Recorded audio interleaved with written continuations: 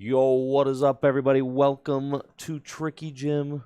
Thank you so much for tuning in. We've got an exciting program up ahead for you all, as Cole and I are going to be continuing on our Homeric journey to rank every Pokemon TCG expansion of all time. We have logged 2 sessions so far, and today is our third and final, maybe. Oh, we could get there. We could. It's hard to say, right? Because we're in the what I would consider to be like the modern era of the Pokemon TCG from Black and White onward. Mm-hmm. But when you really split it, like we're about halfway, Roughly, less than halfway. But this is where we both. This is where our ball knowledge. We can get it done. Our ball knowledge is like off the charts now. Yeah. Yes. There was some like the Diamond and Pearl stuff got a little bit shaky there. But I'm very confident with where we're at now, and I think that it's going to be a fun stream. We're going to be starting with Dragon Vault. Yeah, Dragon Vault, dude. More forgotten little special sets. That's right. Just a whole 21 cards. 21, dude. I mean, barely any. Yo, thank you, Brandon. Appreciate you, the sub, and the tier 3 sub, 83 months. Appreciate you, big dog. I'm looking forward to seeing you this weekend. As Brandon is going to be helping to cast the 6K standard, so excited about that. That's coming up this weekend, by the way. I'm going to be live all day Saturday and Sunday for the $6,000 cash doubleheader here at Full Grip Games, Pitch Black. In other news, the studio flooded this past weekend. So, yeah. Thankfully, all of my, computers and cameras and equipment and all that is like on this side of the studio, and it flooded over there. But all of my I had a whole shelf of play mats that got pretty much destroyed. All my shirts and hoodies, my merch all got destroyed. Yeah, so is what it is, But thankfully, it's all dry now, and I think that the issue that we're having with the gutters and the rain over on a flood, the rain will cascade down the side of the building, and there are cracks in the mortar, and the rain will seep through. That's all getting addressed now. So that's good because it wasn't just my studio that flooded. Much of the shop flooded. We lost some Warhammer stuff too. Mm-hmm.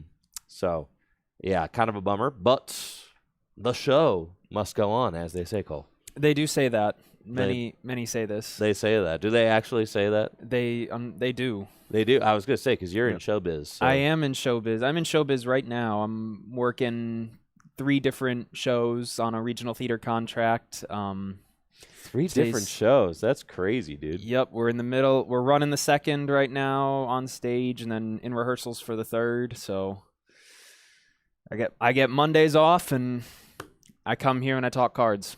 Yep, there we go. It's great. There we go. Well, we love that, Cole, and very much appreciate it that you are here to join us again for another one of our set ranking streams. So let's see, to kind of recontextualize, see where we left off. Let's take a look at where we've been. We just got done with the introduction of Pokemon Capital EX in Next Destinies and Dark Explorers. These are your Mewtwo EX, Tornadus EX, Darkrai EX. Those are the 3 biggest. Yeah, probably. I think.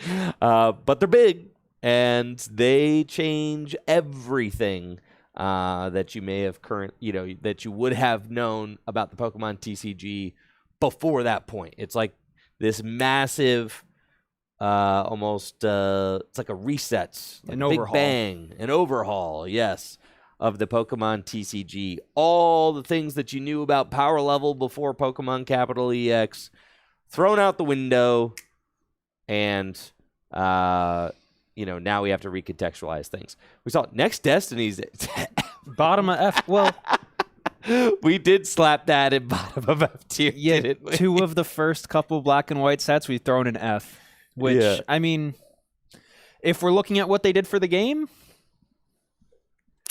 some would argue it's good. I don't know anybody who would actually. A lot of people would argue it's pretty bad for the game, the whole game state. And it's a lot easier for us to rank these. We've lived through this. We did. We lived through. We played through it. We've been in the trenches. I mean, like my very first pre-release was Black and White Noble Victories pre-release. So like I went to city championships that like during that. And then like Next Destinies came out and holy smokes, now all your like battle roads and stuff, it was all about Mewtwo. Mm-hmm. But I had gone to a couple of tournaments. I remember I'd gone to a couple city championships and did horribly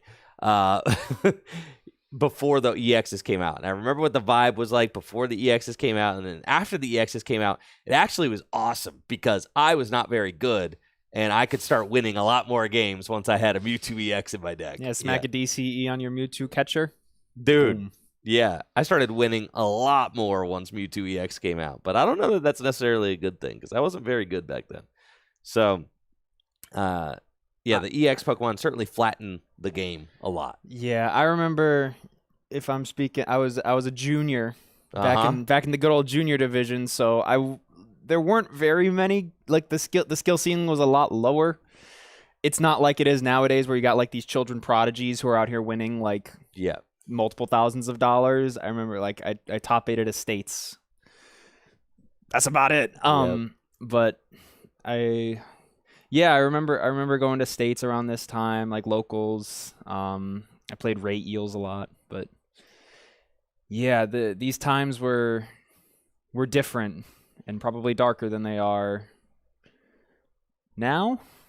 I don't know. That's an interesting debate, actually. Well, we'll have to get into the rankings. We'll get into the how all rankings. this stuff like stacks up.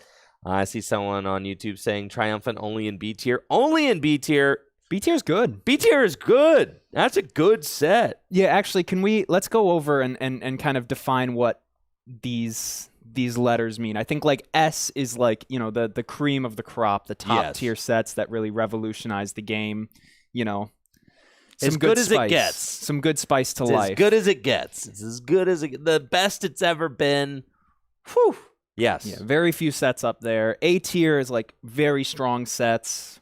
Good stuff, brought good stuff to the game. B tier, solid, brought new ideas, new things, but wasn't like revolutionary. C tier is kind of like middle of the road. Had some good, had some bad. D tier is like, well, these sets aren't great. They didn't do a whole lot. They might have a couple things, but they are more fluff than not. I mean, that's the thing. Like kind of the D tier sets. What separates the C from the D tier is like C has like there's some ideas in C tier, nothing like great, but like there's some stuff. D tier is like there's a few cards and everything else kind of sucks, right? And then E tier was Nothing like burger. is like a nothing set, but there isn't anything offensive in it. And then F tier is like offensive. There are offensive things here. You have hurt us. Yeah, you have hurt us in many ways. Yes. So that's why Next Destinies is down there in the F tier. And then Emerging Powers also was just like a nothing burger set, but then had Catcher in it, which like also was extremely toxic. So Yeah. Yeah. We'll get in we'll dive into this. And we're starting off, I thought for a second I was like, "Oh yeah, we're on Boundaries Crossed and whatever." No, I forgot about Dragon Vault, which How could you forget about Dragon Vault? How could I look at those cards? How could you forget about Dragon Vault, Cole? The only card I actively remember from this set is the Rayquaza and the Hollow Super Rod. Yeah, so Dragon Vault is a mini set. There are only 21 cards in the set, and all of them are holographic. Your packs of Dragon Vault had like 4 or 5 cards in it. Yeah. And they were all hollow. It was like one of those.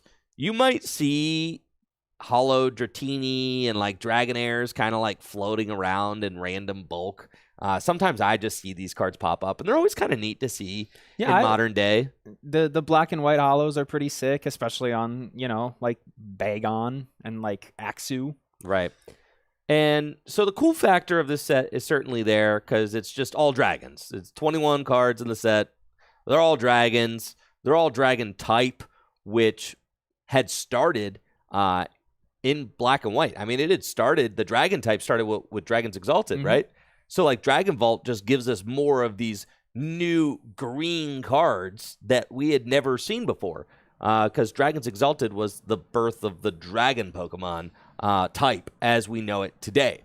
Before that, Diamond and Pearl, there were no dragon type cards. All the dragons were mostly colorless or like something else. Yeah. So why did they not print any good dragon types then? Not a single one, actually. Not a single one outside of this Rayquaza, which was already printed in Dragons Exalted. Yes. There was the shiny version of this card was in Dragons Exalted, and it actually is relevant and kind of cool in your Rayquaza electric decks. It is very relevant in those decks. Because Dragon Pulse can knock out Tynamo. So in the brief period of time before Dragon Vault came out, when Dragons Exalted was all there was, that was a very expensive card. It did come down considerably once this version was available to decks. Yeah, and then like First Ticket, that's a card if we want to talk about just weird one-off item cards, before you flip a coin to decide who goes first in the game, you may play this card. This card supersedes the game, which we've only seen like once or twice before. It's insane. Like, before you flip a coin to decide who goes first, you can play this card. Like, before the game starts, you can play it out of your opening hand and go first. Now, this was not a good card, but It is kind of funny. And it is one of those cards that doesn't actually work with, like, the modern Pokemon TCG because you started to flip the coin before you drew your hand. So, like, now this card can't even be played because you, like, decide who goes first before you draw your hand. So, like, I guess you could, like, play the first ticket that would, like, it would have to correct who went first or something. Yeah. It's a whole thing. It is a whole thing. And I think that is pretty indicative of where we should put this set. Yeah, no, there's not much to talk about here. You've got a Super Rod reprint. Reprints, right? Ooh. And you've got the Ray. But everything else is like nothing. So I'm thinking we start off with Dragon Vault just in E tier. Yep, it's a bit of a nothing.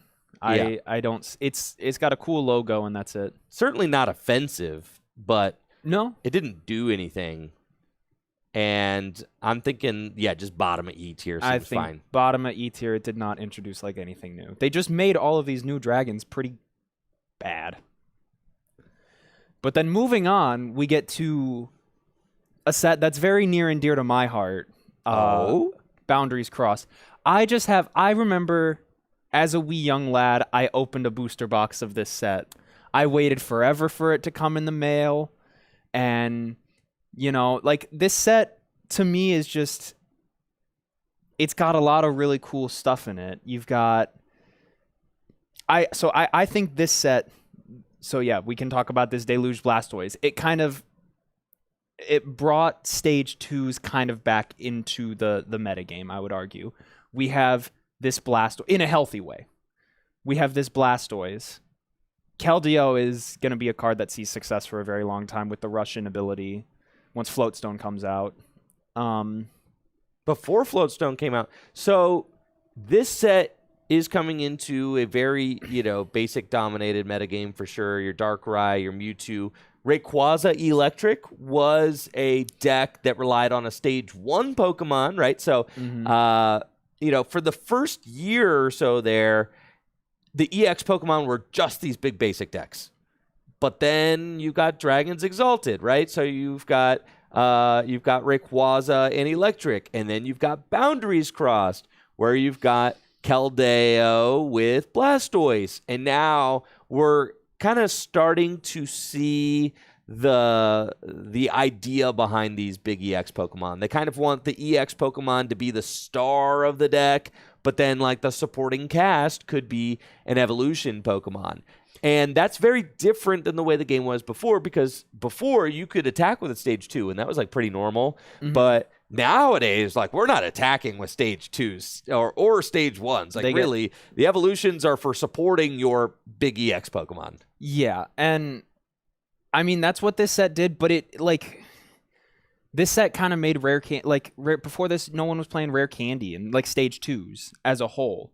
This set brought Dusknoir, the Sinister Hand Dusknoir, one of the coolest cards that I think we've ever seen. Like, I remember when this card came out, it was dope to just be able to move. You may move damage counters on your opponent's side of the board. It's pretty sick, and that allowed for a lot of cool strategies. We have cards like the Flygon, I know we get to later. This Landorus, I love this Landorus EX. Won a regional with this Landorus EX. Hammerhead, 30 damage to the active, 30 damage to a bench Pokemon. Very strong card. Landorus came out at a time where Electric was seeing play, right? From Noble Victories with the Dynamotor ability. It was seeing play with both Mewtwo EX and Rayquaza EX. Landorus kept those in check because Hammerhead could knock out a Dynamo, and it could deal 30 damage to a bench Dynamo. With Electric only having 90 hit points, you could math out Electrics on the bench with Hammerhead. So that was a very strong attack. Land's Judgment could do lots of damage at the cost of discarding 3 energy. It was such a pricey attack. So for the most part, Landorus was only used for that Hammerhead attack. And it was good, but not like amazing off rip, but would get stronger once some more fighting support came out in like the Furious Fist expansion. Yeah, we do got to talk about the Flygon up there. A very beloved strategy, I know, for a lot of people, especially when paired with the Dusknoir. People would just slam the Flygon in the active and spreads 1 damage counter on each of your opponent's Pokemon between turns, which can stack pretty quickly, and then you move it with Dusknoir. It was an all right. It was okay. It was okay. I'll give you, it was okay. Now this is a Shock Lock card, which is a control deck that Ross Cawthon really worked a lot on. In Expanded, you set up the Stoutland in the active spot, and it prevents your opponent from using supporter cards, and then use this Raichu, which evolves and inflicts paralysis, and you just do that over and over again while keeping your opponent's supporter locked, and you just deck them out. So that is a thing. We've got to mention like expanded ideas now, because we're into that kind of era of where a lot of these cards we'll see play later on. And actually, this set also introduced Ace-Specs. It did, dude. And this is huge for the game. Ace-Specs had not been a thing before. We have Ace-Specs in standard format now, so we kind of understand how powerful they can be. Your original 4, you had 2 that were like a gimmick. They worked with either White Kyurem EX, giving it 50 more hit points, or the Black Kyurem EX, giving them a maximum HP of 300. Neither of those saw play. Gold Potion heals 90 from the active, saw like a little bit of play. Very small amount. But then Computer Search was like one of the top 2 Ace-Specs, and just got whatever you wanted out of your deck. It's like how Secret Box is very good in modern day. Computer Search was like the Secret Box back then. Like you just see it and you're like, oh yeah, my combo play is happening. I can get whatever I want. And it is it kind of was the premier Ace-Spec during this first batch. Yeah, absolutely. We also got to talk about like Skyla. Dude, gotta talk about Skyla. Man, this card is crazy, because nowadays you look at a card like Petrol and it's not going to see it sees a little bit of play, especially for where we're at with standard format right now, but like back in the day, this thing was so good. Skyla saw a lot more play than Petrol is seeing right now. Yes. Because the game was a little bit different. It was very supporter driven during this time, where you're not really setting up like an engine, so to speak. It's not like you have Recon Directive where you're going recon, right? Like you need to play a supporter like every turn of the game, or you're just kind of sitting there not advancing your game in any kind of way. So you wanted to be playing a supporter every turn. You wanted to be playing either Juniper or Skyla or like N. Yeah. Or like the 3. And having Skyla just helped kind of piece everything together, because if you only played 4 Juniper, 4 N, that's 8 supporters in your deck. There are going to be a lot of times where you don't have something to do, because you're just going to be between supporters and just top decking and like waiting to top deck out of it. But playing Skyla in the deck gave you a little bit of like extra search. If you needed to in a pinch, you could Skyla for Juniper and say like, okay, well, next turn I'm going to have an explosive draw, or you could Skyla for an N, or you could Skyla for a combo completer, whether it was like a Hypnotoxic Laser, which we'll get to in a little bit, or a Pokemon catcher. Yeah. Those kinds of things. Catcher's kind of the big one. I remember the 2 big things that Skyla would get. You could get Beach, or you could to draw cards in the same turn, or you could get Catcher and take a knockout. Skyla for Beach was huge because Tropical Beach was the World's promo, 2011 and 2012. Yep. So it was the 2011, 2012 World's promos, and being able to fill your hand to 7 cards to end an early turn of the game while you're in that setup stage was incredibly good. And so in that way, you could turn Skyla into an instant draw card. Yeah, and especially when there was no real stadium search outside of that. Yeah. Town Map, cool card. Yeah. Turn your prize cards face up. Played Town Map in my deck. The 2015 World Championships, my Night March deck, to a top 16 finish. Love Town Map.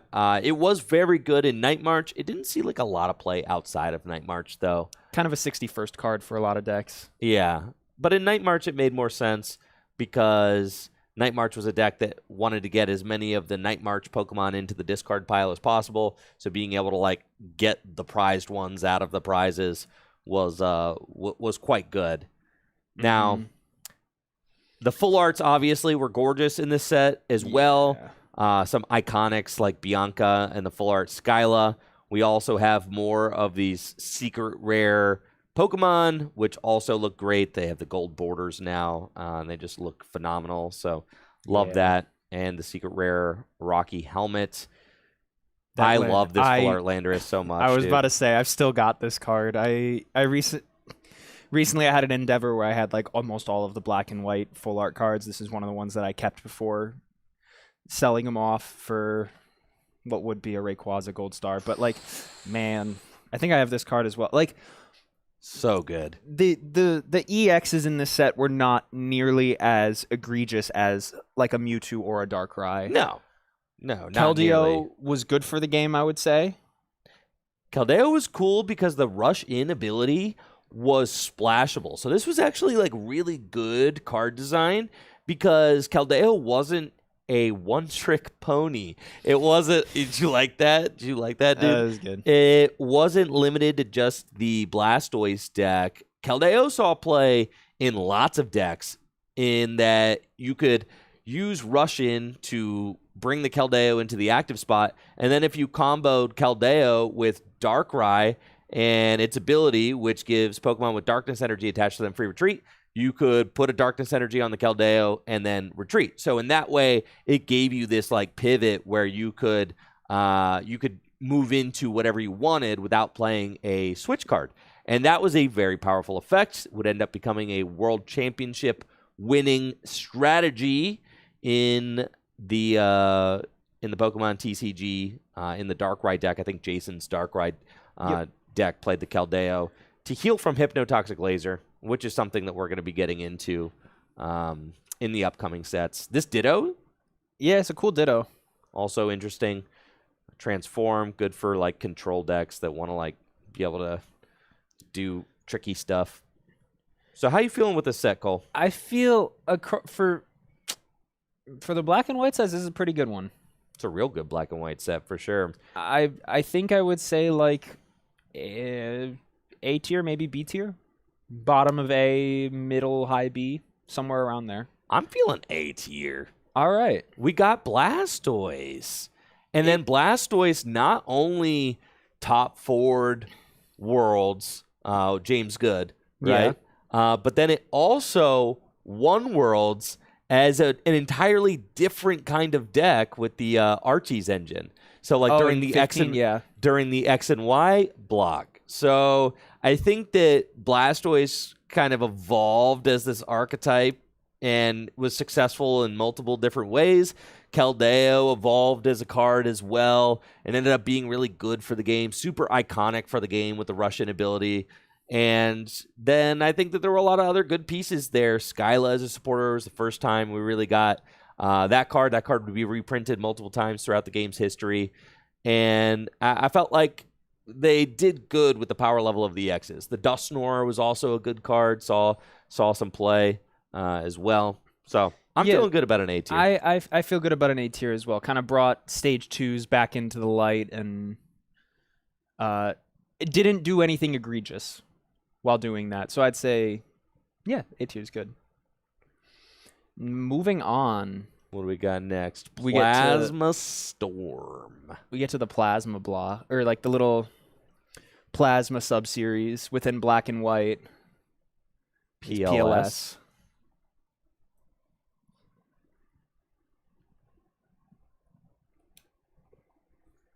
Yeah, so now we get these blue-bordered Plasma Pokemon that all end up working in tandem in some way. It is cool because, like, the basics, like for this Amoonguss specifically, the basic Fungus was not Plasma. You would just kind of evolve into this Plasma dude, and the Pokemon themselves didn't have anything with their, like, attacks or whatever that was distinguishable for being Plasma. It was the cards around them that could be used in tandem with them, like Plasma Energy, Chorus Machine. Yeah, I think that the Plasma mechanic is the villain mechanic done well. I feel like it's one of the only times that the Pokemon Company has done a villain mechanic correctly. The cards are extremely cool. They have these striking blue borders, something that they really haven't done since. I mean, imagine if Team Flare cards all had, like, you know, these huge red borders. I mean, obviously there's like the Team Flare gear, you know, where there's like 2 cards that are cool. But imagine if they did this, you know, in a different color, like, or if all the Team Rocket cards from Destined Rivals had like a really striking holographic red border. I feel like that would add so much flavor to them. But they were like hard to tell from the rest of the pack, honestly. And they also had this, the modern Rockets cards, I'm saying. But these Plasma cards also had these really cool Plasma shields on, you know, in the background there, which you could see, which helps set them apart. You could tell you're looking at a Plasma card instantaneously when you take a look at it. And there were some very cool, flavorful trainer cards that went with the Plasma stuff. I've been mentioning Hypnotoxic Laser a few times. But that is, you know, your villain card of all villain cards. It Absolutely. is an item. It's got the Plasma badge on it, the blue border. It looks like a Super Soaker. Your opponent's active Pokemon is now poisoned. Flip a coin. If heads, your opponent's active Pokemon is also asleep.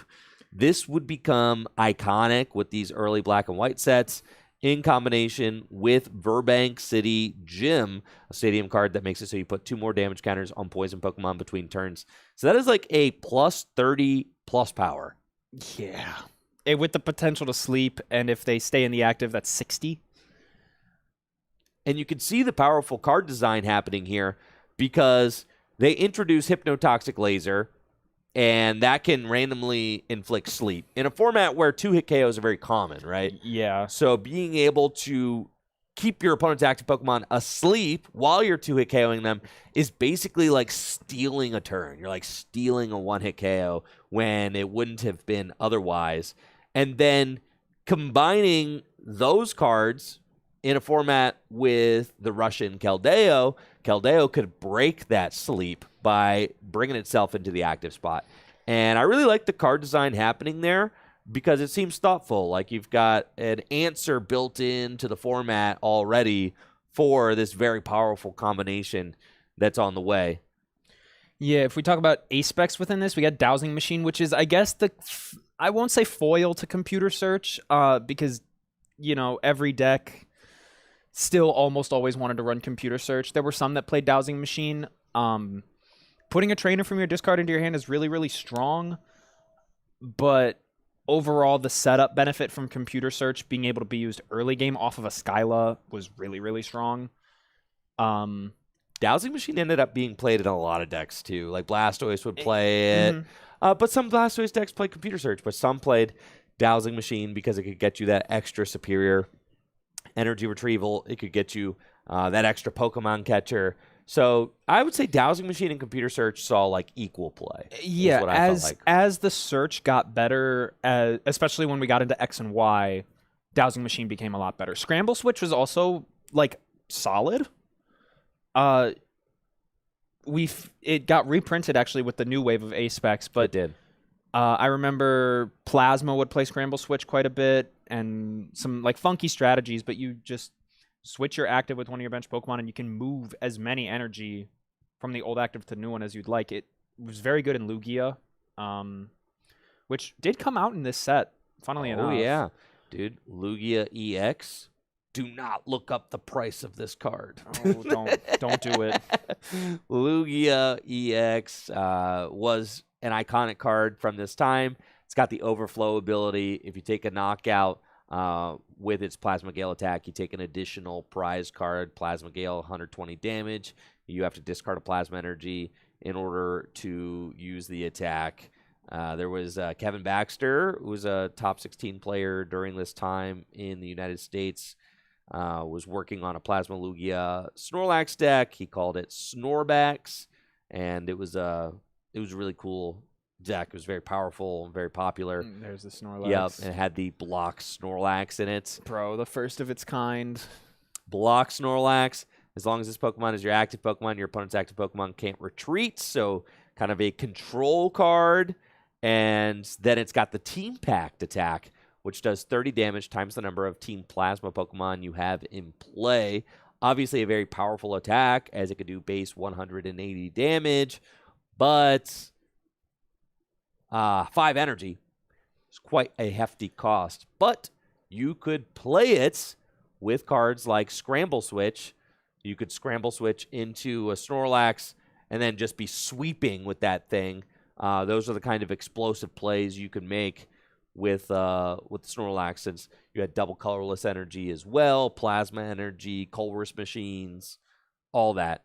So Snorlax definitely was a sweeper in this deck. And then in the next plasma set, we're getting even more plasma support with the Thundurus that comes out, which was also just a key part. And like more of like the Plasma EX engine gets realized. Most of these EXs were not very good. Like your Articuno, Moltres, and Zapdos were not very good. Kind of stinky. Victini EX saw some play. It was okay. Yeah, especially with the V piece, right?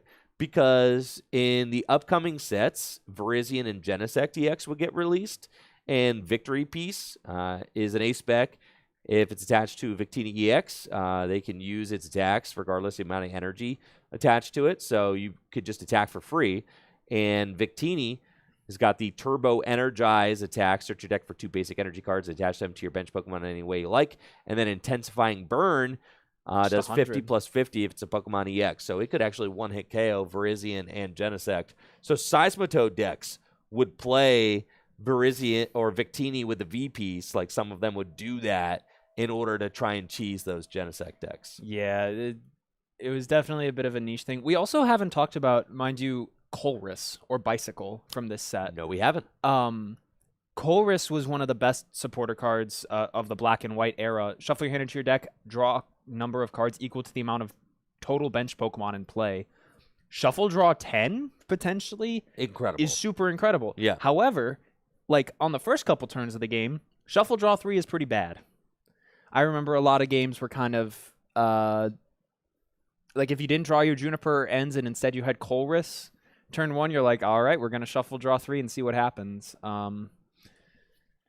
It's a pretty well-balanced card, in my opinion. Your opponent can kind of play around it. I was big on Colress. I love this card. I'm a big fan of Colress. I had a Colress in my Night March deck.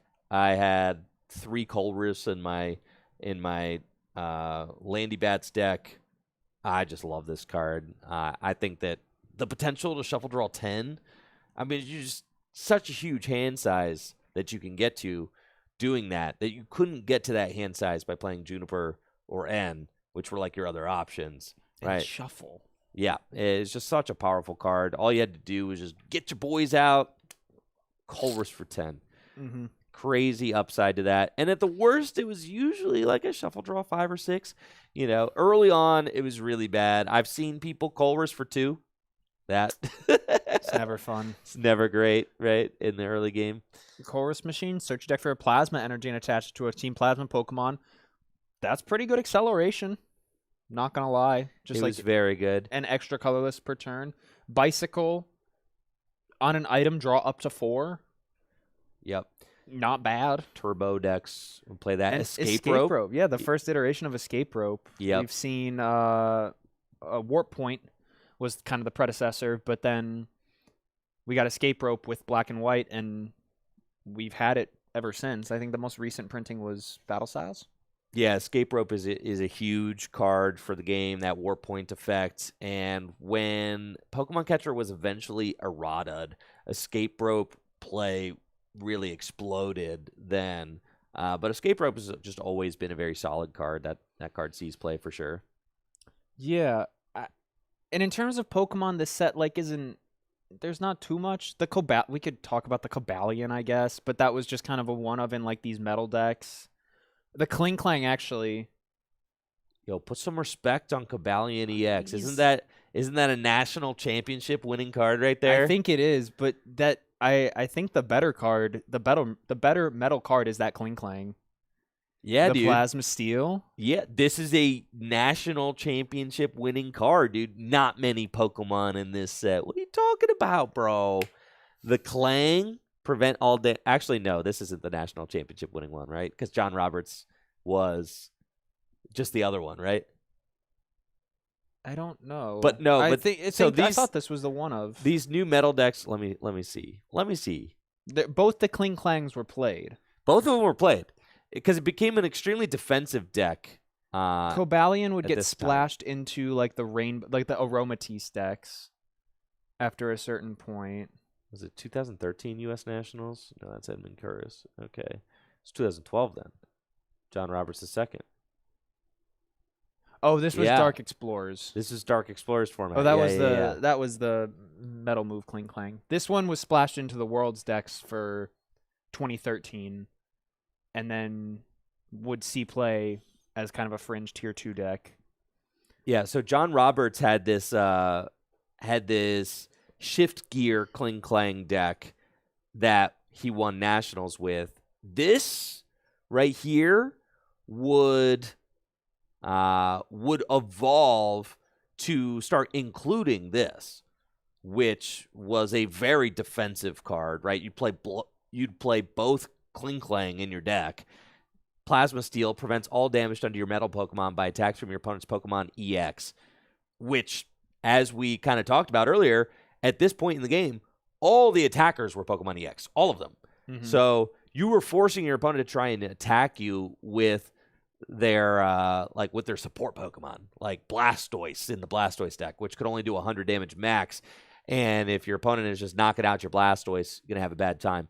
This Cobalion was also very good in that deck. Yeah. So in that metal Kling Clang deck, that's where this Cobalion was seeing play. Righteous Edge, discard special energy. Very good at discarding those double colorless energies. Prism energy. Yep, all that. And then Steel Bullet, just 100 damage, not affected by anything. Well, it was the shred. It was the way it was the thing for the mirror. Yep. Because it would go through the steel, the Plasma Steel effect. So, and it could also discard their Prism energy. It was just, it's a really intricate mirror, actually. But, yeah, looking past that... Donphan? Oh, I forgot about Donphan. Deck right there. How could you forget about Donphan? Because he's not that good. No, he's incredible. Top 8 World Championship winning. Because of RoboSub. Top 8 strategy for the World Championships. Okay. Also, my wife Natalie's probably favorite deck of all time. Really? I think I think she would say that this might be her favorite deck of all time. Yes. She loves this deck. So, like in the City Championships, 2014 City Championships, this deck was crazy. After Furious Fist came out, and Oh, you've well, got you get like, the Focus Sash. and you've got like and- Strong Energy, Focus Sash, Fighting Stadium, Halucha, right? So, like, this card isn't amazing off rip. It actually did end up doing some stuff. There was like a Donphan Dragons deck where you would hit and run into the black and white dragons, right? Oh yeah, and then you outrage with them. Yes, you or could outrage if they with die, them. then you just keep doing it. Yeah. Yep. So Donphan was certainly a kind of like a rogue card at first, but then it turned into like a very strong deck. Dude, Tool wait, Drop. Yeah, I was capping earlier. There's lots of cool cards in here. Tool Dude. Drop is pretty dope. This was a whole deck. Yep. 20 for each tool. Once we get that Sigillith that can have 4 tools on it. 3 Trubbish in this set, by the way.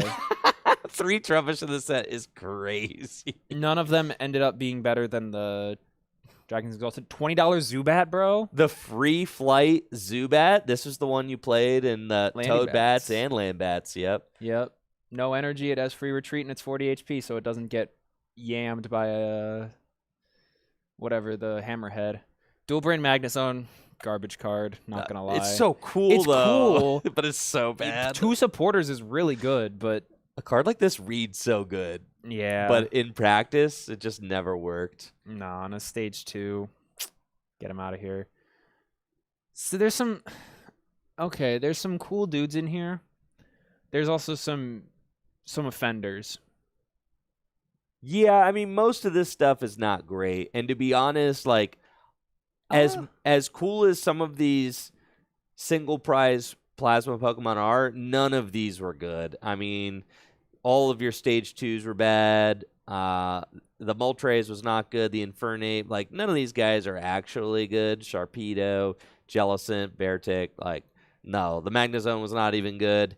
So when we're talking about key cards, we're talking about this Zubat was insane, as it had free retreat and evolved into the eventual Golbat and Crobat that would get played with them. This Trubbish ended up being a whole archetype, actually. Once Dimension Valley was out, you could attack for 1 energy and Tool Drop for a considerable amount of damage.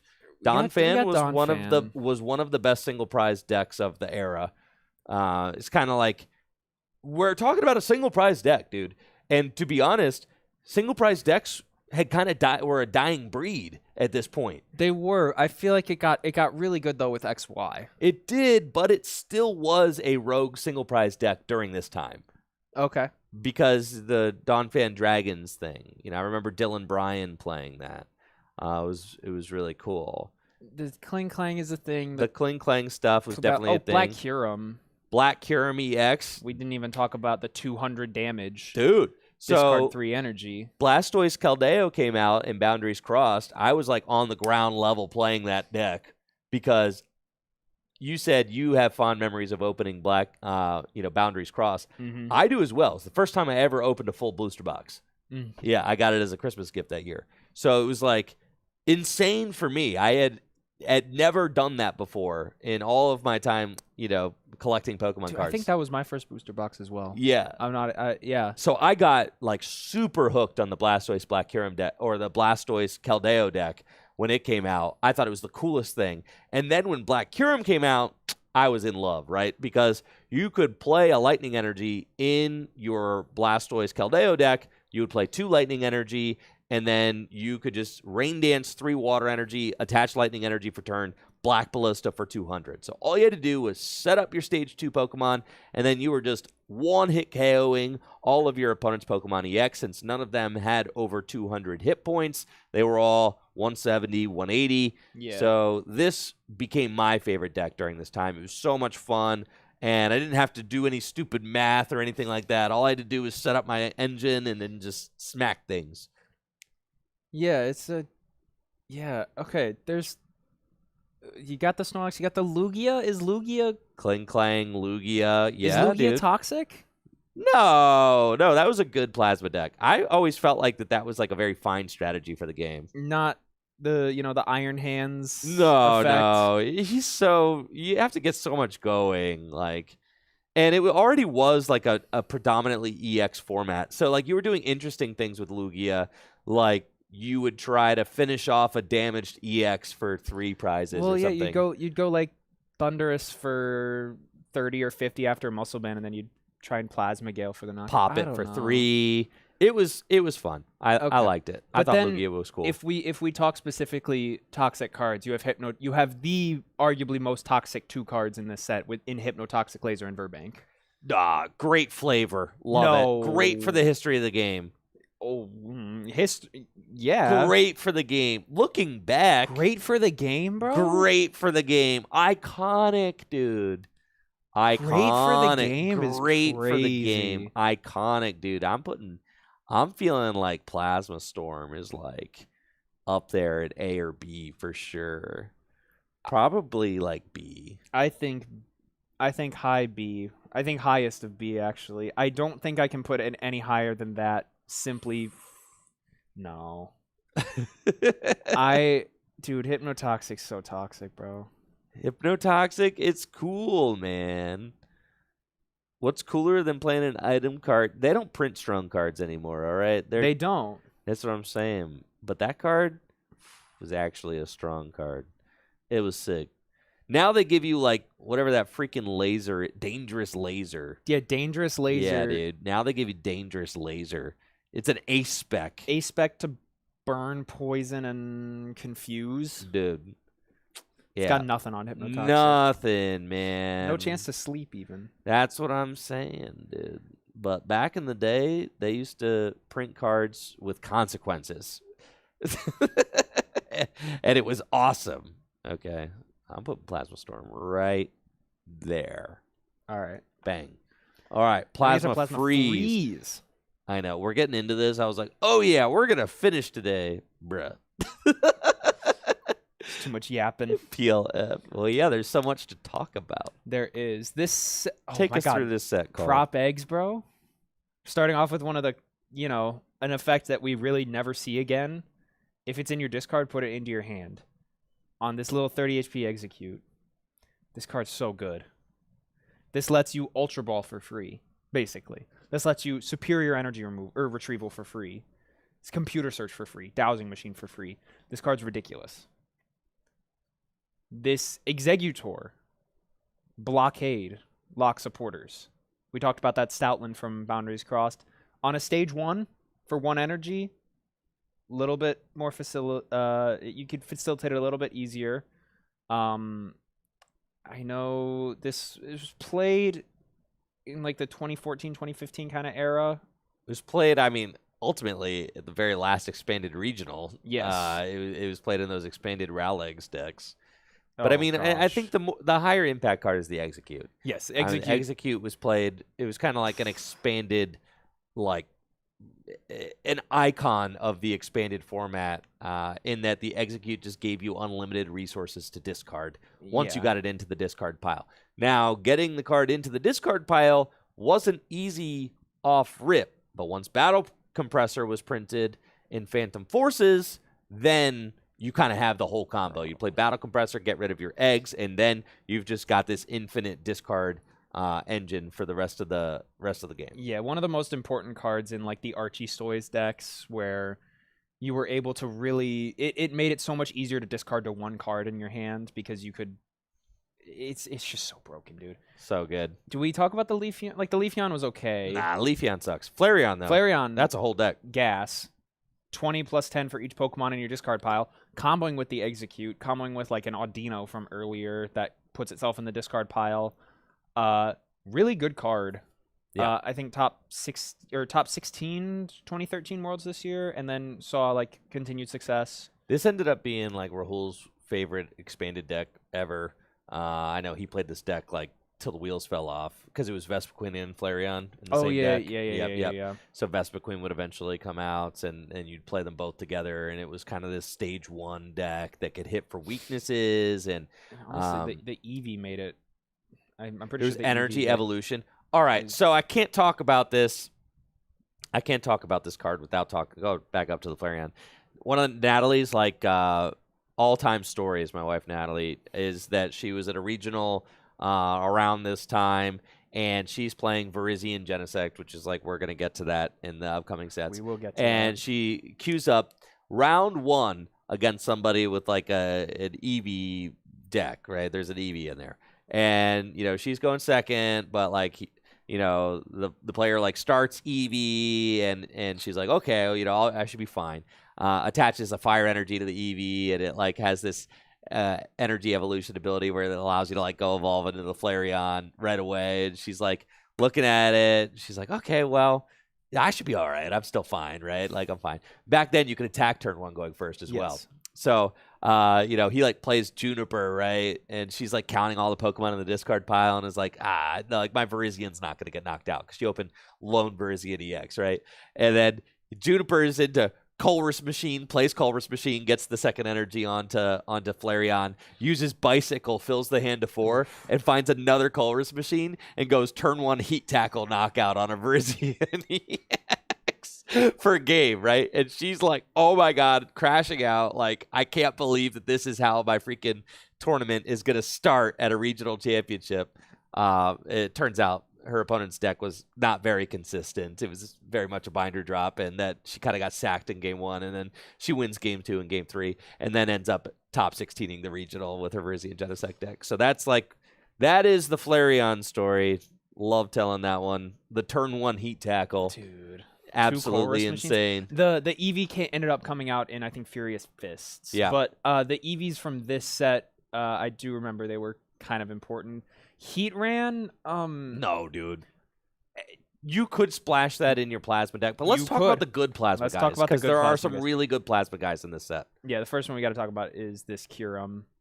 Frost Spear 30/30. So just like the Landorus with Hammerhead, only for a water and a colorless. But then Blizzard Burn, you wouldn't think it. It gets in there.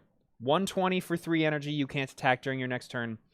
It's so good once more damage modifiers come into play. We'll see the Deoxys from this set. Yep. And Hypnotoxic Laser. This card could hit 270 or 170 very, very easily. Yeah, Blizzard Burn was taking one-hit KOs with everything set up. And Frost Spear was setting up those KOs very easily because you could chip damage onto Pokemon EX and then Blizzard Burn with a couple Deoxys, and you're taking those knockouts. So it was a very strong card. World's finalist for Masters, and I'm pretty sure Kaiwin won Seniors with this. I can't remember about Juniors. But very strong deck, was a top deck during the time. I think also got second place at Nationals that year, U.S. Nationals. Because it lost to Gothitelle, right? Yes. Yep. So it was Ryan Sablehouse got second, and then Simon Neroe got second at Worlds with it. So, yeah, second place Nationals, second place Worlds this year. And all kind of the Plasma Engine facilitated by this Thundurus. Attach an energy from your discard to one of your bench team Plasma Pokemon for 30. 1 Lightning. You could get DCEs. You could get your Plasma Energy. You could get Prism Energy. Like, I'm pretty sure if we go to, Ryan Sablehouse, it's all special energy. Oh, yeah. You're literally only playing the blend, Prism, and Plasma Energy. And you're playing 4 Juniper, so you're going to end up with those energy in the discard pile pretty easily, and then being able to just attack with Raiden Knuckle, get those extra energy into play. That's kind of the engine of the deck. You've also got Colress Machine, which can get extra energy into play intermittently. But then the final piece, this deck was often called TDK, Thundurus, Deoxys, Kyurem. The final piece is that Deoxys EX, which was in this set. Yeah. And let's take a look at that. Absolutely. The Deoxys. We'll touch on that, Mr. Mime, but this Deoxys, really the thing that kind of brought it all together. Your Team Plasma Pokemon's attacks do 10 more damage to the active Pokemon, and it stacks. Oh, yeah. So with 2 of these down, it's an effective Muscle Band on all of your Plasma dudes.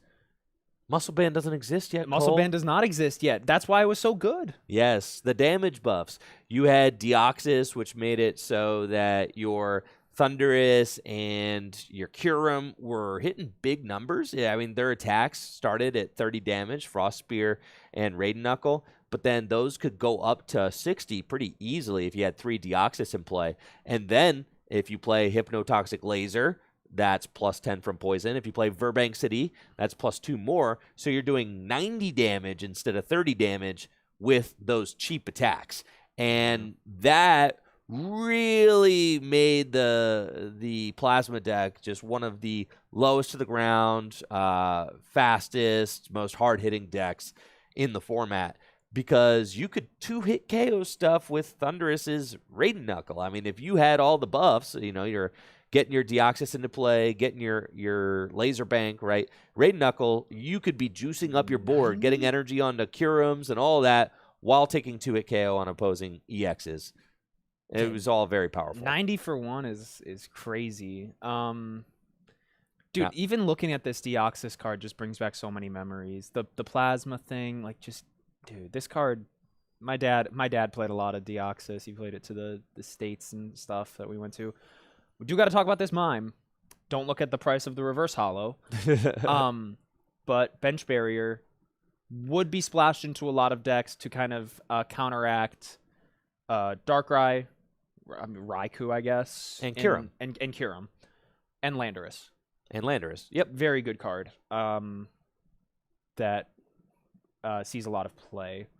I don't think the Kofagrigus was good. Absol. Got to talk about this Absol, bro. Mind Jack. Very, very strong single prize attacker.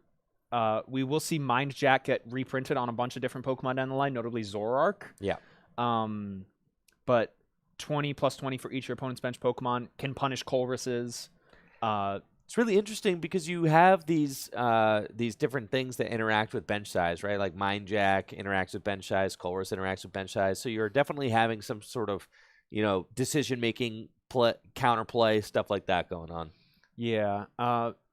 This card's really, really good. It sees play in like some Darkrai decks and Yveltal decks down the line. Overall, super good. Do we talk about this Weavile? The Weavile was like an okay deck. 2014 heads love this card. Or actually, no, Legacy players love this card. It's like an okay deck. It right? is an okay deck. You use Dark Patch, you could discard eggs. It's an okay deck. You do 120. It's an okay deck. Yeah, it is just okay.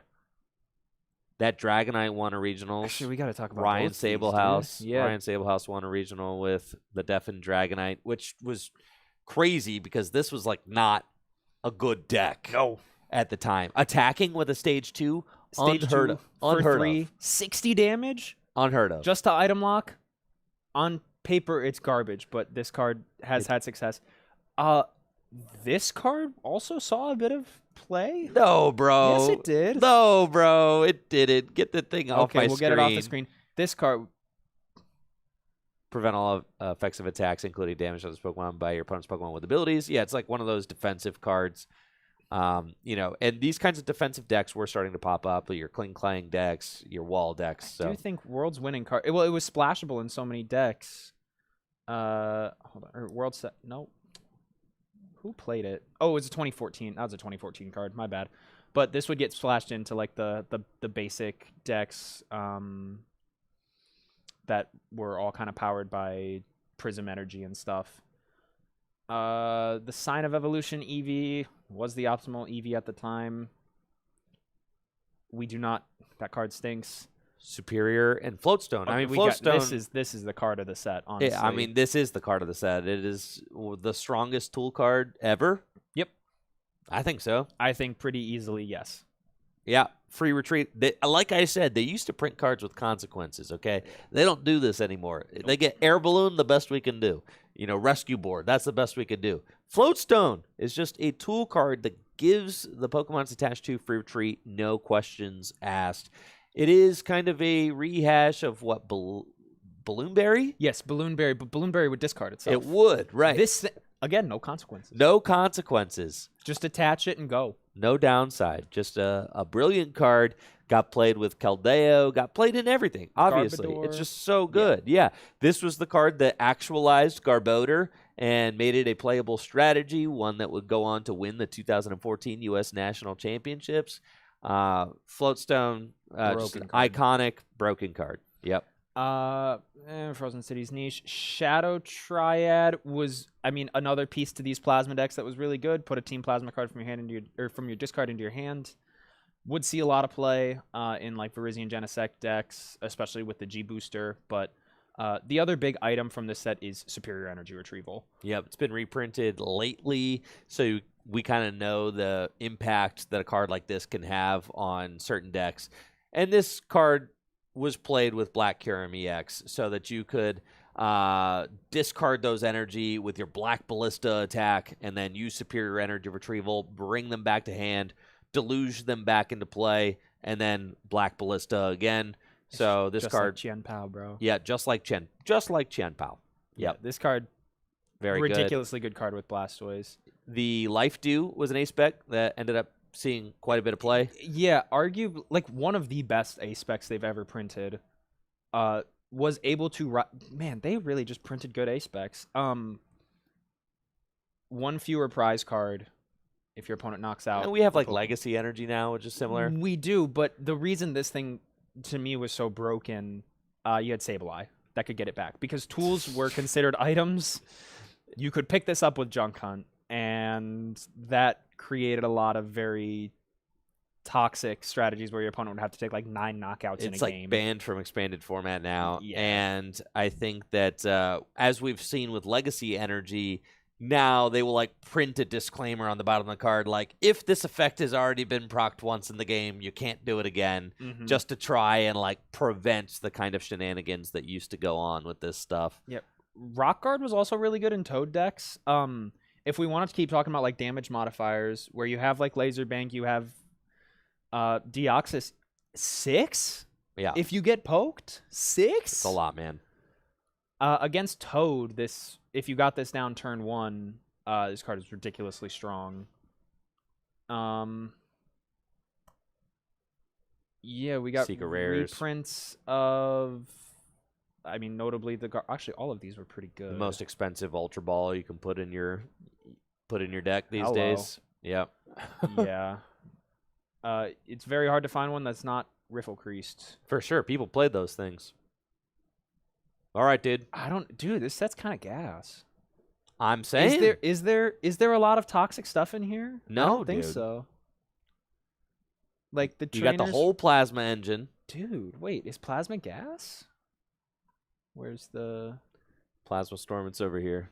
over? Nope. All you. What are we thinking? Where are we ranking this thing? Dude, I don't. Plasma Freeze. You've got the egg. You've got egg. I would argue that's a little toxic, but You've got the whole plasma like deck, TDK, all that. I'd say because it's just more basics and stuff, I'd put it in B. That's what I'm saying. That's why Boundaries Crossed was A, because you've got the Blastoise and stuff. It helped form Plasma Storm.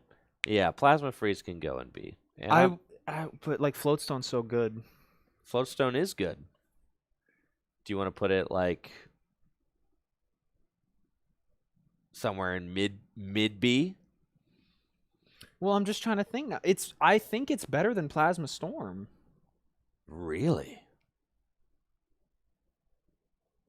Just on paper, like it has Floatstone. It has one of the best cards of all time. Storm.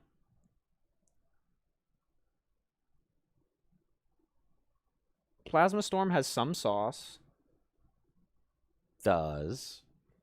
Okay, Polaris, Laser Bank, I think we overshot Plasma Storm. No way. I think Plasma Freeze is infinitely better than. I think, yeah. Plasma Freeze, Plasma Storm down here. I don't know about down there. It's better than Dark Explorers. I don't think it's better than Magma Aqua, though. I think it's better than Crystal Guardians. I'd put it above Crystal Guardians, below Holland Phantoms. All right. I like the confidence with which you asserted that. Right there? Yep, right there. Cool. Sounds good to me.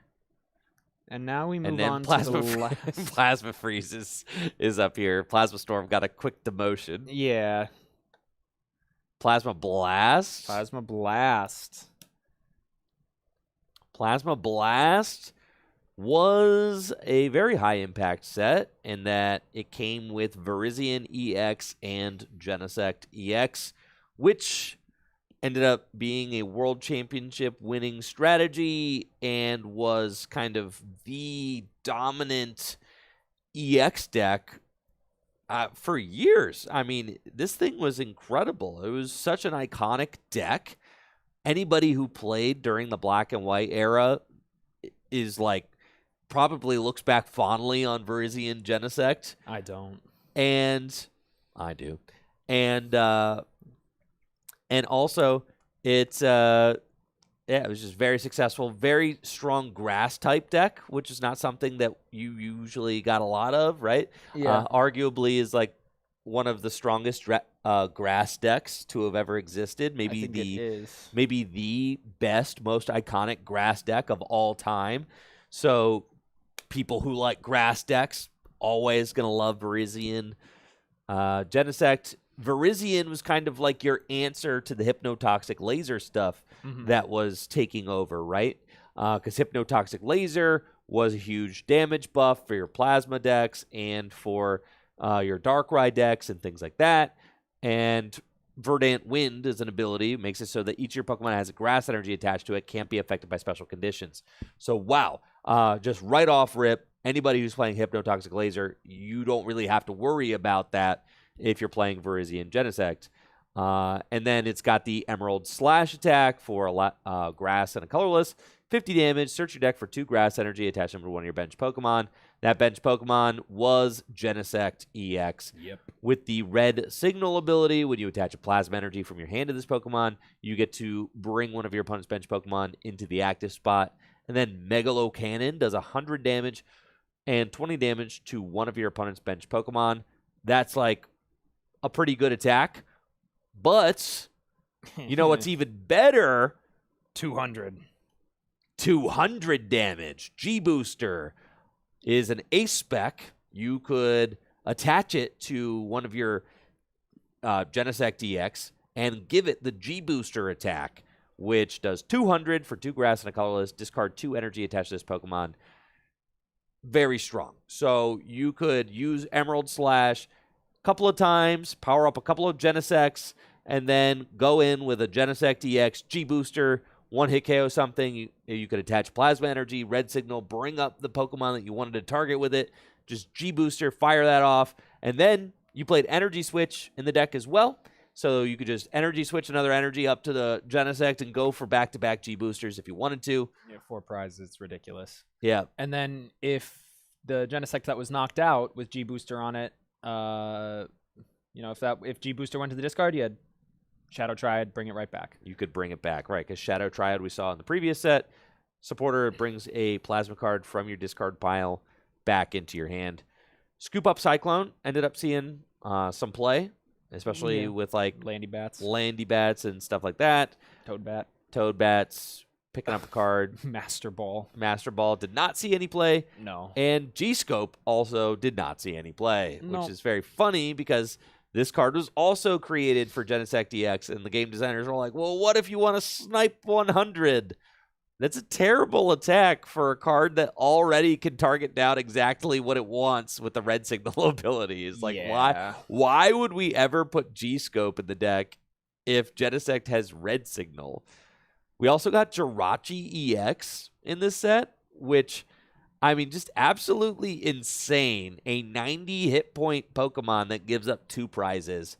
You could search for this thing with Level Ball once Level Ball comes out, right? Oh, it's been out. Oh, Level Ball is out. Yeah, that's right. That's right. Next Destinies, yes. It is. Yeah, it's Next Destinies. Yeah. So you could search for Jirachi EX with Level Ball. Bro. Insane. And get a supporter.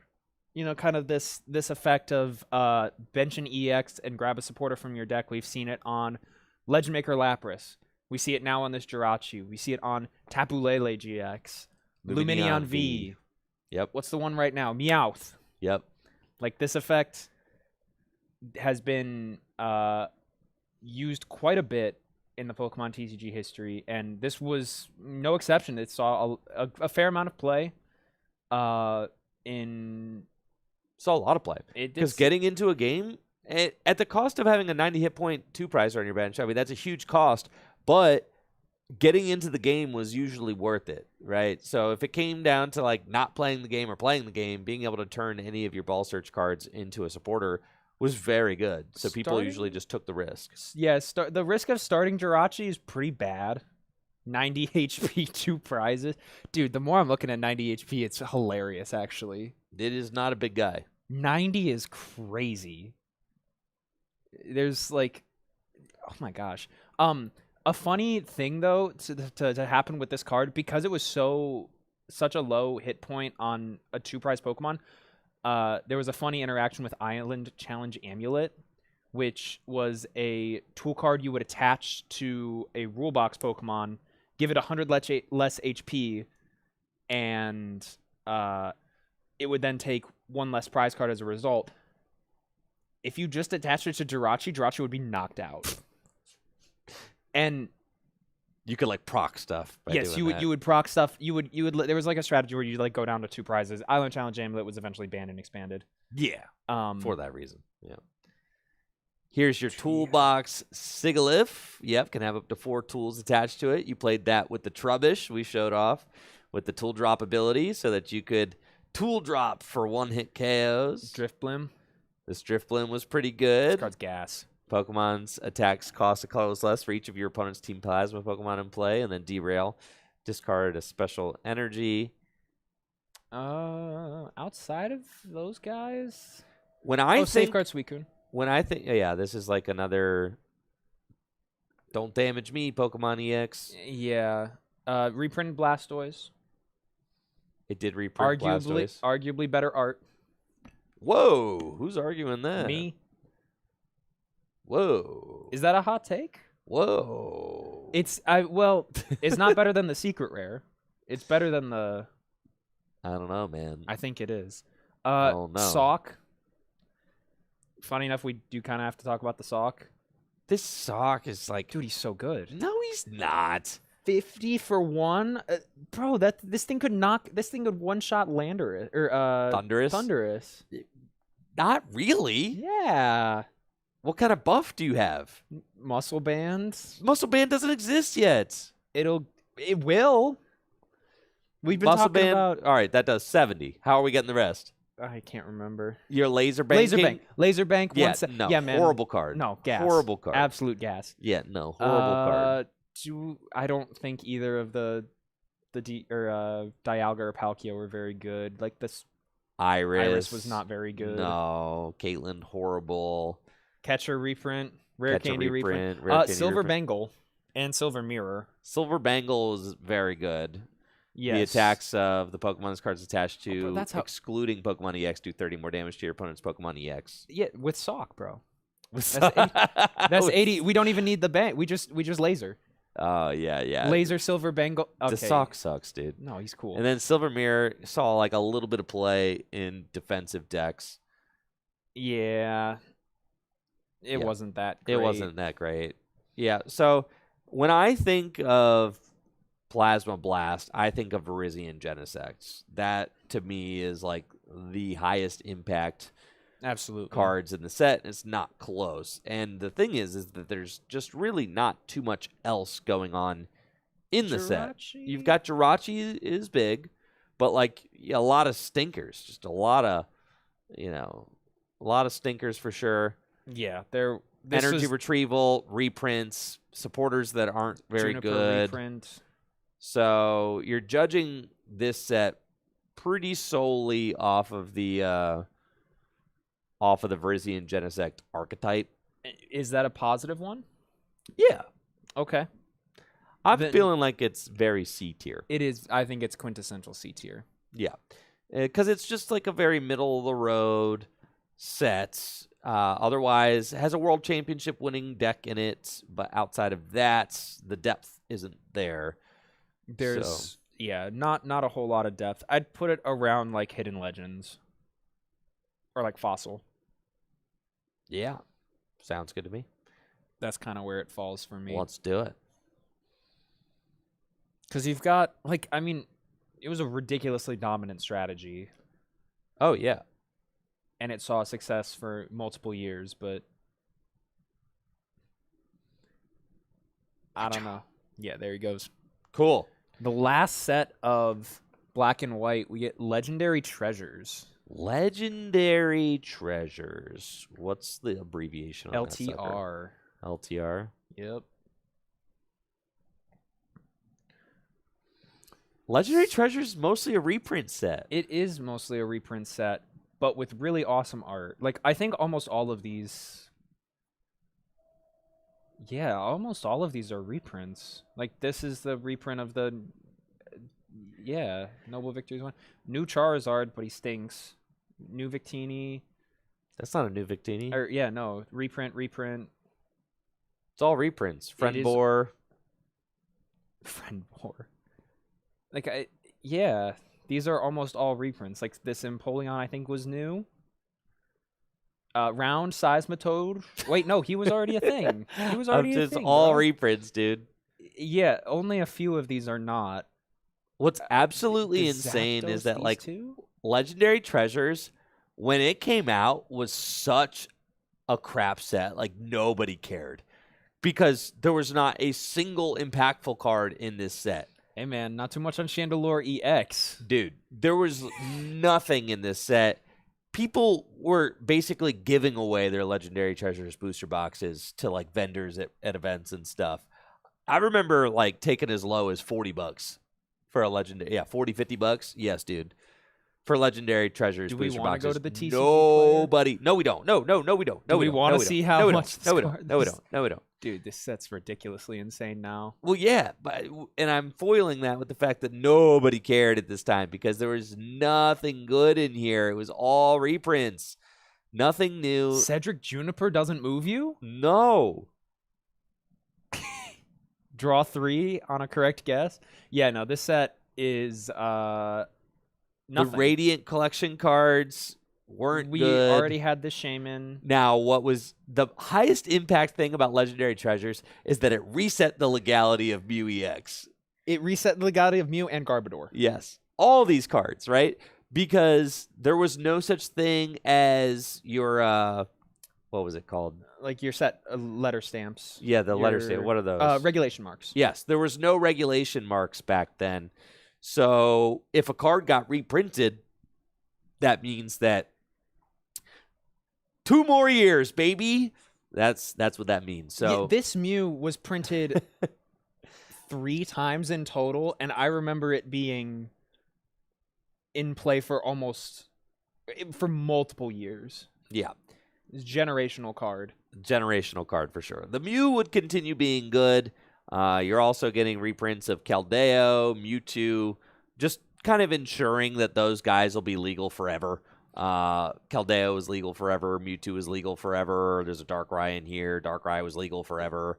Those guys were just legal forever, right? Imagine like cards getting released throughout the black and white block, and then like going into the X and Y block, we're just going to reset all of the strongest EX cards legality. And also the X and Y block didn't really change the EX mechanic. I mean, No. They added Mega Evolution, sure, but they continued with the Pokemon Capital EX mechanic. So all these black and white cards just started getting played with the X and Y cards, and it really kind of melded the black and white blocks and the X and Y blocks together. They share the same Pokemon Capital EX throughout their entirety. They have kind of a very cohesive power level too. I mean, the X and Y stuff starts to get stronger for sure, but I think the cohesive power level is that your basic Pokemon EX never get to more than 180 hit points throughout both blocks. So they kept things like really in the same power level through those blocks, and that made it really fun to play, right? Because like there was like an expectation about how many hit points you need to like attack for to take, one hit KO and stuff like that. Mm-hmm. And then that power level didn't really get expanded upon in a big way until the Sun and Moon era. Yeah. So on the whole, like, bruh, Spiritomb, Excadrill. I remember as a kid, I was like, these are the 2 new EXs? Chandelure and Excadrill, bro? I mean, let's just put it in E tier, right? I would think that is it did not offend me, but it did nothing. No, it did nothing. It has done less. It did more. It reprinted more than Dragon Vault.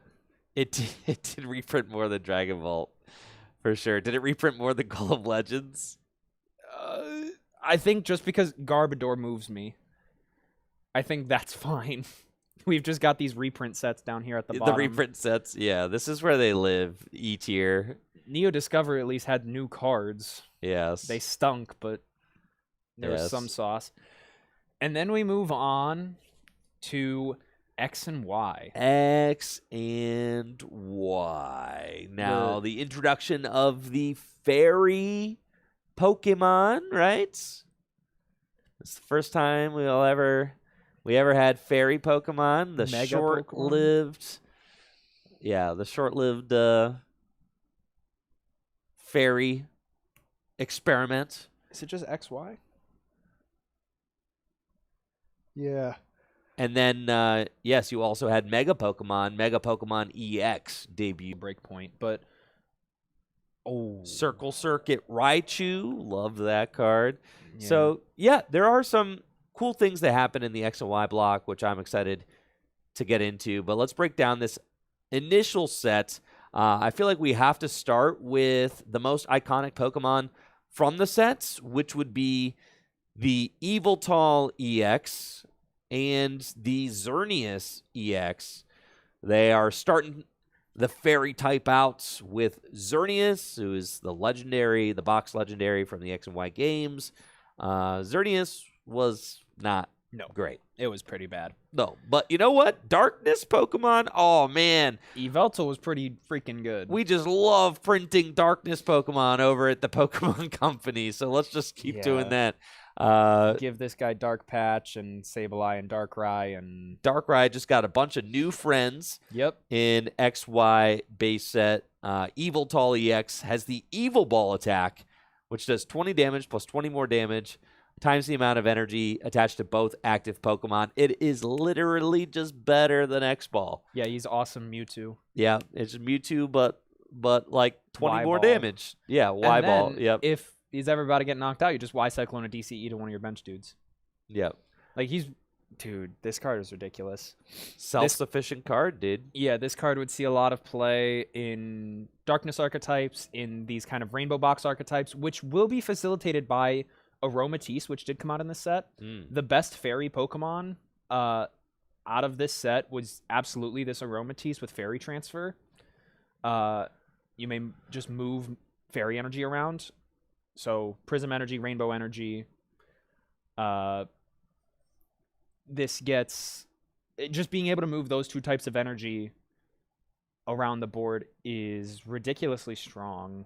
Well, we saw, John Roberts won a national championship with this Kling Klang strategy, which moved metal energy around in this kind of way. And that's a stage 2.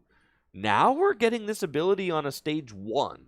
So this made those toolbox strategies a lot easier to set up and play. And they were quite good. As we had already talked about, all the best attackers in this format were big basic EXs. So with the Aromatisse, you could just move your energy around to whichever EX Pokemon you wanted to attack with at the time. Yeah, and that in tandem... I mean, this Xerneas with Geomancy is not bad. You choose 2 bench Pokemon and get Fairy Energy on each of them, so good with Aromatisse. Fairy Garden, I think, was... Funnily enough, the best 2 Fairy cards were Aromatisse and this, simply because it allowed you to splash Keldeo EX into the deck, and that became like an effective Floatstone replacement. Yes, for sure. And this set also gave us a Juniper reprint in Professor Sycamore. This was before they kind of realized that they should just call them all one name and then put the the guy, the different guy as like a subtitle on them, right? Mm-hmm. So here you've got just like a Professor Juniper reprint in Sycamore, but you couldn't play Sycamore and Juniper in your expanded deck. They fixed that with the modern iteration. These would all be Professor Research these days. Yeah. And then there was actually quite a few good trainer cards to come out of the set. Muscle Band, This is probably second best tool card of all time. Yeah, of all time. yeah, dude. Just 20 more damage. They don't Doesn't do that matter. anymore. They don't be doing this anymore. No consequence cards. They don't like them.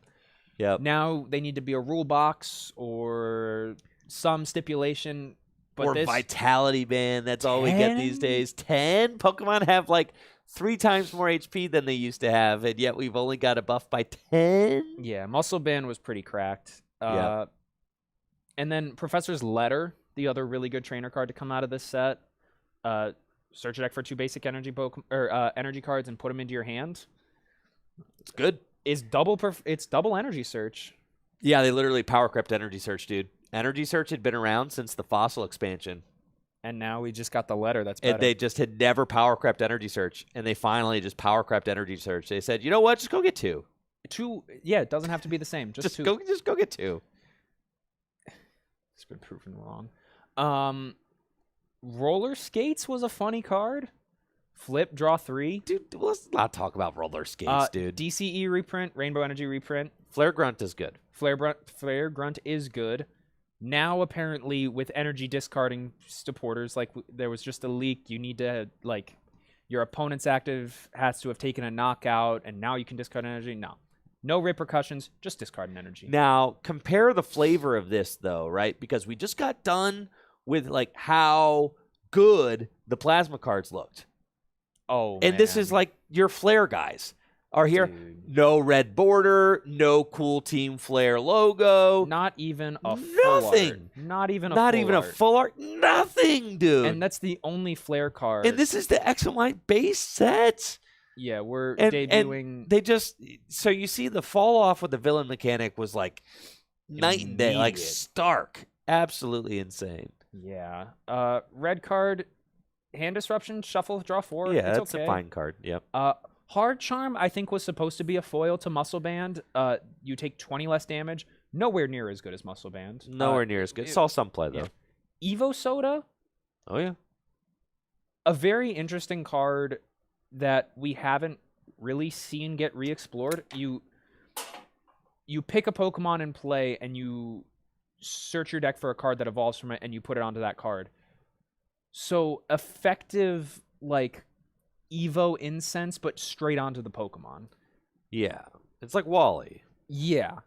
on an item, except you can't break the rules of evolution. Yeah. And then in terms of Pokemon, Xerneas was not very good. No. Aromatisse was solid. Evil Tall Tall was very good. Both of of them were very good. Yes. And past that, Trevenant, Trevenant. evil card. Item lock in the active. Psychic and a DCE or 2 Psychic and a D-Valley. 60, 2020. Was good with Excelgor for a little bit, and then kind of became its own archetype around 2016, where you would just play like a 4/4 Ascension. Trevenant Break. Yeah, Trevenant Break, and you got evil stuff going on. Circle Circuit Raichu. Circle Circuit Raichu is cool. I ended up really enjoying playing this card during the X and Y block. Skyfield would come out in the Roaring Skies expansion, which made it so that Raichu could end up doing up to 160 damage with Circle Circuit, which is pretty crazy. Raichu also was 2015 U.S. National Championship winning card right there. Yeah, dude. Brandon Salazar, man. Not 2015. 2014? 14? 2014. Oh, with Landorus, yes. Yep. Landorus, played the Mewtwo, Garbodor. 2014 U.S. National Championship winning strategy there. 2015 was Jason Klaczynski, right? Yes. Yes. And you play it, and the big thing about Raichu is it hits Evel EX for weakness. Yep. So Raichu was a good card. Good card. It was a good card. I like that card a lot. Not really. And like these megas that came out, Unplayable. unplayable. The first 2 you get, which is like fine from Pokemon. They like to, as we've seen the history, they introduce a new mechanic and make it pretty bad, Yes. and then scale it up as time goes on. But none of these other cards were very good at all. Like Dude. I mean, just like really horrible cards, like unplayable. Okay, so then we have to talk about the Mega Evolution mechanic as well, because this is the debut of the Mega Evolution mechanic, and it's not what we're talking about with this set. I mean, these are the first ever Mega Evolved Pokemon in the history of the Pokemon TCG, and they come with these Spirit Links, right? Were Spirit Links out yet? No. No Spirit Links. No Spirit Links in sight. No, so it just ends your turn. So the Mega Evolution mechanic, when one of your Pokemon becomes a Mega Evolution Pokemon, your turn ends. And there's no way to play around it at first. Yeah. And these Pokemon, they did have the most amount of HP ever for Pokemon EX. I mean, breaking that 200 hit point barrier. But they weren't worth getting into play. They ended your turn when you evolved them. That was such a costly thing.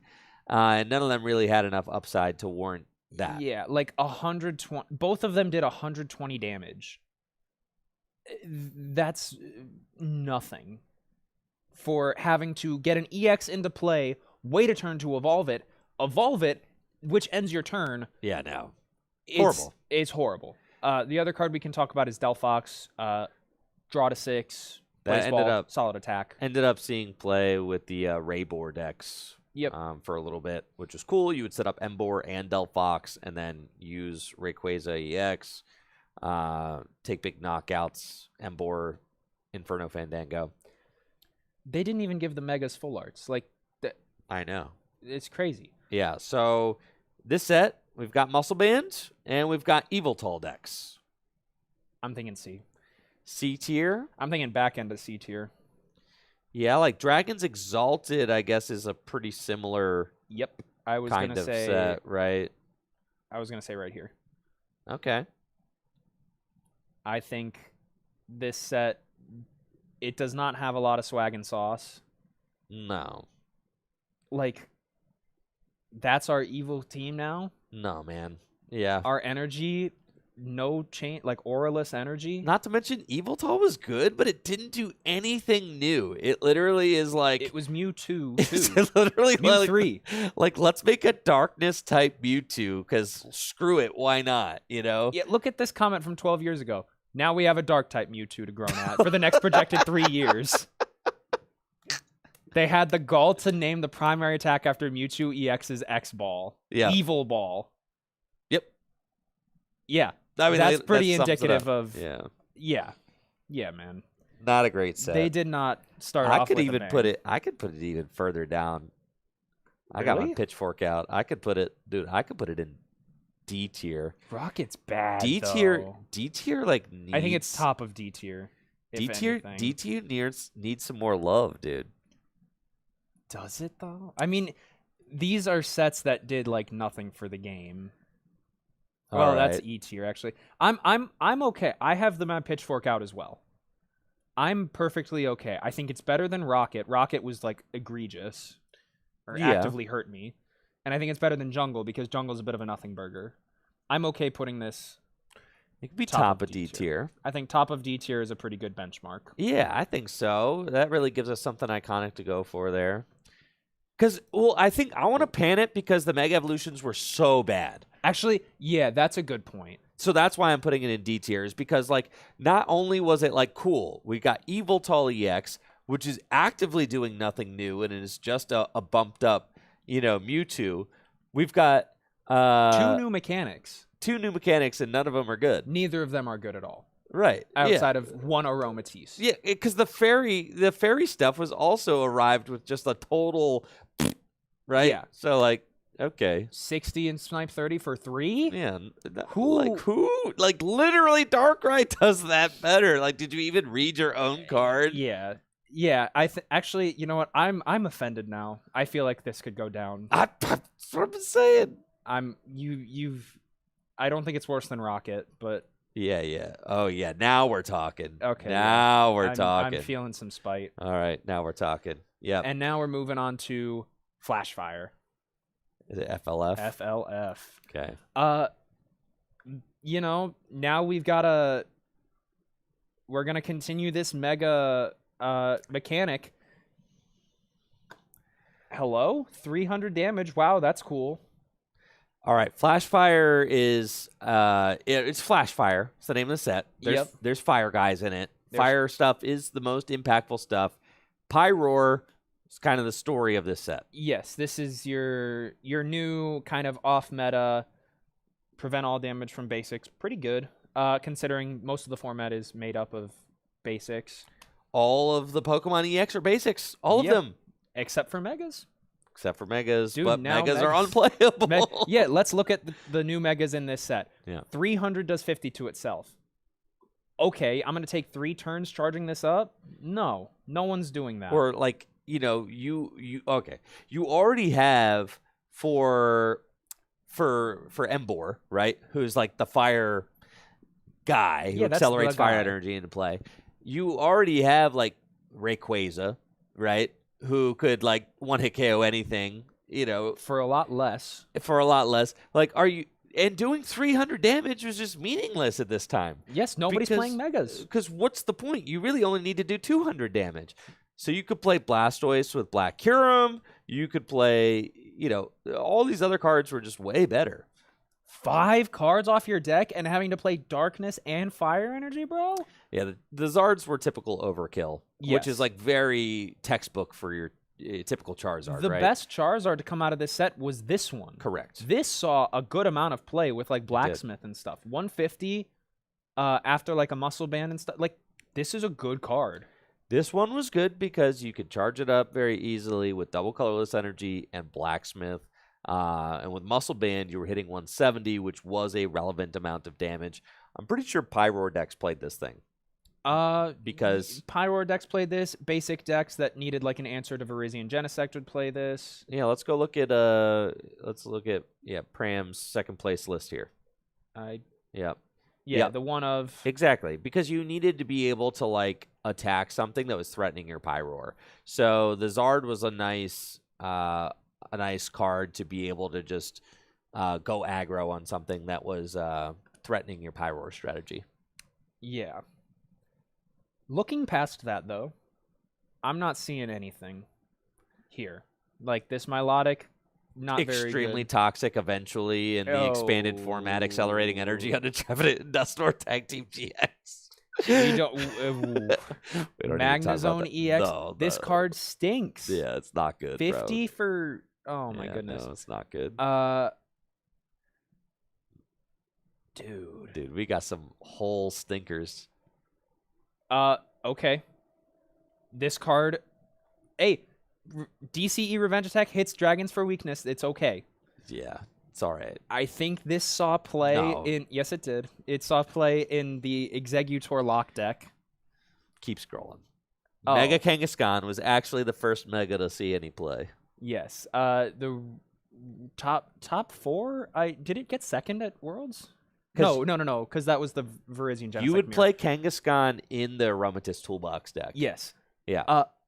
I would argue, though, that it still was not good. No, it wasn't good. Even though it... Okay, I thought we'd go back to Worlds. Even though it top 4'd this 2014 Worlds tournament, like, I would argue it gets there more off of Mewtwo and... like having an answer in Suicune and just this you're playing this box deck, because outside of Aromatisse box got top 4 at Worlds. Only one did, though. Dude, that deck is so bad. There's better ways to play it. This deck is so cheeks, dude. There's I think with a modern lens the deck is better.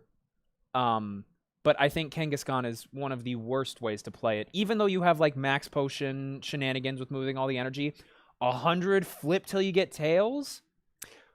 The thing that this Mega Kangaskhan EX brought to the Aromatisse Toolbox deck was that it has 230 hit points. As I had kind of previously said, the entire card pool was curated to hit 180, right? Yeah. So 230 was a step above. So really the only rationale you could ever come up with for skipping that turn to get a Mega Evolution Pokemon into play was that, well, he's never going to die, because if he gets hit, I'll use Max Potion and we just keep on going, right? Yeah. I guess that is your workaround. But if your opponent has like Garbodor, you're kind of cooked. Blacksmith, decent facilitator for these Pyroar decks. Yeah, it's just supporter gets 2 fire energy from your discard pile to one of your fire Pokemon. It's the same as like the Philippe card that just got released for Metal. Yeah. You know, it's not great, but man, did that card see some play. Yeah. Fiery Torch did not see play. We do need to talk about this guy. Lysander's a really big deal. Yeah. Gust on a supporter. So we've now eroded Catcher. With X and Y base, it was eroded, right? With X and Y base because the trainer like toolkit decks, whatever, had it in there. So, and they eroded him on that. Yeah, so with the very first X and Y set, Pokemon Catcher got eroded. So now all versions of Pokemon Catcher had to flip a coin, which is the Pokemon Catcher we know today. That happened at the end of the Black and White block. So now in XY, there was like a period of a few months where people were like, is Pokemon Catcher still good, even though it requires a flip? And then like you had people playing like Escape Rope. People didn't really know what to do without Guaranteed Catcher. Then Lysander comes out in the next set, right? So there was only a period of confusion amongst players. Like, what do I do now? Like, for a few months. And then Lysander came out and was like, oh, well, this is what we do now. Yeah. Guaranteed Catcher on a supporter. And this is the power level of the card we know today. Boss's Orders. Yeah, it's Boss's Orders today. Yeah. And, yeah, this card it's just a staple in so many decks moving forward. Good for the game, I would say. Like, it's not egregious. It's not broken. It's a choice to have this in the game. And what's funny is that now you have people kind of like begroaning, bemoaning, I don't know, whatever. Yeah. But Boss's Orders and its continued existence in Standard. And I think there's a certain amount of players who would like to see that effect move on from Standard for some time and maybe explore a more gustless format. But ever since Lysander came in, I think we've had guaranteed supporter Gust ever since. Yeah, because Guzma replaced it. Guzma did for a while. Was there a point where Guzma was gone and we just had custom catcher? Yes. There was that. There was that. Days. Yes, yes. We had custom catchers for a little bit, which was like a thing. It was a thing. And then they printed Bosses. Then they came back with Boss's Orders. Rebel Clash. Yeah. But yeah, I think for this time period of the game, it's okay. If we want to look at modern times, that's a whole separate discussion of whether... I mean, I will just say I enjoy formats more where there isn't as much just unlimited Gust or, unrestricted Gust. Yeah. But I think for this period of time with Capital Pokemon EX, I think it's fine. I think it was fine as well because obviously the item-based catchers from the Black and White era that had no condition were problematic and not great. But then this was a little bit better. And I think that this was just a straight upgrade from the guaranteed item Gust that we had previously. So I would say it's a net positive. I think now that we've played with this kind of card for so long, that maybe it's just a little bit wearisome that like, oh, we're still doing the same thing that we've been doing since 2014 with the guaranteed supporter-based Gust. But 12 years. Yeah, but it is... kind of an iconic step for the Pokemon TCG for sure. Yeah, dope full art. Probably the best full art boss we've ever had, just to mention that. Other cards we get... No. Palpad's good. Startling Megaphone. Startling Megaphone, good tool removal. That is a good tool Ultra removal Ball. card. Yeah. So not too much going on here, to be honest. Palpad. Palpad's good. But, like, are you even playing Palpad? Not at this point. Not really. The turbo engines don't really exist. I was going to say. Now we get secret rares. So, no cool mega arts yet. We just have a little bit of gold border. And I would still argue that these megas kind of stink. Yeah, dude. It's not a very good set. I guess Lysander is the standout. Hold on. Hold. Whoa. We're pumping the brakes. Hold on. I got second place at a state championships with this card, dude. Second 80 place. for 1 Miltank? Yeah, dude. I put this thing in my Landy Bats deck. Landy Bats? I had it in a Landy Bats deck. I feel like that card was emblematic of, like, Empoleon and stuff. It was, but I had this in my Landy Bats deck, dude. Okay. I guess that card's in the set as well. Anyways, What are we Flashfire thinking? is not a very good set. So let's I think it's bottom of C. I think it's slightly better than XY. no way. It gave us Lysander. I think it's better. Like when you've got me PO'd about XY now. They implemented 2 new mechanics and they both sucked. Flashfire didn't do that. Flashfire added Pyroar, which was niche. Charizard was okay, and it had Lysander, one of the best cards that we'll see play. I think very bottom of C tier is fair. All right, fine. It's not a good set though. The next set is a very good set. Some would say that. Some would say. Fighting enjoyers love Furious Fists. Item enjoyers do not enjoy Furious Fists. What's Furious Fists? FSF? Shoot.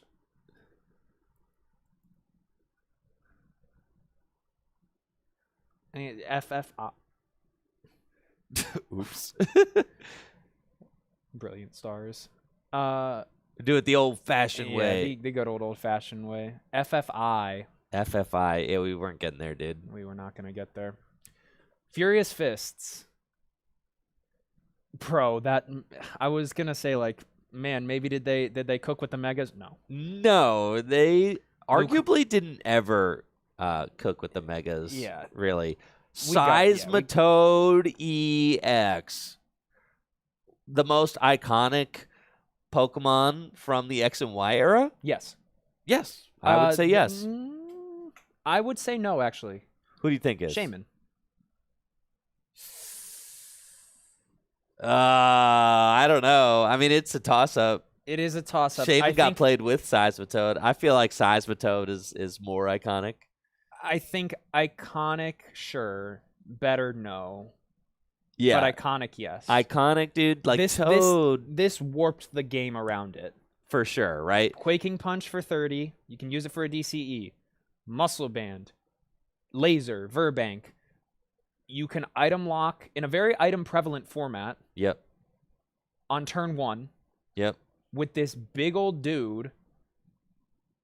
And just start doing things. Yep. Seismitoad EX changed the game completely. Yeah, the card out of this set. Yeah. Like almost instantly too. And the sleep with item lock from Hypnotoxic Laser. I mean, that just won so many games. It was absurd, really, because Seismitoad was keeping your opponent from setting up their board. Stage 2's pretty much impossible to set up under item lock. It wasn't happening. Yeah. You know, so Toad did kind of like redirect things back towards like a basic kind of format. But Crobat ended up seeing some play, but that's just because it's a card that buffs your big basic attackers. Fun fact, I own 2 of the Seismitoads that Jason used to win 2015 Nats. That's pretty cool. It is pretty cool. All right, Seismitoad. Now Dene. Played that in my regional winning deck. Yep. Energy Short was a nice counter to Yveltal, right? Does 20 times the amount of energy attached to your opponent's active Pokemon. So if your opponent was sweeping with an Yveltal EX, Energy Short could just pop that for knockout. That's kind of gas. This card was not very good. I was going to say. Heals 10. We get to the fighting Pokemon, which was like, this is set as Furious Fists. Mega Lucario. He sucks. Yeah, it's not. Discard and energy is okay. It's just not good, dude. The basic Lucario had so much more swag and sauce. Yeah. 3 attacks. Oh yeah, all of them good. Yep. This card is good. Missile Jab, 1 for 30, 2 for 60, 3 for 100. But wait, there's more, because we are in Furious Fists. Yeah, we're in the fighting set. So that means we get Strong Energy, which boosts your fighting Pokemon's attacks by 20. Get the and stadium. We also get, where's Fighting Stadium? Is Fighting Stadium? It's up top there. It's in this set. Yeah, Fighting Stadium. Fighting Stadium. 20 more damage to your opponent's Pokemon EX by your fighting Pokemon. So that's a potential 40 buff there. And then we already know about Muscle Band. That's potential 60 buff from your fighting Pokemon's attacks with Fighting Stadium, Muscle Band, and Strong Energy. And Karina just makes it all the more easier to get all this into play because tools were still items at the time. Yep. You could just get like your fighting Pokemon and your Muscle Band, and if you got an energy, you're just doing stuff now. Good fighting supports. Herbal Energy kind of stinks. Focus Ash was okay. Here's the energy evolution. Here's Eevee. the Eevee that we were talking about earlier. A good Eevee. A good Eevee, Very for sure. good Eevee. Dragonite Bro, this card EX. sucks. Yeah, dude. But man, did I try to cook with that thing though. And here's the thing: is like they keep printing fairy Pokemon. They're like, oh, fairy Pokemon, and they just like didn't print good ones. Your resistance is now -40. Thank goodness. I just can't believe they just really did not print good ones, dude. No. Hawlucha was very good. Just 60 for 1. Pre-modifiers is pretty strong on a single prize due to 3 retreat. Hawlucha could do 120 after all its buff. If you go muscle, strong, fighting stadium, 120 for 1, that's insane on a 70 hit point, free retreating, non-EX Pokemon.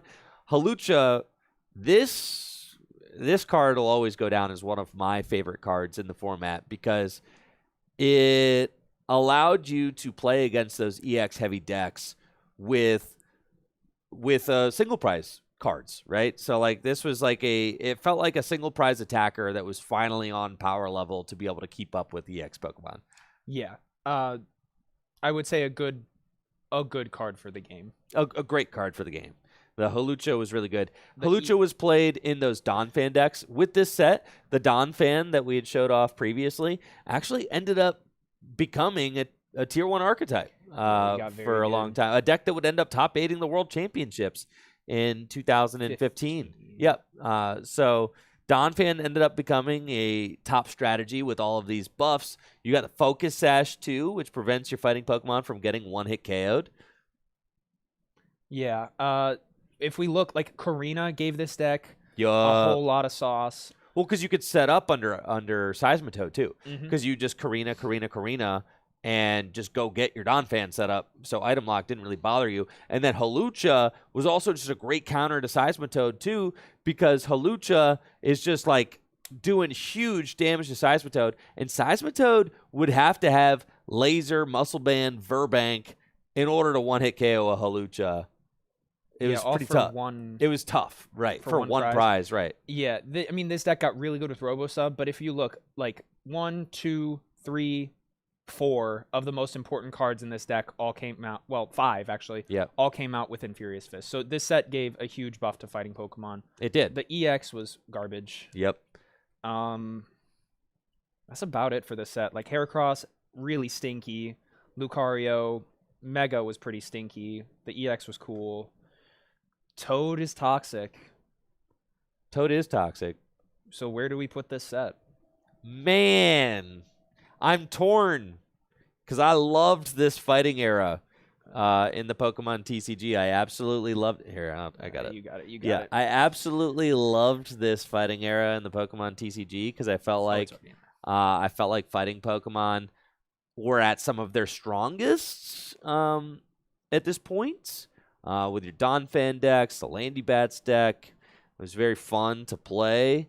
But Seismitoad definitely was a little bit of a stain on like the whole Pokemon TCG. Yeah, I am offended by this set. you're offended. F tier offended. I'm not saying it's F tier. There's some good stuff in it. If there wasn't good stuff, I'd put it F tier. Sure. Yeah. I think this is in contention for E tier, at the very least D tier. All right, we'll put it in D tier, bottom of D tier then. I don't like this set. This set offends me actively. What? Because of Seismitoad? Yes. What? I have so many poor memories of... What? Yeah, listen, I Seismitoad's remember- not great. I remember getting item locked at the pre-release. I was in Iowa on a family trip. I was trying to go have fun with the new Pokemon set. I'm like, oh my goodness, Lucario must be so cool. I hit 2 Seismitoad EX users in that pre-release. Oh my gosh. And got item locked out of 2 games. And Dude, Phantom Forces. S tier. we put it S tier immediately. Are we even going to talk about it?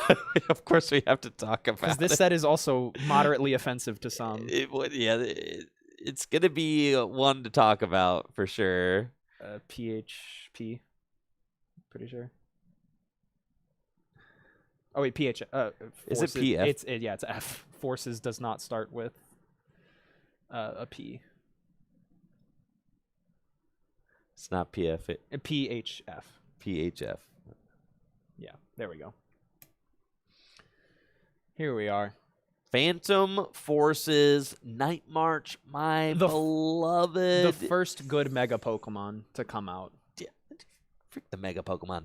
Yes! Night March, dude. What? There was like a tweet the other day that was like, everybody knows some Pokemon Unk who don't play about Night March. Like, dude, literally, that is me. Like, literally, dude. They don't make decks like this anymore, chat. They really don't. They don't, because this set... Dude, this set's ridiculous. So, Phantom Forces is certainly one of the most highest impact sets of all time. Yeah, I mean, easily. They had such a stinker run for the first 3 XY sets, and then they just decided to pour like jet fuel into whatever machine was going, and they started cooking up some absolutely ridiculous sets. We have this Joltik Night March. Yeah, 20 times they've tried to make a deck as good as this again with like, what is it, Mad Party, Hide and Sneak now, Lost March, Hide and Sneak. Where's Hide and Sneak on the tier list?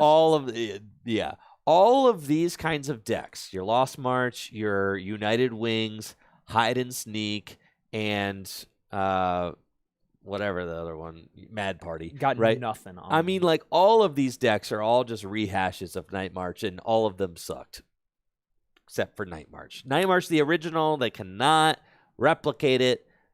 And for reasons we'll explain here, Night March as the attack does 20 damage times the number of Pokemon in your discard pile that have the Night March attack.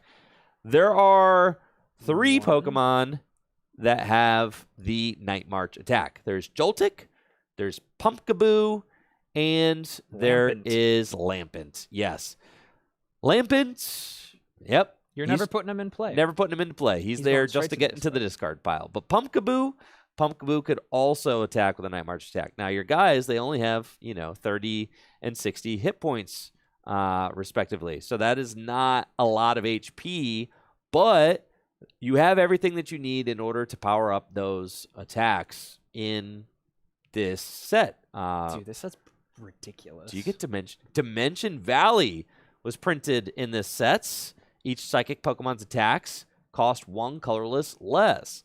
That can be used with Pumpkaboo so that you can activate Night March with just a double colorless energy.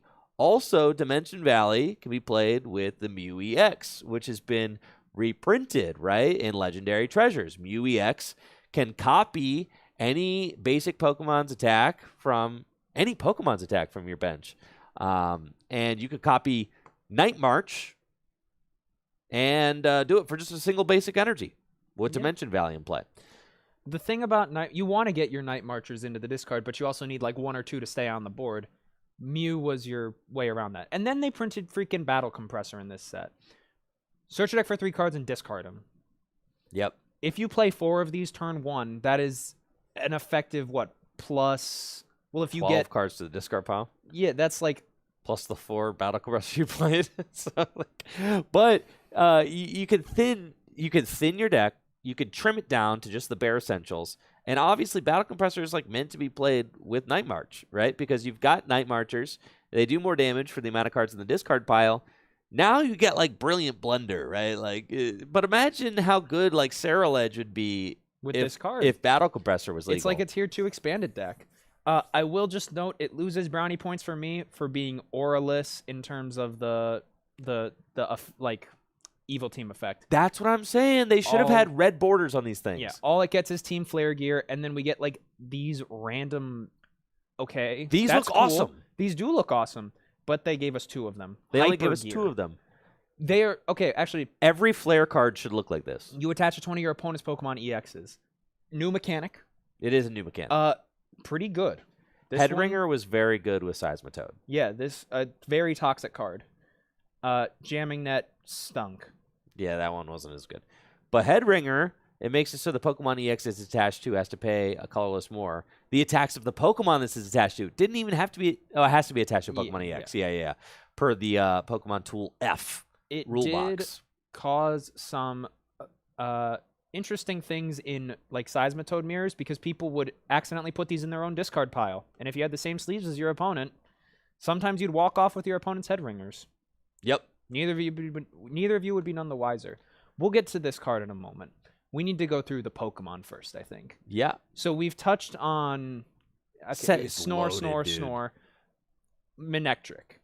The first super good Mega Pokemon they print. Super good is a crazy way to describe this card. Yeah, it's terrible. Passable. Playable, I would say. Yeah. It's playable. Grant Worlds? Manley did get top 4 at the U.S. National Championships with a Manectric Garbodor deck. But I can tell you, when I got 9th at Worlds this year, it was because people showed up with this terrible deck, and I just destroyed them.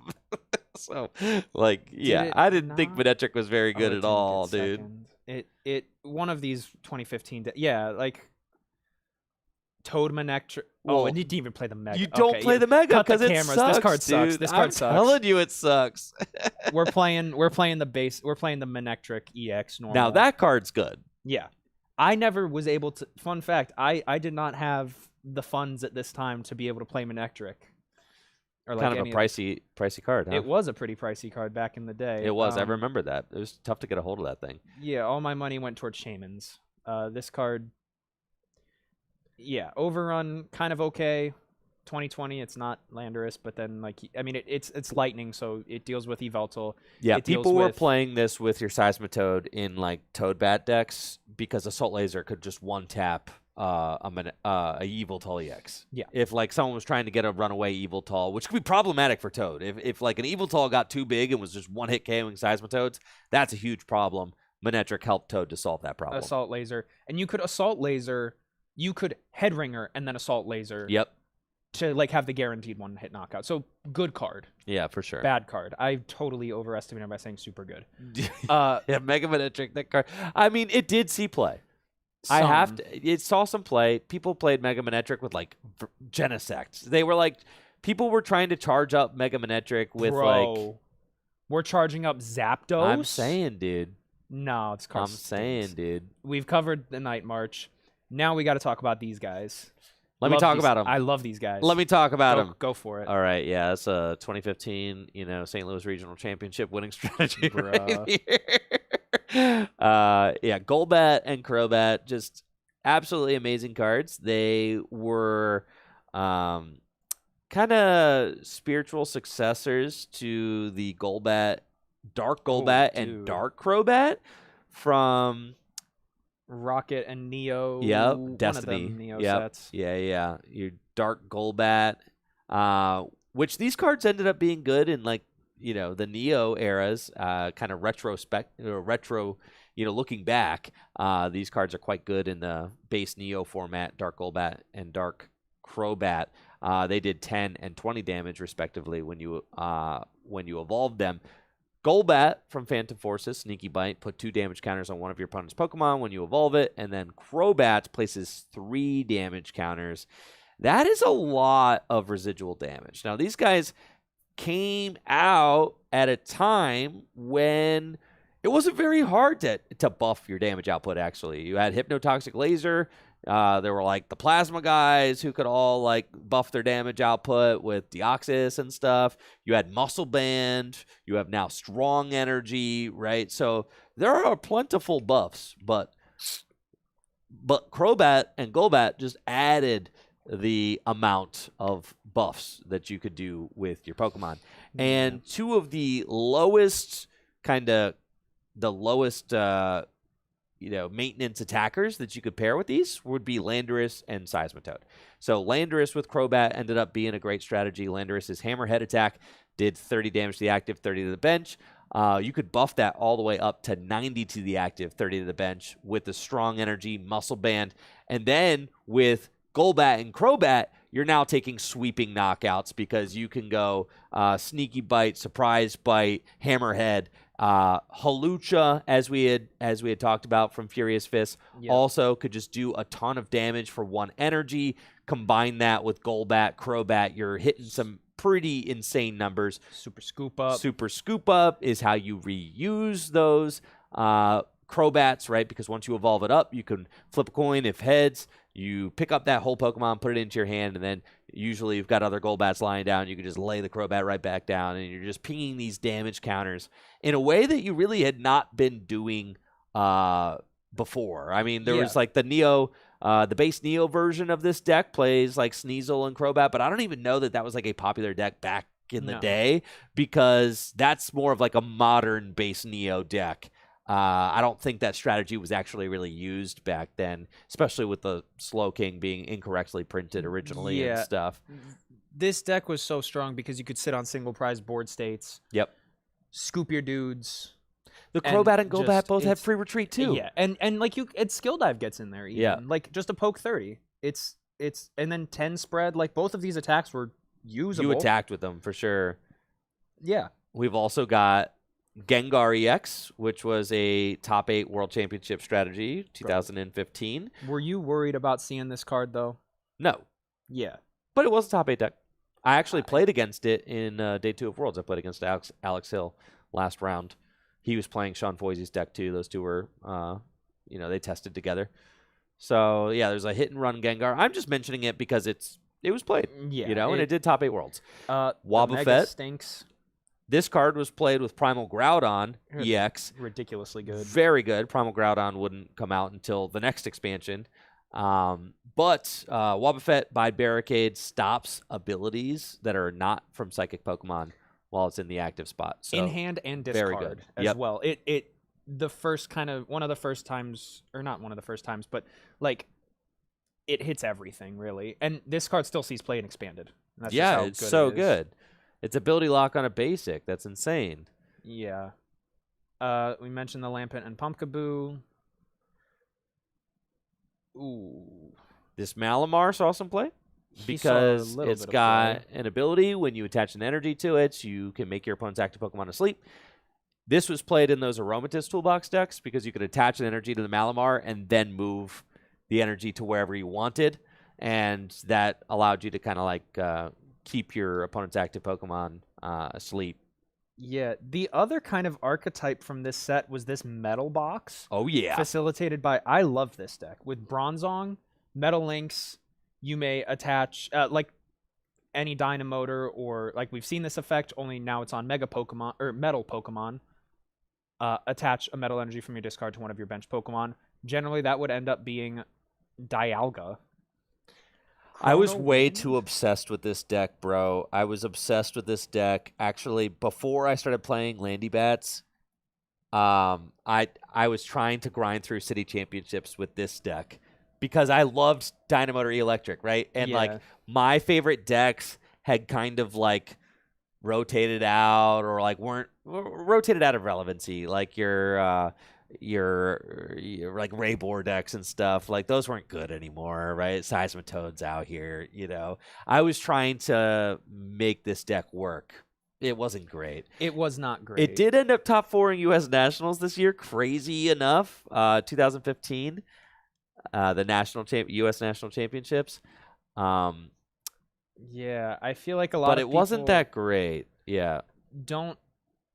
And it was used as kind of this toolbox deck. I think Aegislash ended up being the better metal dude, and Clang Clang was still a guy that you could use. But I mean, Bronzong was very good. This Dialga, though, unfortunately did not see a lot of success. Like on paper, it's good. Stop your opponent's EXs from attacking. That's not bad with like Toad running around. No, but we did see the metal decks ended up having some success. And the Aegislash was certainly like the premier guy because it had the Mighty Shield ability, which prevents all damage done to this Pokemon by attacks from your opponent's Pokemon that has special energy attached. And Slash Blast could just ramp to hit whatever you needed to. So that was just a very good defensive card. The Bronzong, very good energy accelerator. I mean, yeah, this is the guy. Yeah, it's a good card. So that was a whole archetype. born in the set. It gets overshadowed by some of the other stuff, but everything like else. it certainly was in there. Tasting Slurpuff. Slurpuff. Draw a card. If it's in the active, draw one more card. We would eventually see Seismitoad decks. This would be the best way to play Seismitoad after a certain amount of time. Before Shaman came out, before Shaman EX comes out, this is the premier way to play Seismitoad. I So still argue even after this card. I mean, it still saw play. I think no, up until Shaman. When Shaman came out, that thing was toast. But in that period of time from the winter to like the summer when Roaring Skies came out, this puff was huge. So it was huge for like, you know, a little chunk of time. I'm thinking XY block where you have trump card in play, because that's how you. We'll move on. My retro ramblings. AZ came out in the set. It's a good card. Put a Pokemon into your hand. Discard all cards attached. Turo before Turo. Yep. Good card, especially with the bats and stuff. We've talked about Compressor. Broken Enhanced card. Hammer is good. D-Valley, ridiculously good. The first Spirit Link? Yeah, the first Spirit Links. Yep. That's part of what made Manectric actually good, is that it had a Spirit Link. So Spirit Links, I think Pokemon Spirit Links feel like Pokemon designed the Mega Mechanic and then realized it actually was like so bad, and then like had to go add something. But it's your tool slot. Like their workaround wasn't even that good. No, it was a horrible workaround. Tool slot was really important at this time, and it needed. Because it meant you couldn't put a muscle band on your Mega, right? Yeah. Or a float stone on it. So like two of the strongest tools ever, you like can't put those on your Megas because you have to put a stupid Spirit Link on it. And then you also have to find one of your Spirit Links. So you were incentivized to play like 4 Spirit Links in order to play your Megas, which are just clunk in your deck, you know, after you get your Mega online. We're saving this guy for last. Robo Substitute was obviously very good. That was played with the Donphan deck because the Donphan deck was a hit and run deck. This card, Primal Groudon, I think, or like Wobbuffet decks. It's a good card. Yep, it's like a Clefairy Doll style thing. Xerosic was good. This card was very niche. Xerosic was very good. Disruption, like kind of like Faba, I believe. Well, it's good because item lock is a thing, right? So your opponent can just use Quaking Punch and prevent you from playing cards like Tool Scrapper or the Startling Megaphone to remove tools. But Xerosic you could play to remove Seismitoad's special energy if you wanted to discard a double colorless energy. Or you could remove your own Headringer from yourself. So there were cool things you could do with Xerosic. It was good against Seismitoad decks, so it's awesome play. This set also printed another iteration of double colorless, and then Mystery Energy was very good while it was legal. Just an air balloon on a Psychic Energy. Yep. Pretty good.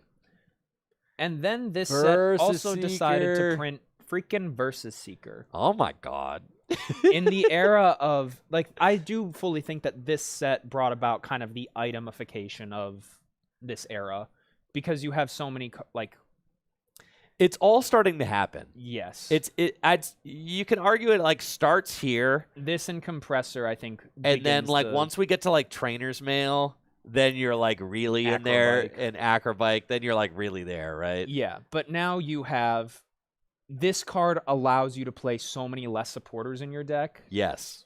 Because you can go like Compressor, your supporter, to then Versus Seeker in the same turn, and then now you just have 4 Versus Seeker and like less of your supporters. So it opened up cool deck building. It really made it so that you could play one of supporter cards that could be useful. Previously, it just didn't make sense to play low count supporter cards because half of your supporters were Professor Juniper or Professor Sycamore.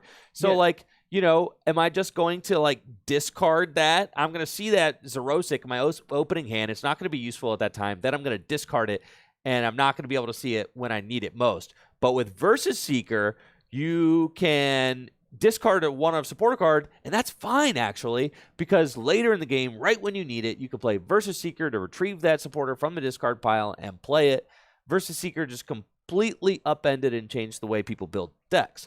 However, Versus Seeker is being released at a time when Seismitoad EX is a huge deal. So people want to play more Versus Seekers in their decks, usually at the cost of cutting supporters from their decks, because Versus Seeker is kind of as good as a supporter once you have some in the discard pile.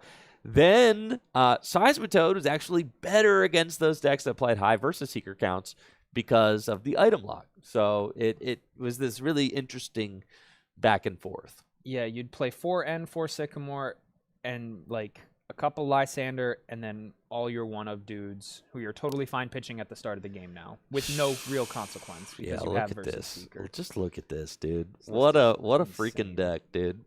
Yeah. And like if we look at the runner-up list, yep. look at this. 4 AZ, 4 Fan Club, 4 Fan Club, Cassius, 4 Cassius. Beast. And then we need to talk about this guy. This is the single worst designed card in the history of the Pokemon trading card game. This is the only card to have ever been banned out of standard format. And it didn't even last 2 expansions. It lasted Primal Clash, which is the next one. And then when Roaring Skies came out, they banned it. Yep. So this card's ridiculous. Insane. It's a supporter card that says each player shuffles all cards in their discard pile back into their deck, except for Lysander's trump card, which obviously doesn't matter because you could just Versus Seeker for it. I think it's absolutely hilarious they overlooked that one little facet. It's like, oh yeah, they can't play the game forever because they won't be able to shuffle trump cards back in, but you can shuffle Versus Seeker. That's fine. Or you could pal pad it. Like, there are ways to recover it. So what do you mean? You could just play the game forever, dude. Yeah, this card is simply ridiculously powerful. We've never seen anything like it, and we will never see anything like it again. No. And it was printed just kind of as a counter to Night March, I guess. They were like, yeah, let's not make this super broken deck too broken because, we'll just get them to shuffle all their Pokemon back into the deck. But this broke the way in which the game was played. It did. Now, what's funny is that this card was intended to be a little bit of a Night March counter, I think, because you have to put Pokemon from your discard pile back, or put all cards from your discard pile, both you and your opponents, back into the deck. So if you've put 9 Pokemon with a Night March attack in the discard pile, you're doing 180 damage for 1 energy. But if you have to shuffle all those back into the deck, then you're back to doing 0 damage. So I think the game designers understood how powerful the Night March deck was when they printed it, and that's why they gave you Lysander's trump card, because it's like, oh, cool, a funny little counter card, right? Like, what's the worst that could happen? Some very bad things could happen, as we will eventually see.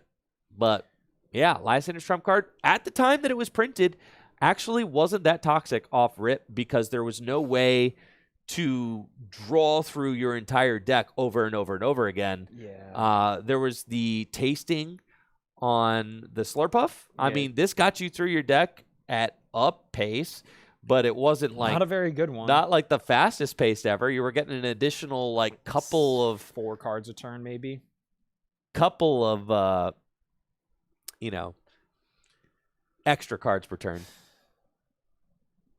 All right, where are we putting this set? Miss Magius and Belelba and Bison Man got banned from Standard. Is that true? I don't know. Did those get banned from Standard during... Really?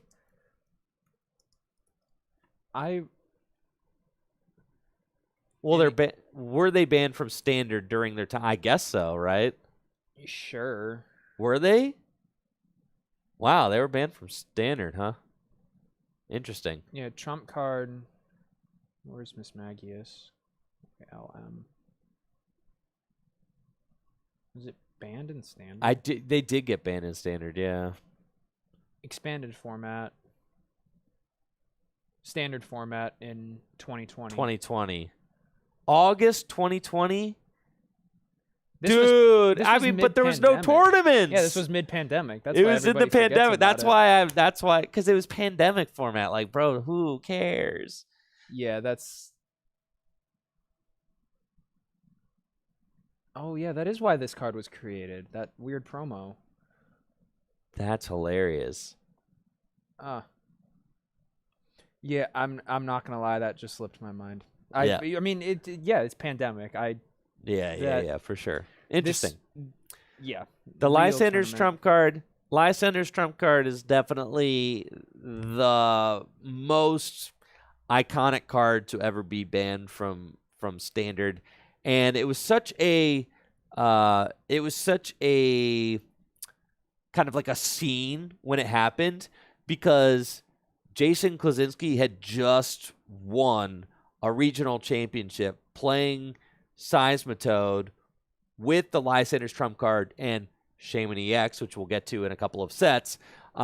He had just won, beating a Virizion Genesect deck in the finals, a deck that should counter Seismitoad. Seismitoad's weak to grass. Virizion Genesect should make easy work of Seismitoad, but Jason's deck was so broken that he just used a flurry of crushing hammers and flare grunts and energy removal cards, and then just continued putting them back into the deck to completely deny his opponent of all energy, and then just item lock his way to the win.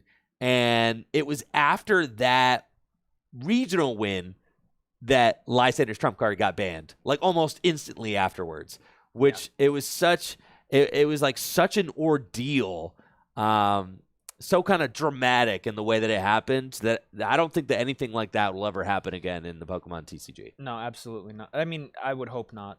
This card is ridiculous. Yeah. So, with all that being said, so much to discuss in this one set. What do you think?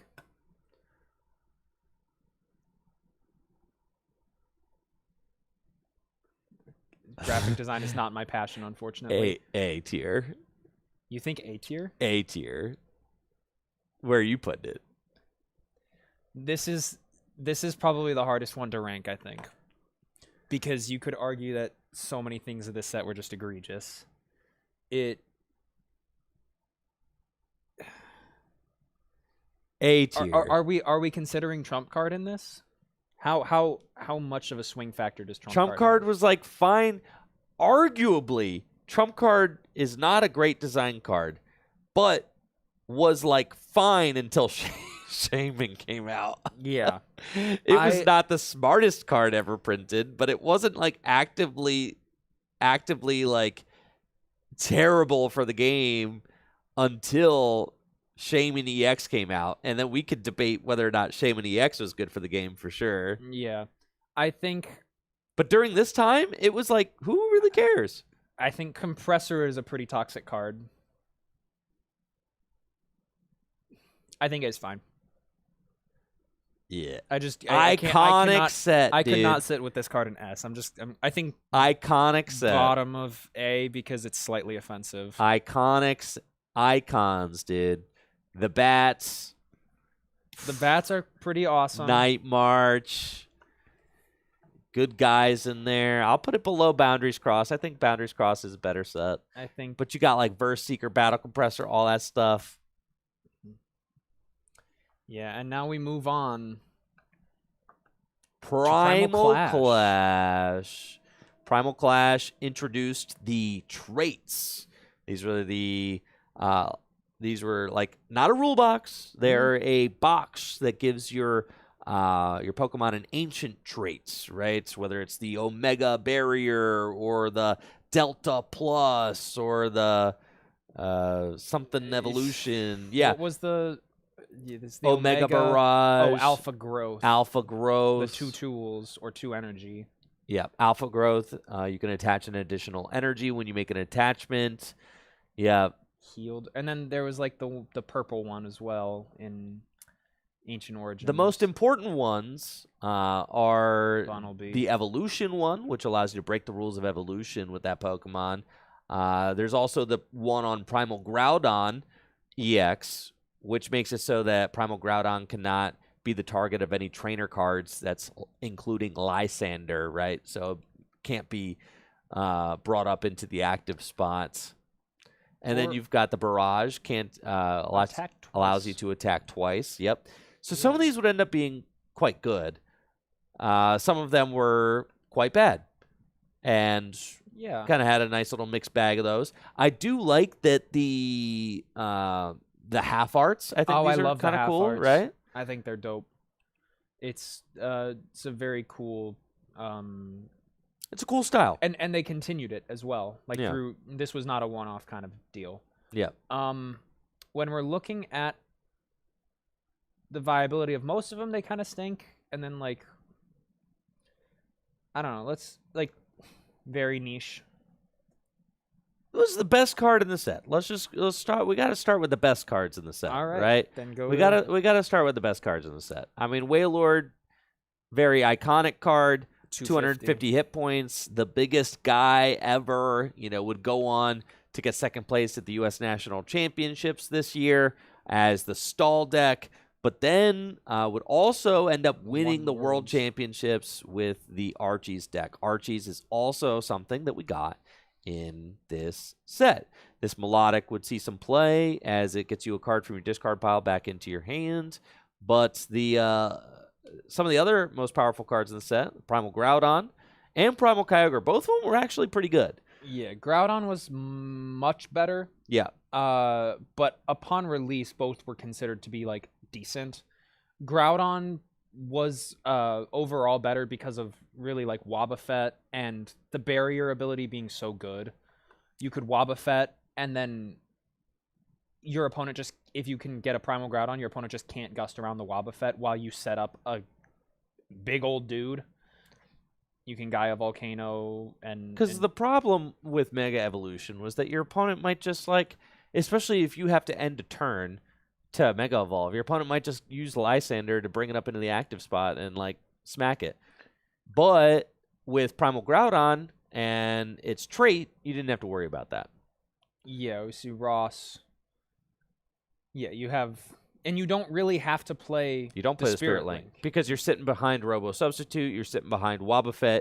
You've got these walls, and Primal Groudon got to inherit all the buffs that the fighting Pokemon had at the time, the strong energy, all that. Yeah, and that's what ultimately made it a lot better than Kyogre. Kyogre's not bad. It's not terrible. Like, you attach 2 energy to it, and then 150, move 2 energy to one of your bench Pokemon, and then spread 30 to the bench.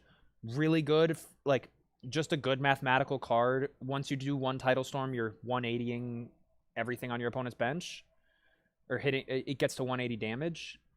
But Water just did not have the support that Fighting did.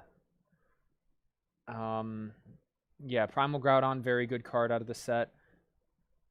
Do we discuss Hippowdon? Hippowdon was kind of low-key a secret deck heading into the World Championships this year. It wasn't that great, though. No, considering their... Jason Klaczynski ended up playing it in his... No results. No, it was not good. Oh. I do... Josh Marking did... Well, he grinded into day 2. He went, like, undefeated day 1 with this. Bro. And I remember being like, oh, my God. Like, that's insane. I think Jason Klaczynski played thin... Didn't he top 32? Yes, I know he played. There he is. Yeah, I think he's got like a 1/1. Yep. Yeah, Hippowdon. There it is. Yep. So there's that Hippowdon. Yeah, it's funny card. Prevent all damage done by EXs. Yep. On a fighting dude, 60 is like decent. Was this card? I played against a Toad Crawdon deck. This card was played at a regionals, but it wasn't great. I mean, it didn't see hardly any play. Hammers were just better. Bad. Mega Gardevoir was like, okay. 30 times the amount of fairy energy. Finally, we have an attacker who just makes sense with like the Xerneas that like accelerates more energy into play. And Brilliant Arrow actually can take KOs. But it was okay. As we see, it's just not a metagame for it. It's not, no, right? Not at all. No. The Spinda's an awesome cube card. Bunnelby. This card's kind of ridiculous. Still sees Plane Expanded because it can attack twice. It can use effects of like TM Evolution twice, but then both of the attacks are super strong. Mill or Recur. Yep. For a single colorless. Really strong card. If we want to talk about like itemification, this is a card that starts moving in that direction. It just digs. We got to talk about Archie's. Archie's and Maxie's, both in this set. Yeah. Because rare candy decks and stage 2 decks were kind of in the gutter, this was the only way to facilitate something like a Blastoise. And it's because you could play a supporter on the first turn of the game going first. So 6 supporters. Seismitoad just completely stopped a lot of like the whole rare candying thing. You weren't going to rare candy a Pokemon into play anymore. It was not happening because Seismitoad could do item lock turn 1 going second and just keep the item lock up the entire game.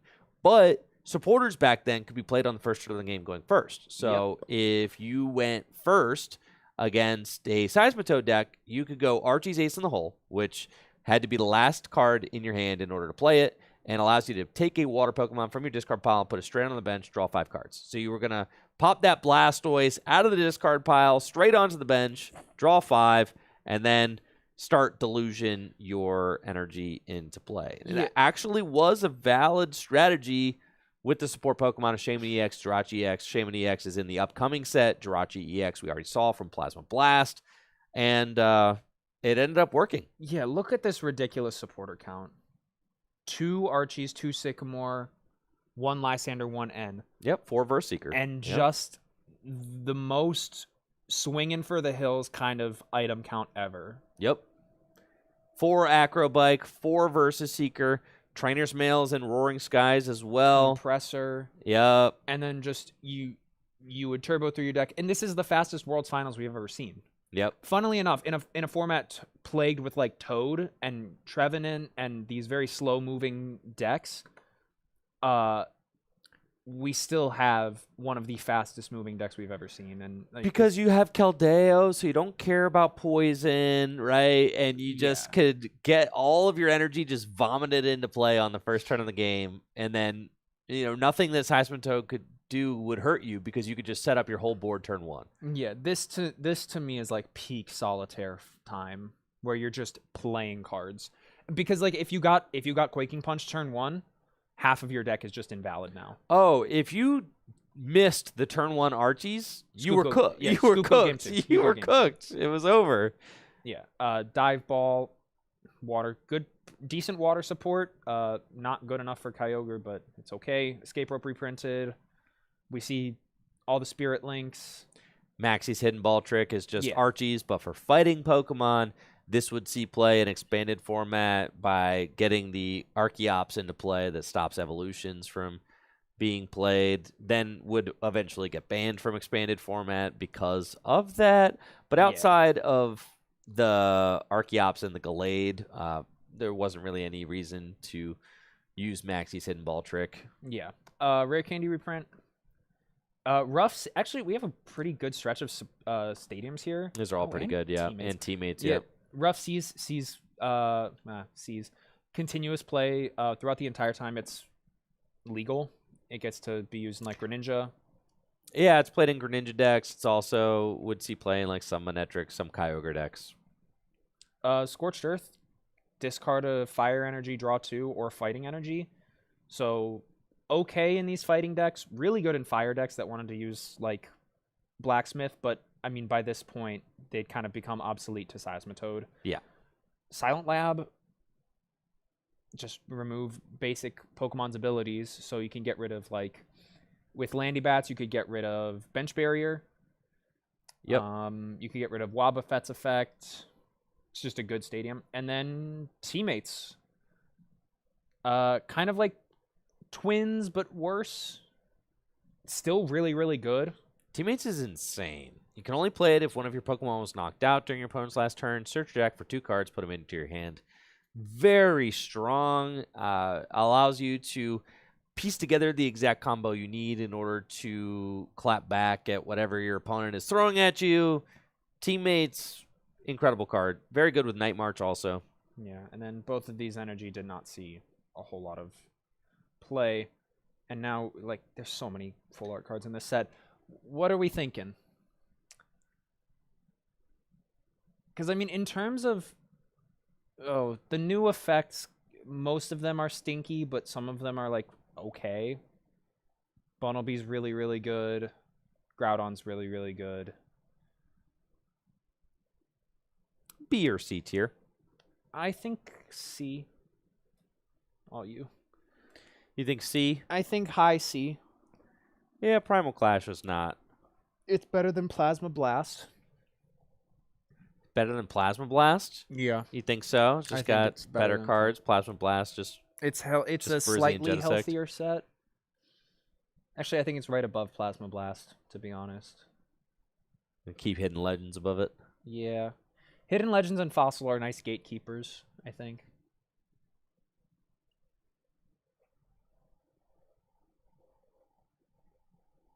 I think that's fine.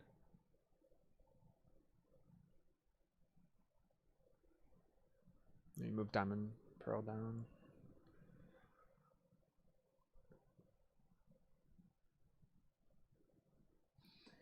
Yeah, I don't know. Like, this set just... It's aight. And I mean, as a successor, it's hard to kind of be as good as Phantom Forces. But I do think they... I mean, Roaring Skies is really the one that keeps the ball rolling on these ridiculous effects, which we Speaking of Roaring Skies, yeah, right after Primal Clash, you get Groudon, you get Kyogre. Might as well throw Rayquaza in there. as we do, Yeah. Roaring Skies. Man, this set came out, once again changed everything, Yeah. but it was Shaman EX is the card. I mean, we got Rayquazas, two different Rayquaza EX. The Dragon one, which was the bad one. Yep. And then the colorless one. Which was the really good one. Yeah, which is the really good one. 220 hit points. The best Mega Pokemon that they had printed up until this point. Not close. Emerald Break is 30 damage times the number of bench Pokemon that you have. And with Skyfield, also released in the set, you could have up to 8 bench Pokemon. So you could do 240 damage with your Mega Rayquaza, which could one-hit KO. That's like actually good numbers. I mean, you could one-hit KO anything that you really needed to. And Mega Rayquaza has the Delta Evolution trait. Allows it to evolve. The same turn came into play. It's very good because if you find a Spirit Link, that means that you could attack on turn 1, hypothetically, going second. Or you could just turn 1 Mega Evolution without the Spirit Link, and it like ends your turn. But on the first turn of the game, that's like okay, because you weren't attacking anyway. And Shaman EX, I mean, this is the card that we need to talk about. Yep. With the setup ability, when you put it onto your bench, you may draw until you have 6 cards in your hand. No consequence, no stipulation. You can do it 4 times in a turn. Okay, but Cole, come on. This is just a worse Mesprit, okay? Uxie. Or Uxie or whatever. Yep. It's just a worse Uxie. You know, in Uxie, we had given praise for this card in Legends Awakened. I mean, look how high Legends Awakened is, isn't it? A tier. A tier. That's an A tier, right? Okay, so what's the difference? In this draws till 7, and it's not even a rule box Pokemon. What has changed? How is this different? What has changed is every single card around it. The pure power level of Pokemon, the power level of items, and supporter cards.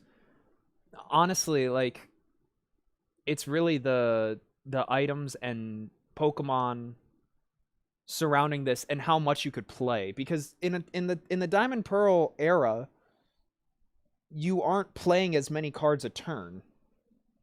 and not as much is going on. So drawing to 7 is good maybe once a game, twice a game. But then within X and Y and black and white, you have all these broken cards that you can play in a single turn. You have Battle Compressor, you have Versus Seeker to not really care, you have Trump Card, Trainer's Mail, Acrobike. So many cards just dig through your deck. Ultra Ball. You can draw through your entire deck in one turn with this card now. And because of Skyfield, you don't have to worry about your bench size too much. Yeah, you're right. All of the very powerful item cards surrounding Shaman really made it possible for kind of the first time, I guess in a long time, for you to get to the bottom of your deck on the first turn of the game if you wanted to, right? Because in base set, you could do that. You could just go oak, oak, oak, computer search, and you could be at the bottom of your deck just like that. And it got like kind of harder to do that as things changed. But now, once again, it's easy to do that with Battle Compressor, Versus Seeker, Acrobike, and now Trainer's Mail, which was new in this set, is very easy to dig to the bottom of your deck early. Trainer's Mail is a new item card, allows you to look at the top 4 cards of your deck and take a trainer you find there, put it into your hand. This just made it easier to find a Versus Seeker, a Battle Compressor, Superior Energy Retrieval, Superior Ultra Ball. Yep, Ultra Ball to go get Shaman. It's like, oh, well, I used setup. I didn't find what I needed. Trainer's Mail. There's another Ultra Ball. I'll thin my hand back down. I'll use setup again to go draw more until I do find what I need. And that was kind of the thing. Double Dragon Energy printed in this set. Second best special energy of all time. Yeah, Double Dragon Energy was huge for Dragon Pokemon. And, I mean, just an incredible card for Dragon Pokemon. Yeah, unfortunately, Dragon Pokemon kind of stunk coming out of this set with the Mega Rayquaza. But, I mean, other like Mega Turbo came out in this set, which allowed you to attack with Mega Rayquaza turn 1. Yep. Basic energy from your discard to a Mega Pokemon in play. Yep. You could swing 240 turn 1. Yeah, pretty easily. That allowed you to charge up that Mega Rayquaza, double colorless energy. Also, for Mega Rayquaza, something else that was really cool about this Shaman was that Sky Return was very useful attack. Return this Pokemon, all cards attached to your hand. Double colorless energy. You could just bounce that thing right back to your hand so that you could use its setup ability again. I actually thought it was really kind of cringe how with Meowth EX, they made its attack so hard to use, like Tucktail, dude. With 3? Yeah. Like, come on, man. Like, just give a Sky Return, you know? Sky Return was so fun.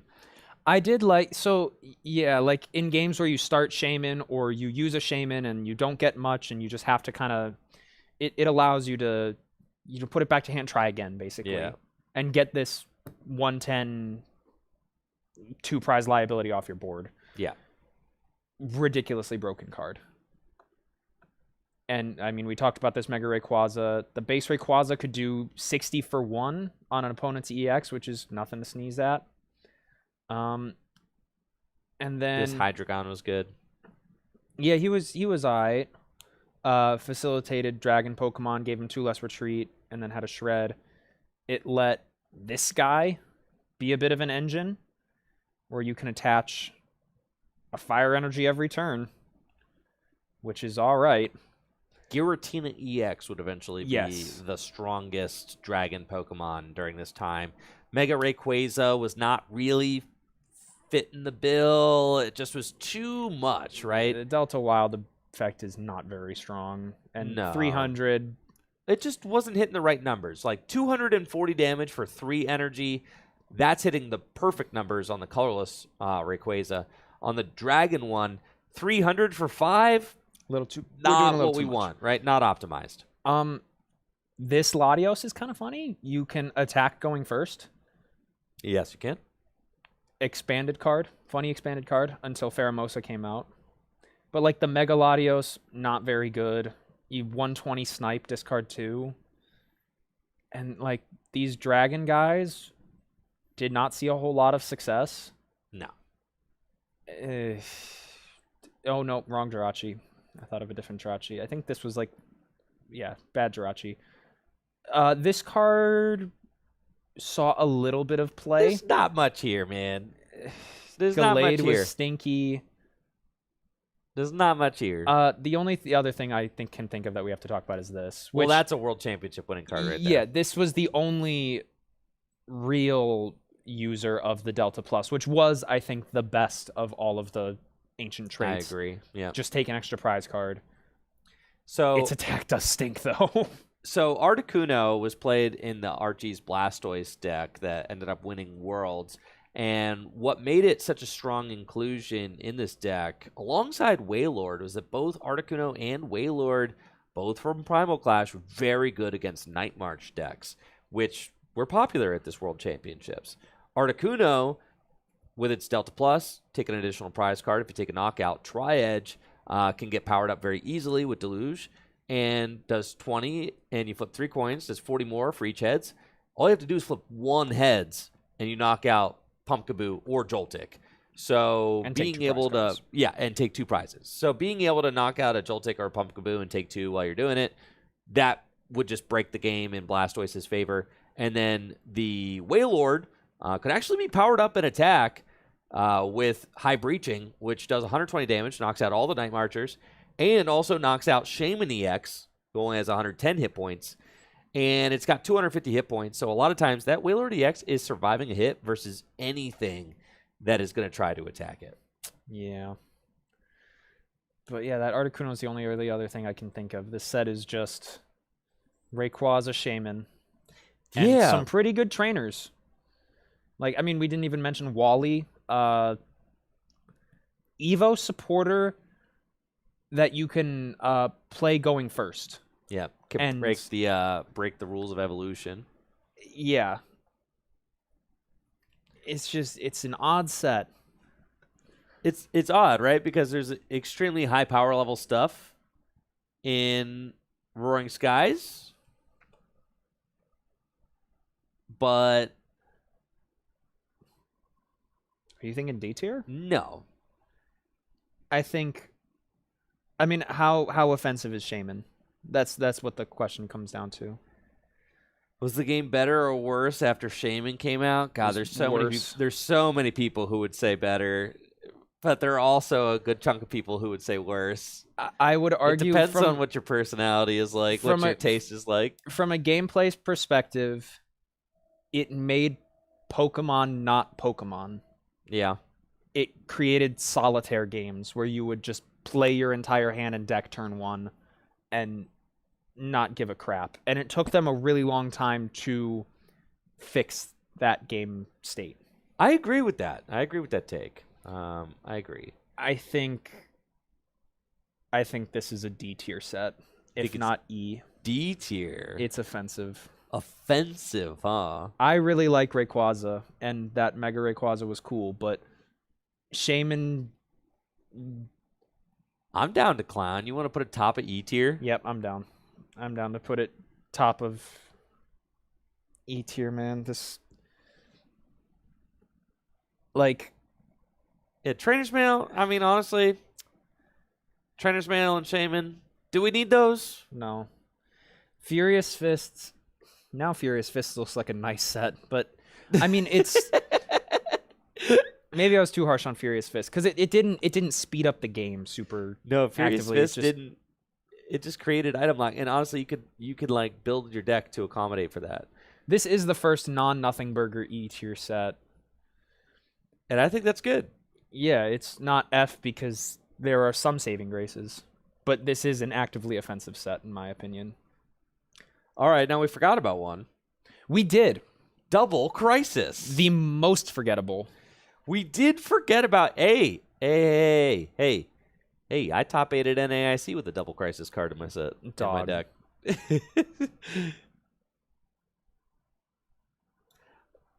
Double Crisis. Not home, a single good Pokemon. home of the, Don't look up the $500, price. $700 Kyogres and like the very expensive Groudon. So this set is just kind of a nostalgia bait for the for the Magma and Aqua set, which we have at B tier, right? And they reprinted like a bunch of cards that are kind of very similar in essence to what they were back during the first EX era, except none of them are good. They all stink. And the artwork is phenomenal. Like, wow. I mean, Look I at all love those these cards. dudes. So cool, right? And I feel like they actually did like the villain thing kind of decent on these cards. They have like the Magma and the Aqua stamp on them. They look nice. They've got the... But they're not the XY of villains. Why No, couldn't they do are. this for Team Flare? You're asking me. This I don't was know. this was on this was off the back of Oras. Yeah, I know. Magma Secret Base is gas though. This is the only good card in the set that saw play outside. That saw competitive play. It could be used to proc damage counter things like we would eventually see with Rampa GX. But everything else in this set is just bulk. So it's a mini set with a lot of really great flavor and nothing good in it. Dragon Vault tier. Whoa, F? Sure, Dragon Vault This tier. set doesn't offend me. No, you're right. It's not offensive. That's right. All right, fine. It just does nothing. Well, hold on. What's more impact? Actually, Probably higher than those. it's better than Dragon Vault. Hold on, we're gonna move this. I think Legend. Wait, no.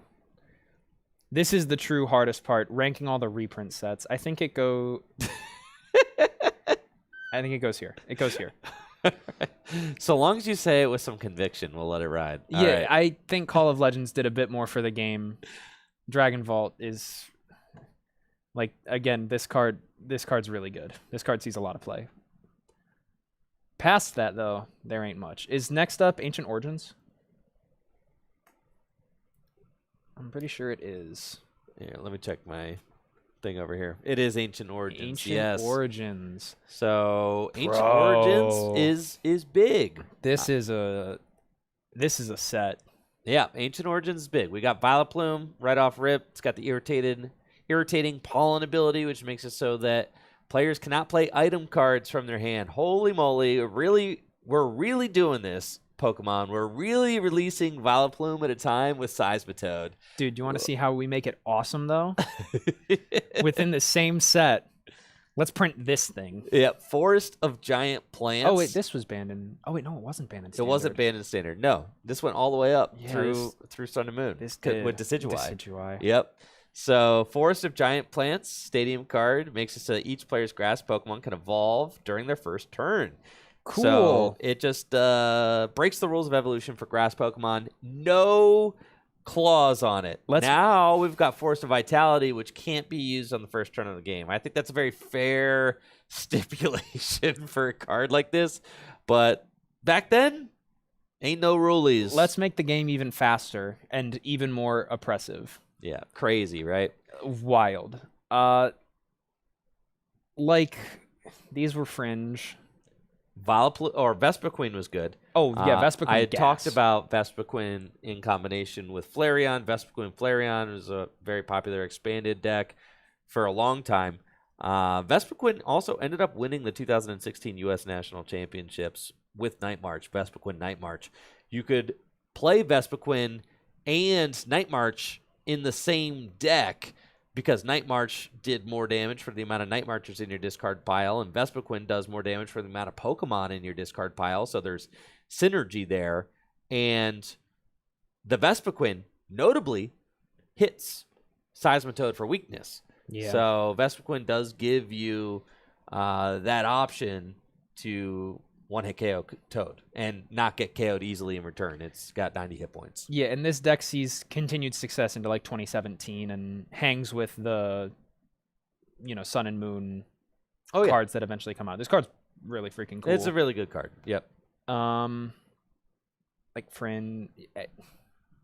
Did you not play? Oh no, this was not in Zork. This was in Vespiquen. The Flareon was played in Vespiquen. Yep. No, actually, Cena played one of these in his Umbreon Zoroark deck, I think. Pro. Yeah, something like that. Yeah, these were cool. It's a cool effect. Your stage 1s are now fire types. I think this is a really unique thing. There's a Flareon, a Vaporeon, and a Jolteon, which just have abilities that make all of your other stage 1 Pokemon those types. I think that's a really cool, unique thing. They were played in some. Were they played in some Vespiquen decks? They totally were in the 2017 Nats format. I don't know if they were used here, but I'm telling you, like Cena's Umbreon deck, I'm pretty sure had it. They might have been played in. They were definitely played in like the or the Espeon. Yeah. With that, and then I don't know if there's a well-placing Vespiquen deck. Is there really no well-placing Vespiquen deck? Sheesh. Yeah, it's because Vespiquen fell off, bruh. That's 2017. So. Yeah. Well, anyway, this card's very, very good. Very strong. And the Flareon is cool. The Flareon, the Vaporeon, Jolteon, they were neat. This card won a regional, bro. Not too much. Yeah, it did. It was a. I'm pretty sure it was a. No, it didn't. EU regional. With the max or whatever the magma base. I found one of these. Don't look at the price. No, I found. Actually, I have a few of these still, but the pre-release promo. Yeah, I have a few of those. Or I found one with the pre-release promo stamp on it in my collection the other day, just like rotting in one of my expanded boxes, and I was like, oh yeah, I gotta go sell that thing for sure. Hold on, I'm gonna find this. Definitely won a. Dude, there's no way that Gyarados won a regional. You are trolling. I'm pretty sure it did. It did not. You are trolling, dude.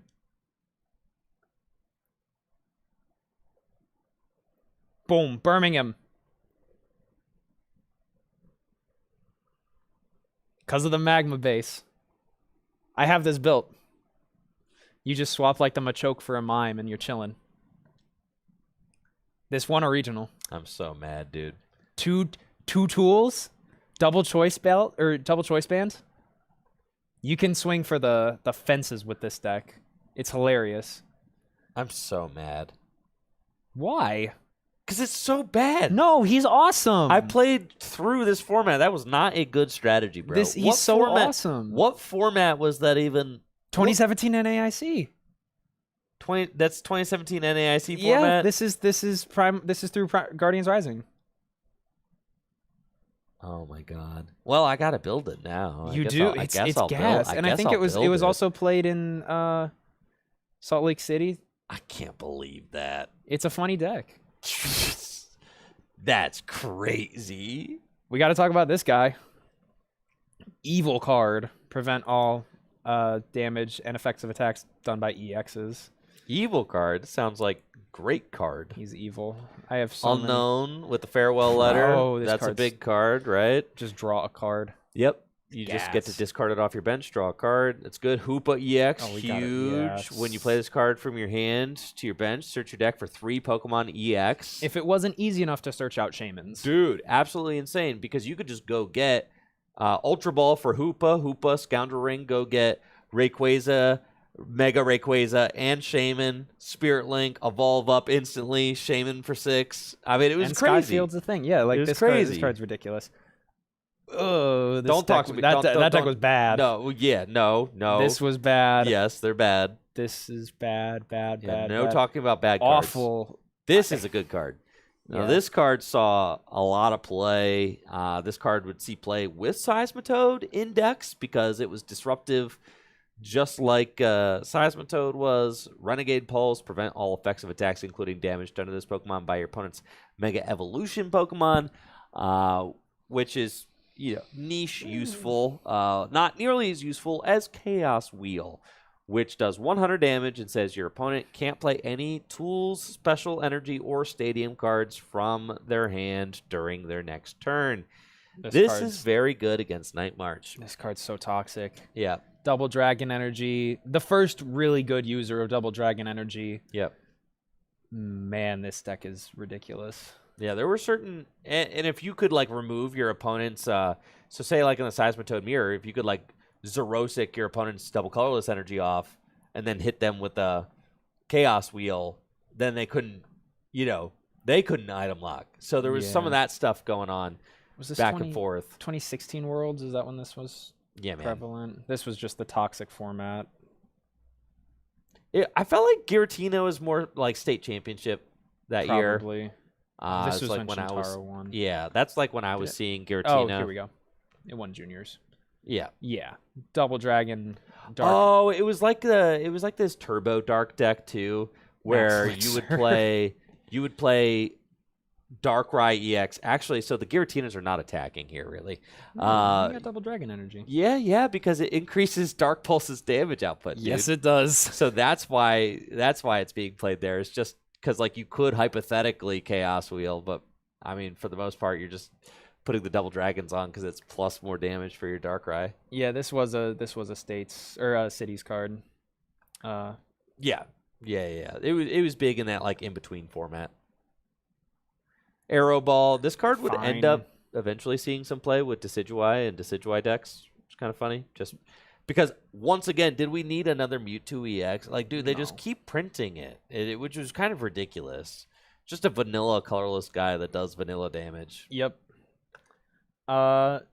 Ace Trainer. It's like fine. It seemed on paper it's not bad. Shuffle to 3 for your opponent if they have less cards. Energy Recycler. We talked about Forest, and we got to talk about the other broken card out of this set. Hex Maniac. Oh my god. It is very hard for me to imagine that this card was just in standard the whole time and was not problematic. Really. I'd say it was like this is one of my favorite times about one of my favorite cards in this format. One of my favorite things about this era is that Hex is a card. And I feel like when Hex is a card that can be played in a format without being too broken, it's very fun. But I mean, Hex Maniac is certainly a divisive card. There are people who think this is a terribly designed card. There are some people who think this is a really great design card. I don't know that there's a unanimous decision to be made on Hex. I think that it is kind of like the universal ability checker. You no longer had to set up a Garbodor in order to... I mean, I guess like Garbodor was probably more popular than Hex for a while. As we saw, like Jason Klaczynski's 2015 U.S. National Championship winning deck played Garbodor, not Hex, right? Hex wasn't out. Oh, Hex wasn't out yet. Yeah, you're right. Because it was Ancient Origins a little bit later. Yeah. But Garbodor is still popular. I think this card's fine. Yeah. It's not as toxic as others, but it's like it's a good check. I think it's a fine you could bring card. it back with Versus Seeker. That was like one of the things. It created really cool end games. It allowed you ways back into certain games by going like Knockout Hex. Yeah. And I think it was a fine card. I like it. Level Ball reprint, Lysander reprint. Some These of the worst stunk. special energy you've ever seen. I think I have a thought on this set. Yeah, what's your thought? It's offensive. I'm offended. Really? Yes. Bro, Vileplume turn 1. End of sentence. You're telling me you didn't... Hoopa for Shaman. Hoopa for Hoopa and 2 more Shaman. And then Hoopa for more Shaman. Like, I think it's D. Where are we putting it in D? 1 above Furious Fists. All right, I like the conviction. All right, yeah, it's good. We got a nice spot for you right there, Ancient Origins. I am realizing X and Y kind of stinks. We got some stinkers. A lot of D tier, a lot of C tier. X and Y. Oh, but now we're getting to the good stuff now. Are we? Yeah, dude. Said no one ever when talking about Breakthrough? BKT? Yes, dude. Breakthrough and Breakpoint. You are blinded by a money. Zoroark. You are blinded by a Zoroark. Money. We get a new mechanic, which is awesome. Break Pokemon. Some of the coolest Pokemon cards ever printed. Look how cool and gold these guys are. That is ugly. It's like leveling up, but cooler. It's break evolving. What are the other breakout? Bro, Raichu break. bro, these cards suck. Whoa, Mega Mewtwo's were good. I'm talking about breaks right now. I don't think I have ever. I don't like this. I don't like breaks.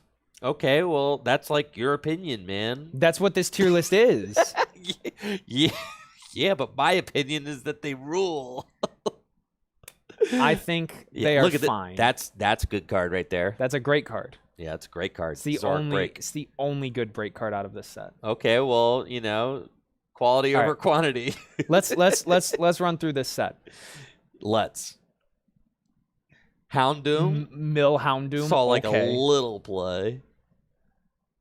Octillery. Yeah, gas. Abyssal This hand. card's gas. All right, fill your hand to 5 cards. I mean, Bring him back. this is where we got a single prize engine back. It doesn't just have to be Shaman. Now, this Shaman outclassed this card by a lot at first. I mean, what's crazy, I wonder if you could revisit the format at all, and I wonder if Octillery might see a little bit more play than it did. I remember seeing people try to play Octillery instead of Shaman so that they didn't have the liability down on their bench, and Shaman was just always better. Yeah, Shaman gets you through your deck better. So Octillery, very impactful card in this format. Once you get to breakthrough on, yes, once you get to breakthrough on, Octillery is huge, but upon release was actually not that big of a deal. But very good card overall. Yeah, it is a good card. Bruh. All right, yeah, the Mega Glalie is not doing? the strongest card I've ever seen, okay? What are we doing? Yo, I got a video on my channel of this Magnezone with Pikachu EX. What Pikachu? The one that does 50 for each energy you discard. Yeah, dude, I got second place at a Cities with that. Bro. Okay. That didn't win a Cities though. Okay, Raikou. Shining this card Body. Is bad. Yeah, guess who's got top 32 regional finish with that card? Raikou Electric. Now, I'll tell you, during this time, this was regional. There was regionals happening in this format. I played Raikou with the Dynamotor Electric. It was like an expanded regional, right? And Alex Wilson just absolutely farmed me in day 2. I played on stream. I don't know that the video exists anywhere, but it was me and Alex Wilson played on stream, and he absolutely farmed me with his Mega Rayquaza deck because he just used Hex Maniac every single turn. And I was like, I had never seen something like that happen before. I did make it to day 2. I mean, I top 32 the regional with it, though. It was pretty cool. But no, the deck wasn't that great. We got to talk about these guys. The Mega Mewtwo Y was good. Yes. Psychic Infinity, funny attack, 30 for wow, it's like both. X-Ball again. It's like, whoa, did you guys have any new ideas? The answer is no. No new ideas. Yeah. And you could just play this card with Garbodor. That was the deck. You just literally Mega Mewtwo, thick Mega Mewtwo line, thick Garbodor line, put energy on guy, go smack. Yep. That was the deck. I do think it's funny. This was supposed to be the Mewtwo for the Mega Mewtwo X, but this was just the optimal Mewtwo. Yeah. If I remember correctly, maybe you played a split, but I think Photon Wave was really good, and Chattershot was very middling. Bruh, it's Baron. Dude, Gallade. Okay, yeah, Gallade's cool. This Gallade's card is good card. Once you get to breakthrough on, this card becomes good. Good card. Actually, shows how much of a ball knower you are, dude. Kevin Baxter, dude, won a state championship with his Evil Tall Gallade deck in 2016. It was Evil Tall Gallade. He beat me playing Night March in top 8 of the state championships. Went on to win the state championships. And it was just, you would Maxie's Gallade into play, and you attack with Maxie's Evil Tall and all that. Yeah, it was a really cool deck. Yeah, Gallade's good. I like the card. Stand-in Zork. Take the wheel. You know, My God, just what an amazing card. Now, this was breakthrough on format, so like 2017 NAIC, but ended up being actually Kevin played. Yeah, this was the 2016 deck that Kevin played with like the Evil Tall Gallade. Yeah, it had Evil Zorark. Yeah, it was Evil Tall Zorark Gallade. So like Kevin's deck had this card in it too. This was just one of the best single prize attackers that they had printed in a while. I mean, you had Night March, was very good. You had Raichu was like okay, stage 1 single prize attacker, but Zork kind of like Zork is like an extremely good card because not only did it have the Mind Jack attack, it also had the stand-in ability, which is like rush in on Caldeo EX. So we have the return of the rush in ability. Zork can stand into the active spot, then retreat to the bench if you've got a float stone on it so that you can pivot into whichever Pokemon you want. And then Mind Jack does 10 plus 30 more damage for each of your opponent's bench Pokemon. You can use that with just a single double colorless energy. And then with like Muscle Band and stuff, you could hit some really big numbers because you could do 160 base if your opponent has a full bench of 5 Pokemon. That's really insane. Muscle Band, 180. Just a really crazy attacker. And then obviously it can evolve into Zorark Break with the Foul Play attack for 1 Darkness energy. You can choose one of your opponent's active Pokemon's attacks and use it as this attack. That was a really good card. Fright This Knight Evil Tall also was really good. It was played in Evil Tall EX decks. Fright Knight, as long as this Pokemon is your active Pokemon, each Pokemon tool card in play has no effect, so it just completely turns off tools. Pitch Black Spear does 60 damage to the active, 60 to 1 for your opponent's benched Pokemon EX. Played that in 2016 with the Veltal Garbodor deck. That was a good one. Reprinted Bench Barrier. Kind of notable. Rainbow Road. Rainbow Road, dude. This Reagan was Retzlaff. like the best freaking fairy deck ever. Probably. I think the Xerneas Break was better.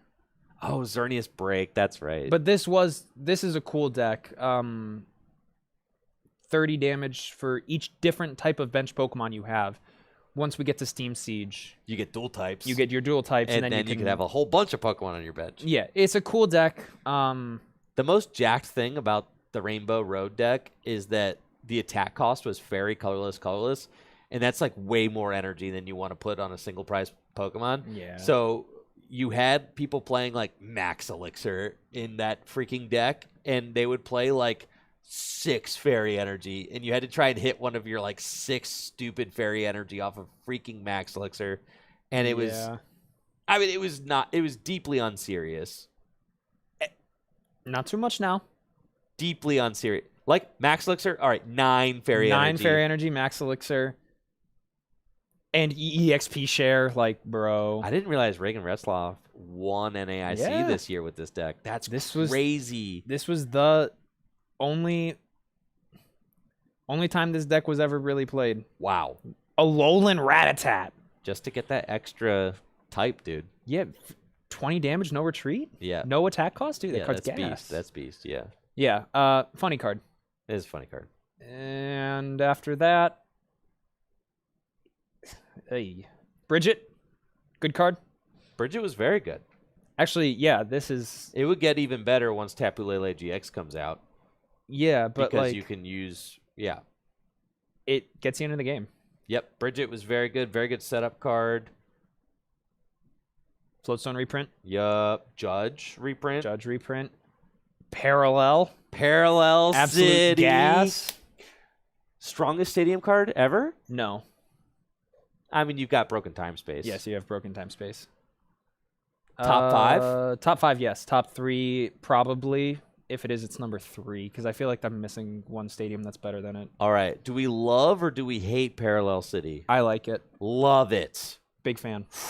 God. So good. So Parallel City is a really neat card because it's a dual-side stadium, which is something that they started doing during this time and haven't done since. The double-sided stadium, if you have to choose when you're putting it into play, you're choosing which way it sits on the table. And so the red side will face one player and the blue side will face the other player. If the red side is facing you, then any damage done by that player's grass, fire, or water Pokemon is reduced by 20. And if the blue side is facing you, then that player can't have more than 3 Pokemon on their bench, and they have to discard down to 3 if they have more than 3. This card was obviously a check for the Rayquaza decks, because the Rayquaza decks could go very wide with Skyfield, and then being able to just slam a parallel down could bring them all the way back down to a 3 bench, which is very good. Yeah, the card's really, really good. Reprinted Letter, reprinted Super Rod for the first time in a while. Yep. Town Map was like fine. Skyla got phased out at this point. There were so many better supporters to play. Yeah, we weren't Skyline anymore. Judge is back, but that's not really seeing any play either. Heavy Ball is just an option for decks with heavy guys. Fisherman, recover 4 basic energy from your discard pile. Buddy Buddy Rescue. Brother, this card is... that card saw some play. It saw a little bit of play. It did. All right, where are we thinking? I'm thinking that Breakthrough is to me, it's a standout XY set. That's not saying much. But it is going to say something about where it goes in relation to some of the other XY sets that we've put on here. I think it's B tier. Yeah, I think that's very fine. I think bottom of B tier. It's better than Dark Explorers. It's better than Dark Explorers, and that's it. Yeah, I think that's totally fine. Listen, when we're talking XY, it doesn't get much better than B, right? Like, that's okay. I mean, Phantom Forces. God, yeah. I don't know if I'd put... Yeah, Phantom Forces. Breakthrough is like... Dude, and then Breakpoint. Hello. I hate this set. Hello, Greninja fans. Nobody is raising their hand. Greninja Break. Dude, people love Greninja Break. I hate Greninja Break. People love Greninja Break, dude. This is the Greninja Break set. I was a Volcanion enjoyer. Embor EX? Come on now. I mean, if you're trying to make a low lights, we bring up cards like that. Yeah, like, I mean, if you're trying to make a low lights, we show off cards like that. This set is all low lights. Dude, no shot. Yes, it is. Manaphy is, like, passable. Greninja and Greninja Break. This card offends me. All we have to do, the whole deck, it's right here. This was a deck that people based their entire personalities around, and, like, it was that kind of deck where, like, people who played Greninja played nothing but Greninja. Yes. And they played it for, like, 3 straight years. And they loved every second of it. And guess what? This deck was evil. Greninja ended up getting top 8 at NAIC years later, too. It ended up getting second place at the World eighth place. 8th place, Alex Kreckler, 2017 NAIC. Second place, Worlds, 2016. I mean, let's just break it down. So, Greninja Break. If you want to tilt your head sideways. Head to this side. Once during your turn, before you attack, if this Pokemon is your active Pokemon, you may discard a water energy from your hand and put 6 damage counters on one of your opponent's Pokemon. Dude, literally no new ideas, man. There are just no new ideas, because this is exactly what they did on Mega Greninja, right? Mega Greninja and they did it with the attack, too. Literally, it's no new ideas, bro.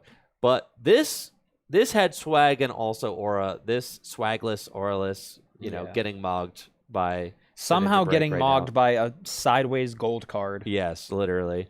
And then you've got Shadow Stitching Greninja, which is the primary one that you would evolve up into Greninja Break. And so Greninja Break gives you an HP buff, and then it retains all of the attacks and retreat and all that from the original card. So you'd have Greninja. Greninja's got 130 hit points, Shadow Stitching attack, 40 damage, ability locks for a turn, and then Moonlight Slash, 1 energy, could do 60 plus 20 if you want to bounce it back to your hand. Most of the time you were just using Shadow Stitching. Very occasionally you would break the ability lock to Moonlight Slash, but not unless you were like winning the game probably. And Free Retreat, by the way. Free Retreat Why not? Is amazing because you want to be able to pivot that Greninja Break to into use other multiple Greninja Breaks. shurikens. Yes. And let's make it what really makes the whole deck work. Yeah, let's make the deck really easy to, get into play and give the Frogadier one of the best attacks on printed. a set of Pokemon, yeah. Yeah. search your deck for 3 Frogadier and put them on the bench. Yep. So what this allowed you to do is it allowed you to put down like a Froakie or two, and then you'd evolve one of them up into Frogadier and use water duplicates, and then you would still have. It allowed you to almost have like more than a 4/4/4 line of Greninja. You were never worried about running out of Greninja in the single prize deck. Exactly. You would get away with 1 Super Rod and you're chilling. And then another thing that helped was the Splash Energy. Oh my gosh. Because Splash Energy is a special energy that makes it so that when the water Pokemon's attached to you gets knocked out, it comes back to your hand. So you're playing this single prize Greninja deck, and if your opponent does manage to knock out one of these Greninja breaks, the whole break line comes back to your hand, and then you just go ding, ding, ding, ding, and just lay it right back down, and we're doing it again, right? And that's all because of the Splash Energy. It's because of the way that the water duplicates works. I mean, the whole deck just sets up wonderfully. Even the Froakie bubble will get in there to slow the game down, which is what you wanted, because Greninja Break is effectively like a stage 3, right? I mean, you've got stage 1, stage 2, and then this is an additional evolution on top of the stage 2, so it did take a while to get it into play. But at the end of the game, the way that this deck worked is that your opponent would go up a few prizes, taking easy knockouts on like Froakies, Frogadiers, and then you would start to use N, limit your opponent to like a lower hand size, keep using Shadow Stitching with your Greninja Breaks, keep using Water Shuriken, and eventually you would take some big consequential knockouts while continuing to hammer your opponent with N and Ability Lock. Under Ability Lock, your opponent can't use Shaman set up to refill their hand size, and eventually they start dead drawing while you take big knockouts, and you can win the game. So I'm having wartime flashbacks right now. You saying all of these words. Garbotoxin, bringing it back, y'all. This was like fine. Such a crazy like reprint because it wasn't an exact reprint. They changed it just ever so slightly, but basically they just brought Garbodor back.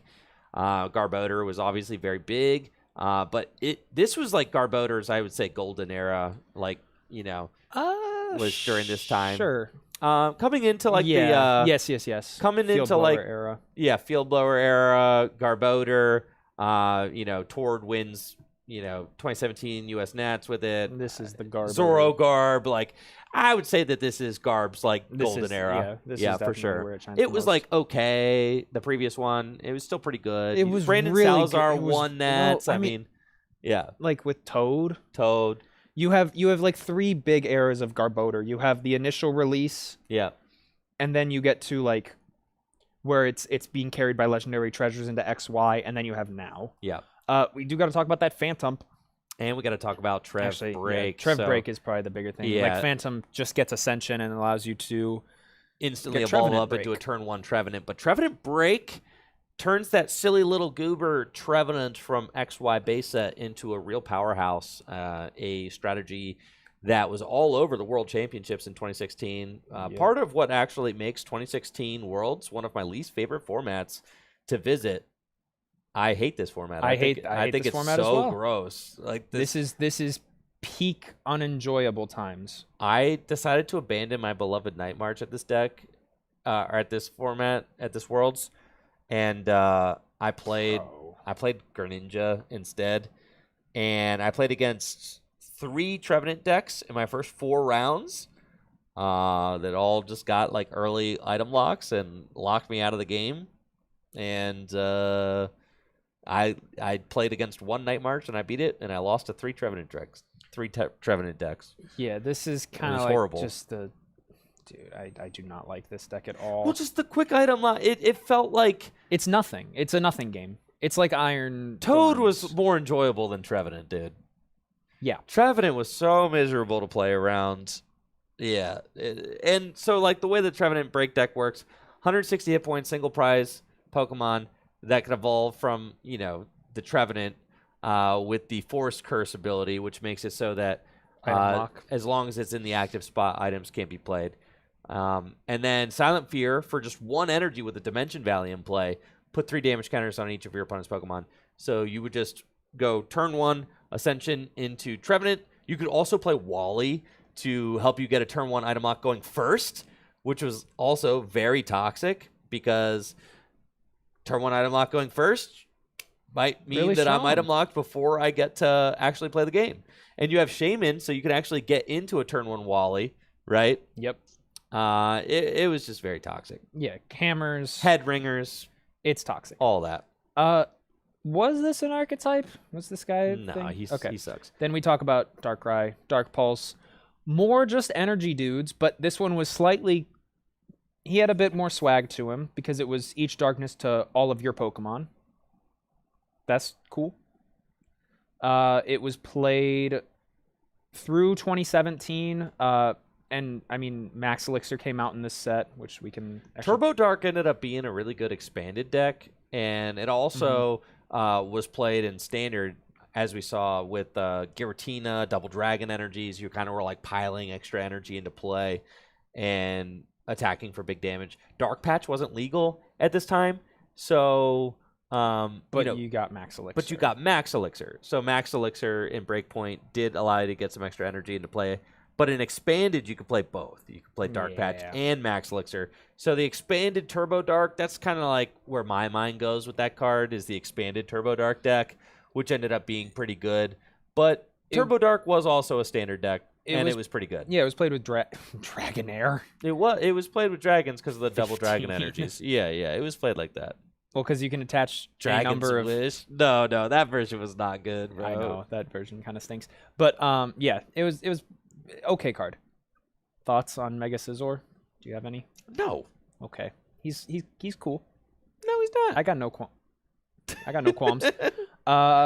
Nope, that card stunk. This card stinks. Fury Belt. Fighting Fury Belt. Baller card. Yeah. 40 HP, 10 more. Yeah, plus 40 hit points for basic Pokemon, plus 10 damage for basic Pokemon. It always confused me, like, why do they print these cards that just buff basic Pokemon? I don't know. Like, shouldn't you get rewarded for evolving Pokemon? Instead, it seems like they reward people for not evolving their Pokemon.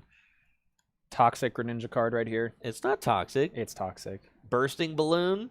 If you're knocked out, play 6, and it gets discarded at the end of the turn, so that helped to or if you get damaged. Yep.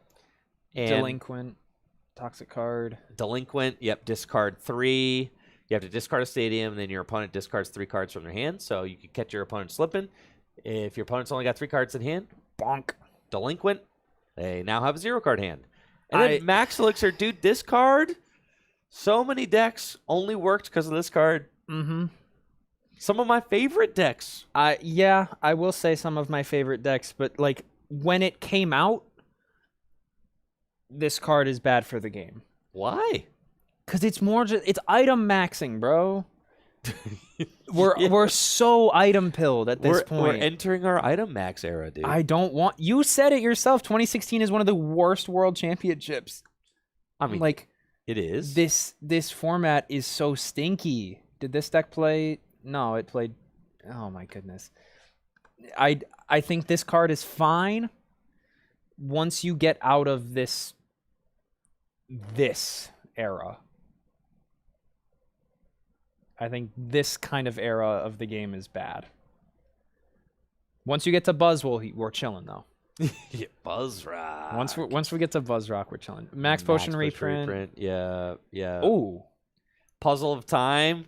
Okay. This card's interesting. It's actually terrible for the game. Zoroark loves this guy. Dude, this card, look at the power level of this card. They would never print something like this again. No. Even the first effect is like not bad. No, it's not. Puzzle of Time is one of those like you can play 2 at the same time type cards. And if you play 2, you get to put 2 cards from your discard pile back into your hand. Yeah, nowadays... Insanity. Nowadays, like I guess, it's what the tome? The tome is like the kind of 2 for an effect card that exists in Standard now, and people are playing that with Zoroark. Discard is but ridiculous. Any 2 cards... And Splash Energy. Like, this card stinks. We didn't talk about Manaphy. This was a card for, like... Fringe water decks, just gave you free retreat. Yeah, there ended up being this Seismitoad deck that was like a water toolbox deck, and you could actually grenade hammer in that deck, which was funny because previously with Seismitoad, you were never announcing grenade hammer, but then there ended up being this deck that where you would kind of grenade hammer sometimes. The Espeon EX also was a big deal because there were spread strategies, and you could use Miraculous Shine, which was a 1 energy attack that devolved your opponent's Pokemon. So that was good in spread decks. But yeah, I mean, I have very strong opinions Breakpoint, on where this set goes. we got Trevenant and we got Greninja. Where are we putting Breakpoint, dude? Oh, F? Yep. F tier. I am wildly offended by everything in this set. Hello? Dude, you gotta click left click. I'm left clicking. You're right clicking. I can tell by This is left. you're clicking something that you ought not to be, whether it's the side or Oh, whatever. it might be this. I don't know. Regardless, this set is F tier. F Do you have tier. qualms? Nah, man, I'm gonna let it lie. Yeah. I think we need more F tier sets. Embor EX. What are these cards? Like this, a shiny mega. He sucks. He's so bad. He's horrible. I hate this card. I hate this card. Like There aren't. I mean, there's not a lot of. What we got Garbodor, we got dude. Garbodor though. We got Garbodor though. And Greninja. I don't care. This card offends me. This card offends me. I am actively offended by like more than half of the playable cards in this. Hold on. No, Max Elixir. Oh yeah, you're being a hater, bro. No, Max Elixir is bad for the game. No. Not E F tier. E tier at the most. Dude, it's gotta be D tier. Don't you dare. Don't you dare put Roaring that. Skies. All right, fine. We'll put it right behind Roaring Skies. Yeah, dude. There's way more going on than in all this stuff. This feels like we got some Volcanion bias. Yeah, there is some Volcanion bias. I was so many just non-games. Wait, because where was that's- Volcanion? Oh, it's in the next. It's in the next set, but like I was a Volcanion player. Yeah. Oh, yeah. I didn't realize you were a Volcanion player. Your opinion's pretty much moot on this then. The rest of the set is just toxic outside of Garbodor, which you Garbodor could is even sweet. argue is toxic. Dude, Greninja, E tier. sweet. He's not sweet. It's not sweet. Greninja is sweet. You're so mad, dude. This I dude hate lost that to Greninja deck. way too many times. I hate that deck. I have 3 separate Greninja decks built across 3 different formats. Yeah, that's what I'm saying. And yet Breakpoint is an E tier. I can't believe Yes, it. this set sucks. Yeah, dude, I can't. Chat saying F. Chat saying F? I've seen No. some, like, I don't like this set. Dude, all right. Well, he's an E tier. He's been saved. E tier is fine. Okay. This is an offensive set, though. All right. Dude, Max Elixir? Bad card for the game. All right, Puzzle of Time was not great. Splash Energy, Delinquent. Flash Energy is a good card. Turbo Trevenant. Dark. Trevenant Phantom. Turbo Dark. No, that does not save you from how Turbo much. Dark. Yo, there's stuff of note in here, though. Just imagine how it looks sitting here. Fine, put it there. Put it there. I guess it's less offensive than Shaman EX. That's what I'm saying. Fine, put it one above Roaring Skies. Keep it in E tier. I don't care. I'm a hater. Keep it in E. Keep it in E tier. I hate this set. All right, fine. This set is horrible. You're such a hater. I am. This set is actively horrible. Kami Mothman in the chat says, as a lifelong Greninja breakhead, it's S. That's It's what I'm not. saying. Like, dude, what if you were a Greninja break user, then you would understand that this is actually the best set I ever. have played Greninja before. Yes, and but you don't appreciate it. no, You don't appreciate it for what it is. it's hard to appreciate it. It's not. It's an evil card. What do we got? What's next on the chopping block? It's Generation. Generations. I guess that was a Generations- real set. Is Generations a real set? Pull it up. Do you know what GEN. Is it just GEN? Yeah. Generations. That's a new Mega Venusaur. That's 20th anniversary set ish, right? They kind wait, of no, released this was they released Generations and Evolutions as kind of like a 20th anniversary celebration thing. There were some real cards in this set. There were absolutely real cards in this set. Riley was asking, can we demote Furious Fist while we're... No, absolutely not. Don Fan gets... Oh, my gosh. Don Fan does save... Don Fan and Strong Energy kind of save strong that set. energy. No, Furious Fist just buffs turns Don Fan into a real deck. Don Fan cannot Turns be Landorus the thing into that... a real deck. Don Fan... I'm fine with... I'm still chill with it in D tier. And I don't think Seismitoad is as egregious for the game as some say. This set gave us a lot of swag and sauce, though. Generations? Yes. Jolteon. You've got this Jolteon. Flash Ray Jolteon. Which was played in like Violet Plume decks because you could use Flash Ray to make it so that your opponent's basic Pokemon couldn't damage this thing. And then you would item lock with Violet Plume and just make it really hard for your opponent to do anything. That was a thing. I feel like that Fine Dice Articuno was played. Am I trolling? Yes, you're trolling. Okay. It reprinted Bat. He's fun.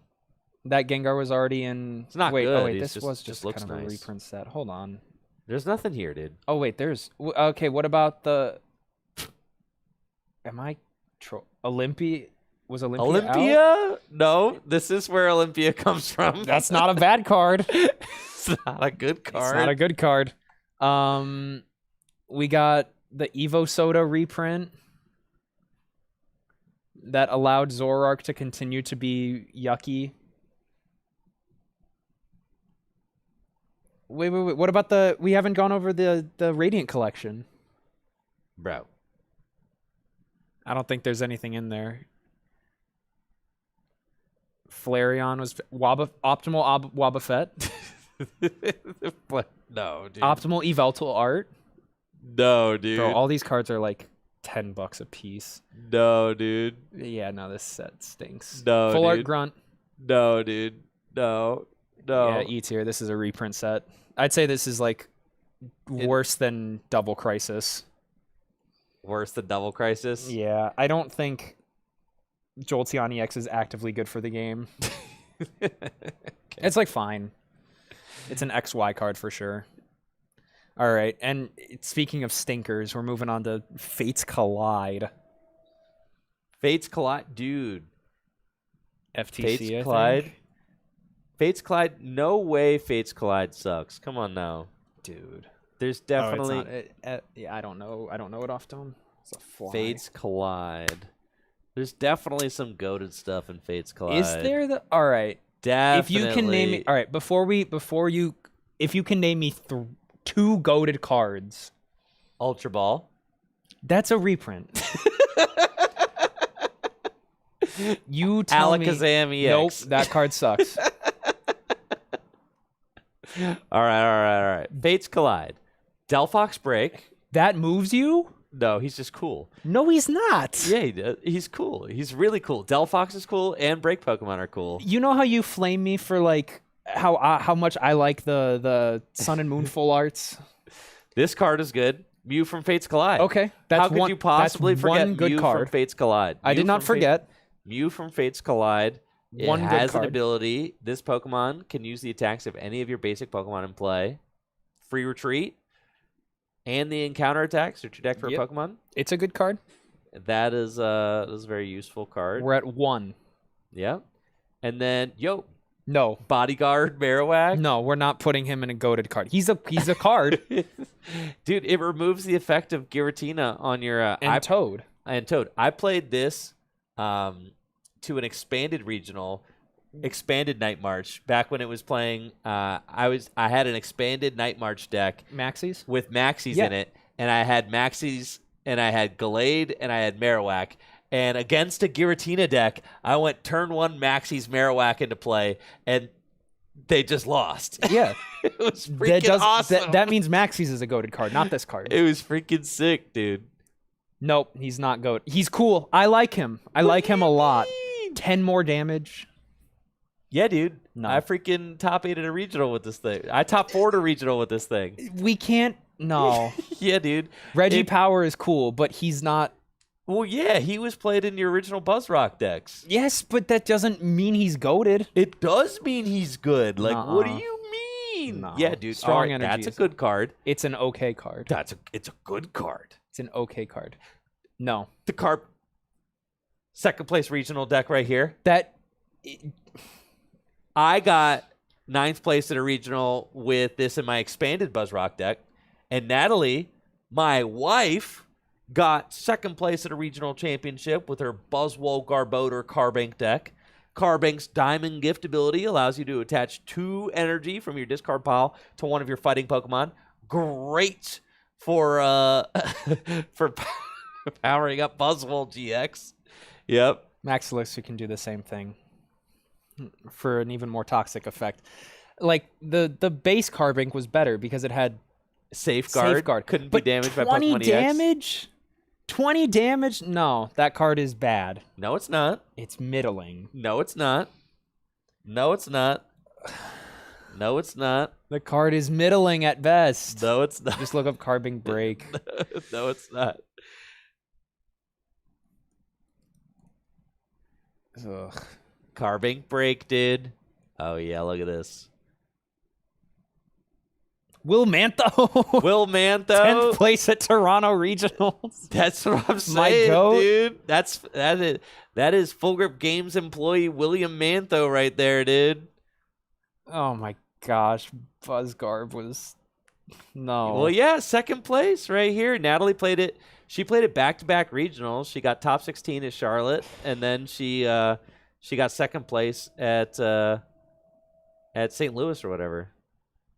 Or Collinsville. Yep, Natalie.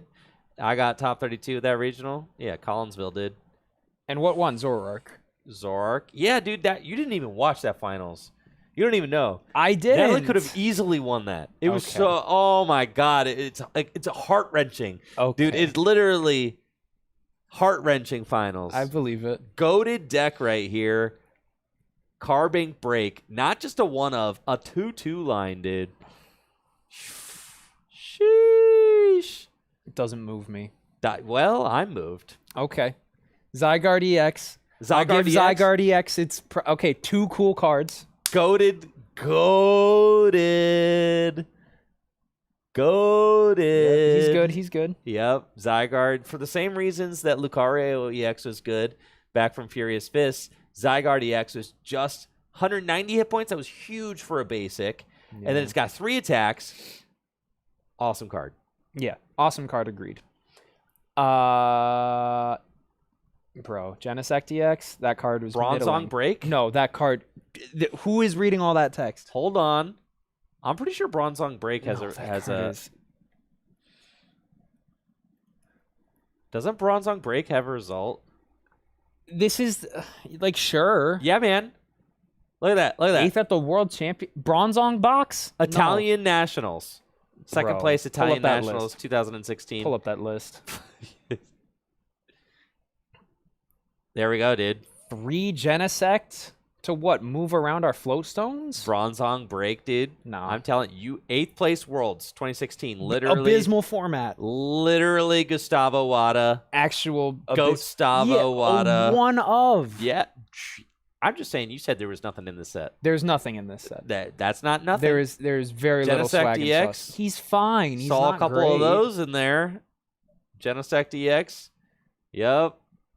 Saw a couple of those. He moves tools. Top 8 World Championship card right there. That doesn't. Yep. He puts tools wherever you want to go. That's pretty cool. Meowth. I played this card. I literally. All right, I had this like Decidueye Vileplume deck. I was playing this in my Decidueye Vileplume deck. Bro. Because you could get a turn 1 Decidueye GX. And yeah. then snipe 70 Yeah, or something. Sure.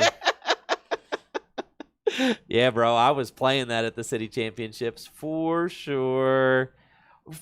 World Championship winning card. What? This card sucks. This card is horrible. Literally the 110 world. for 3 and snipe 50. It was good because it beat Greninja.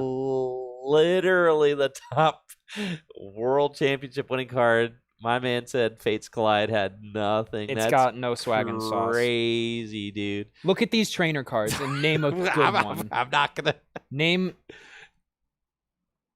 N reprint and is reprint. it. N reprint is all you get. Ultra Ball, That double colorless, strong energy reprint, double colorless reprint, the pink one. Ultra Ball, pink Rocket one gets cleared by Team Rocket's handiwork. Evolutions. That card is bad. It's not a bad card. It's got a good full art. It sees play. This set is D tier. Rocket's handiwork. And Yep. Mega Catcher. Energy pouch.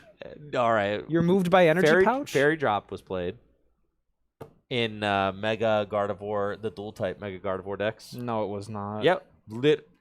All right. Pull up right. the All right. the All right. Just wants to be proven wrong. Like, okay.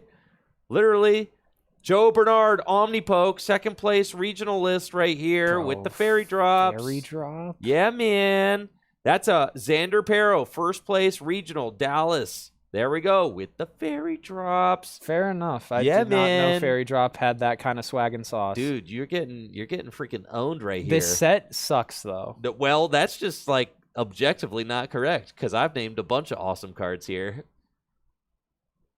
Yup. There is Mew, there is N, there is Zygarde. Carbink is like fine. Fates Collide. That's looking like a C tier set to me. Bottom of C tier. Yeah. It cannot be better than Dragon's Exalted. It's better than Flashfire. Probably better than Neo Revelation. Is not better than Dragon's Exalted. Yeah, boy. All right. See, that wasn't so bad. See, I guess comparatively, this is one of the better XY sets somehow. That's what I'm saying. Somehow, this is one of the better XY sets. Literally what I'm saying, It's dude. ridiculous, That's man. what I'm saying. You were being a Fates Collide hater. I am a Fates Collide hater. No, and I know because it's got such a unique set symbol, and I know I've seen that set symbol on like tons of cards. Yeah. Yeah, that I play. So there's lots Every of set has playable cards. That's just simply not true. Consult the list. Those are all cards in each of these sets got played. All right. So up next, Steam Siege. All right. I won't let my Volcanion STS. I won't let my Volcanion love blind me because I understand that this set it's an XY set.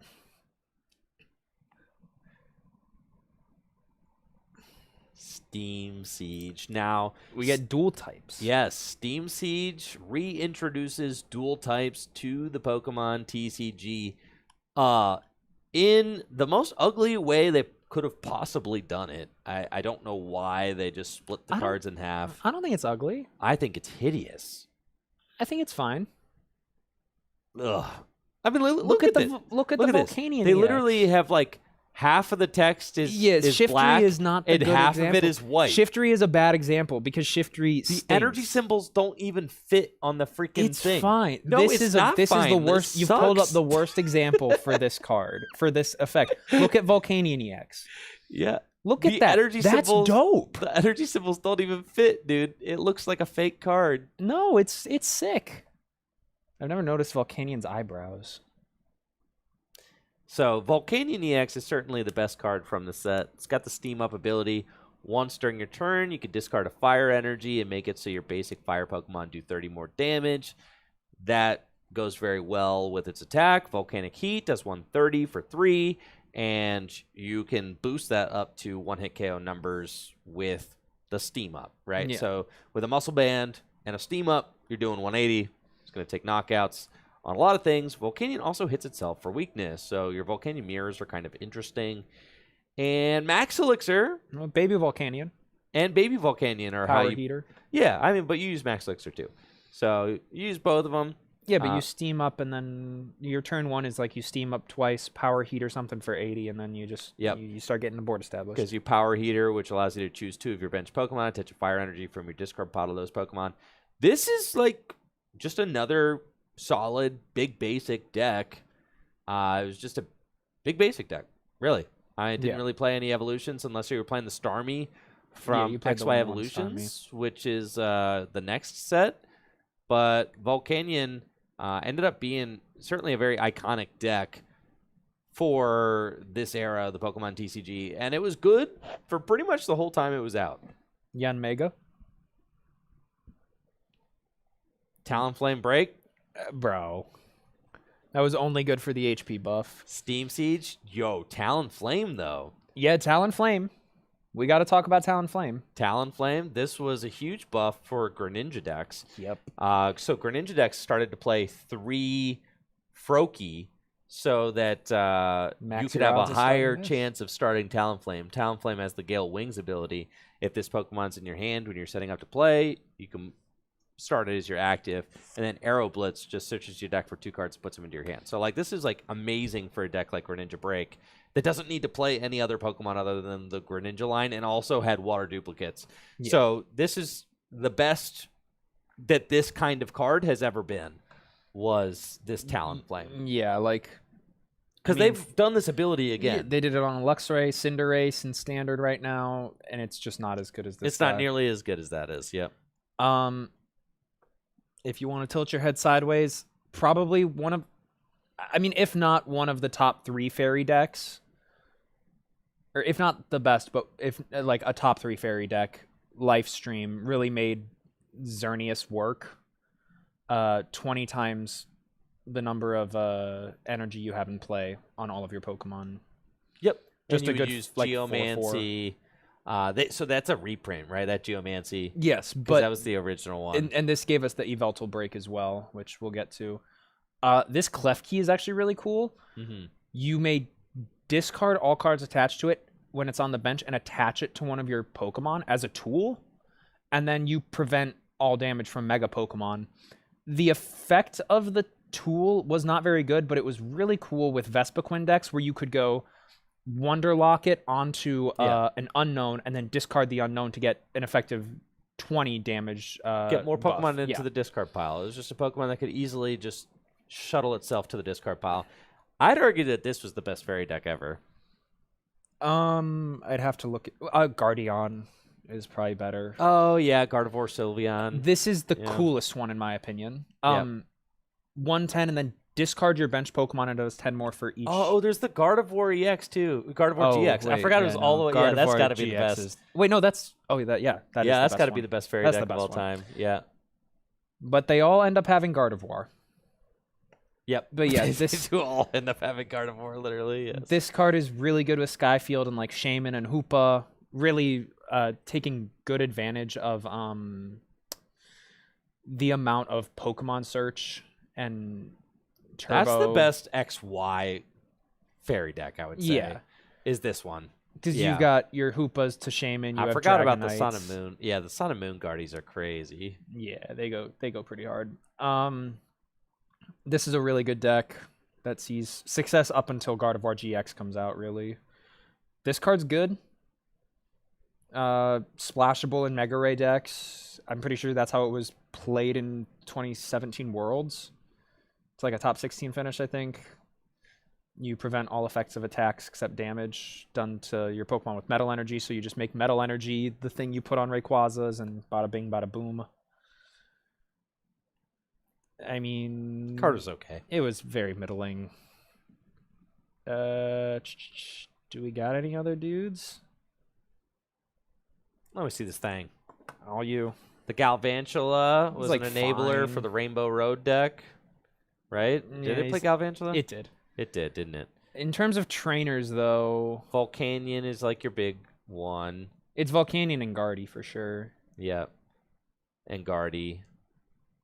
And then trainers. Ninja Boy, captivating Pokemon Ranger. You've got special Ranger. charge. Ranger was big because it could allow you to remove item lock, or Giratina's Chaos Wheel. One of the most confusing cards they've ever printed. Mm-hmm.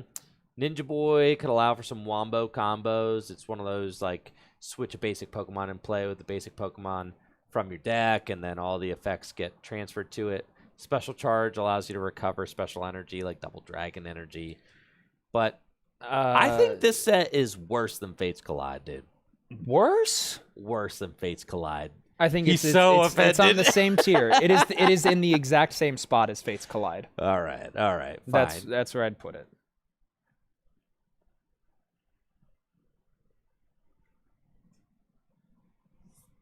That's fine.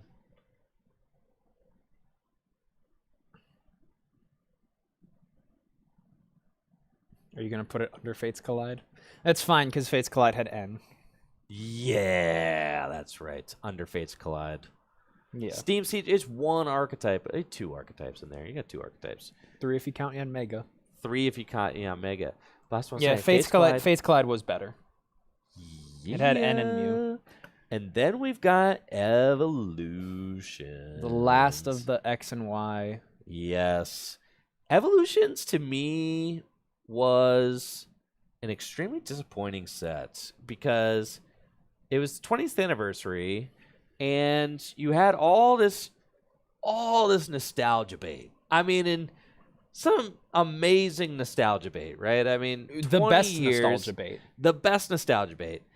I actually still use XY Evolution's energies in my deck my decks, like my standard decks, because they're my favorite energies because they have the consistency of the modern cards, but they have the look of the old cards. I really like that.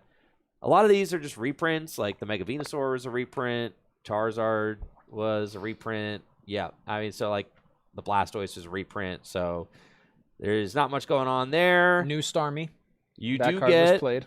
You do get a new Starmie. This was played in Volcanion and allows you to get energy back from your discard pile to your hand. So you would use that so that you could steam up over and over. Yep, that was one of the 2 playable cards out of this set. Yep. Mewtwo. You would play this with your Mega Mewtwo decks because it was the new optimal. No, the baby Mewtwo. Huh? Yeah, but you would play this with your Mega Mewtwo decks too Sure. because it was like the optimal. You could go energy absorption turn 1 instead of nothing. Yeah. But the Psychic Mewtwo. But yes, this one was a counter for Buzzwole decks Buzz. eventually. Yep. Once Buzzwole became popular, that would be a thing. You've got I'm pretty sure this Clefairy did more than it ever should have. It expanded format. Expanded sauce. Yeah. Dragonite EX is okay. This Rattata was the only tool removal for a minute. Oh my gosh, you're right. I know. The poverty know. times. Dragonite EX? It's okay. You 2 basics from your discard to your hand when you play it. So this is definitely the best card in the set. Yeah. It's better than Brock's Grit. Yep. Because Brock's Grid is your best supporter. Shuffle up to 6 in any combination of basic energy and Pokemon from your discard pile back into the deck.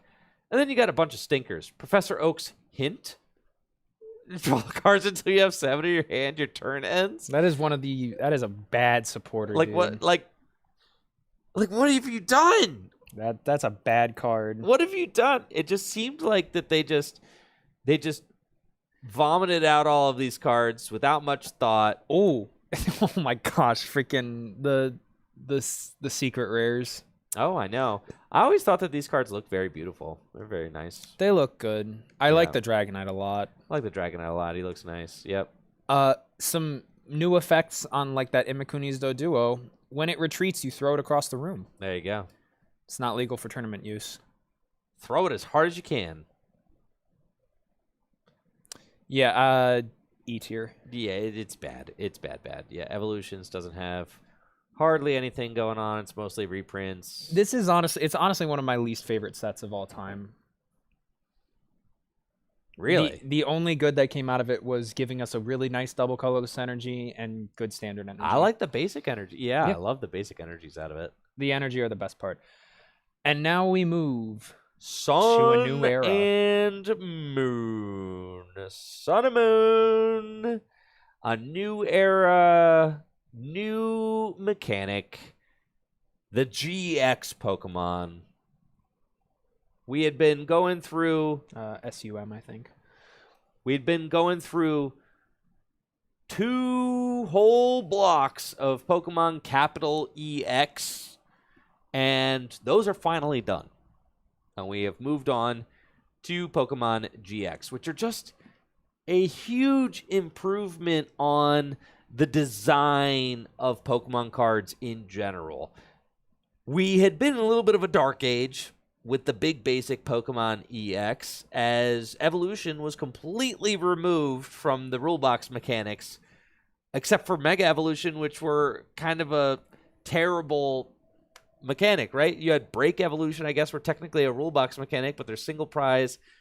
Yeah, so like the Break, I like the Break Pokemon card design, but they didn't have to do with the two prizers. The two prizers had been just wrapped up in the capital EX mechanic for the last couple of years and largely weren't evolving unless it was Mega Evolving, which was problematic.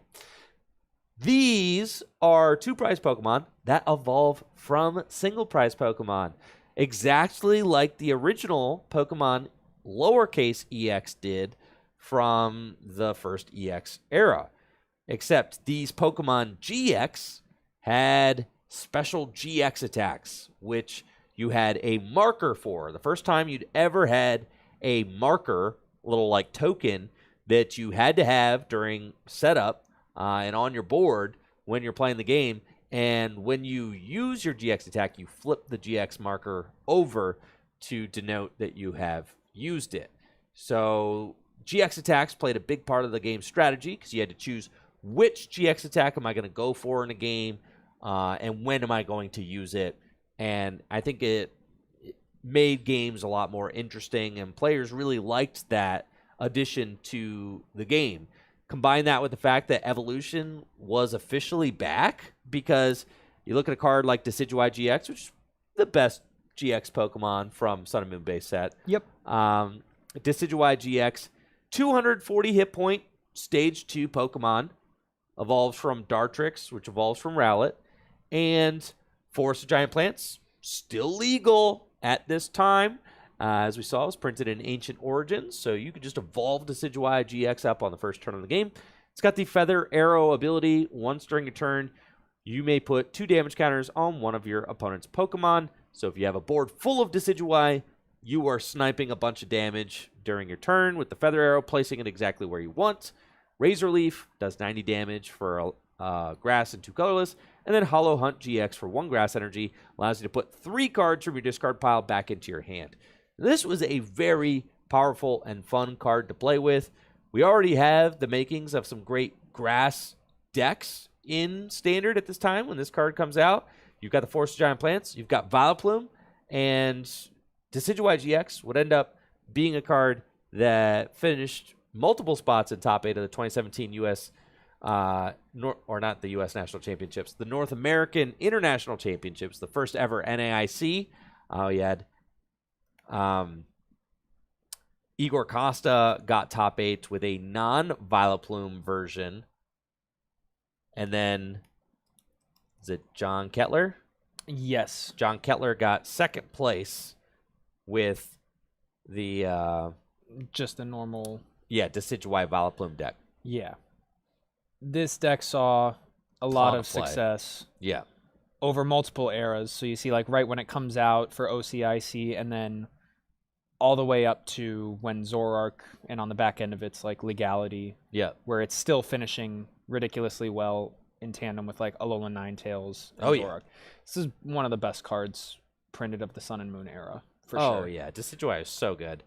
Yeah. And it's just a well-rounded card. A really well-designed card. In 240 hit points, it felt like 240 hit points was such a respectable amount of HP for the Stage 2 GXs to have. Yeah. Because we kind of saw the Mega Pokemon. They were like these bloated EXs. 220, 230? 220, 230, right? But they weren't Stage 2s. They were Stage 1s, and they evolved from big Pokemon EX. So to have a Stage 2 be at that 240 threshold felt fair, and you had to either rare candy it, or you had to evolve it twice, or use Forest of Giant Plants. So there was a lot of work involved in getting that, and it didn't feel like it was like this astronomical number, because the basic Pokemon GX and the basic Pokemon capital EX had about 180, 190 hit points, maybe 170. So this is only 60 more HP than that, right? But you compare that to your modern day Pokemon lowercase EX, which will have 300 plus HP, and then the basic Pokemon EX have what, 220, 230 at a push. So you're like, the gap has widened significantly, yeah, in the HP totals. Yep. Yeah, this in my opinion was kind of the sweet spot where like the basics sat around like anywhere between 160 and 180. The stage ones were 190 to 210, 220, and then stage twos were up to 240 or 250. Another thing that I really like about this is that 240 is just not that far away from like a non-rule box stage 2, right? So like it's about 100 more HP than a non-rule box stage 2, but now you've got your rule box stage 2s have about like close to 200 more HP, right? Which is just insanity. I mean, it's insanity, right? Yeah. It's so like the gap just keeps getting wider. But this really felt like it was very intelligent card design. Yes, this is widely considered to be like the golden age of modern Pokemon, and for sure. good reason. I mean, even though Sun and Moon a little slow to get out of the gates with some of like the card design, like Lurantis was never really good, Incineroar, Lapras was fringe. Saw some play. There was a quad Lapras deck. There was a quad Lapras deck. It's hold on. What regional? Yeah, top 8 at a regional. Yeah. Like none of these cards are super strong. No. Vikavolt good. Heck yeah, that Vikavolt is good. Like Alolan Muck is good. This is when they just peaked with card design, I think. Like no basic abilities. This is probably the second best, if not third, if we count Tauros as being good. But like Divide is a really good GX attack. Spread 10 damage counters. Oh yeah. This was an archetype with Garbodor. Yeah, Garbodor.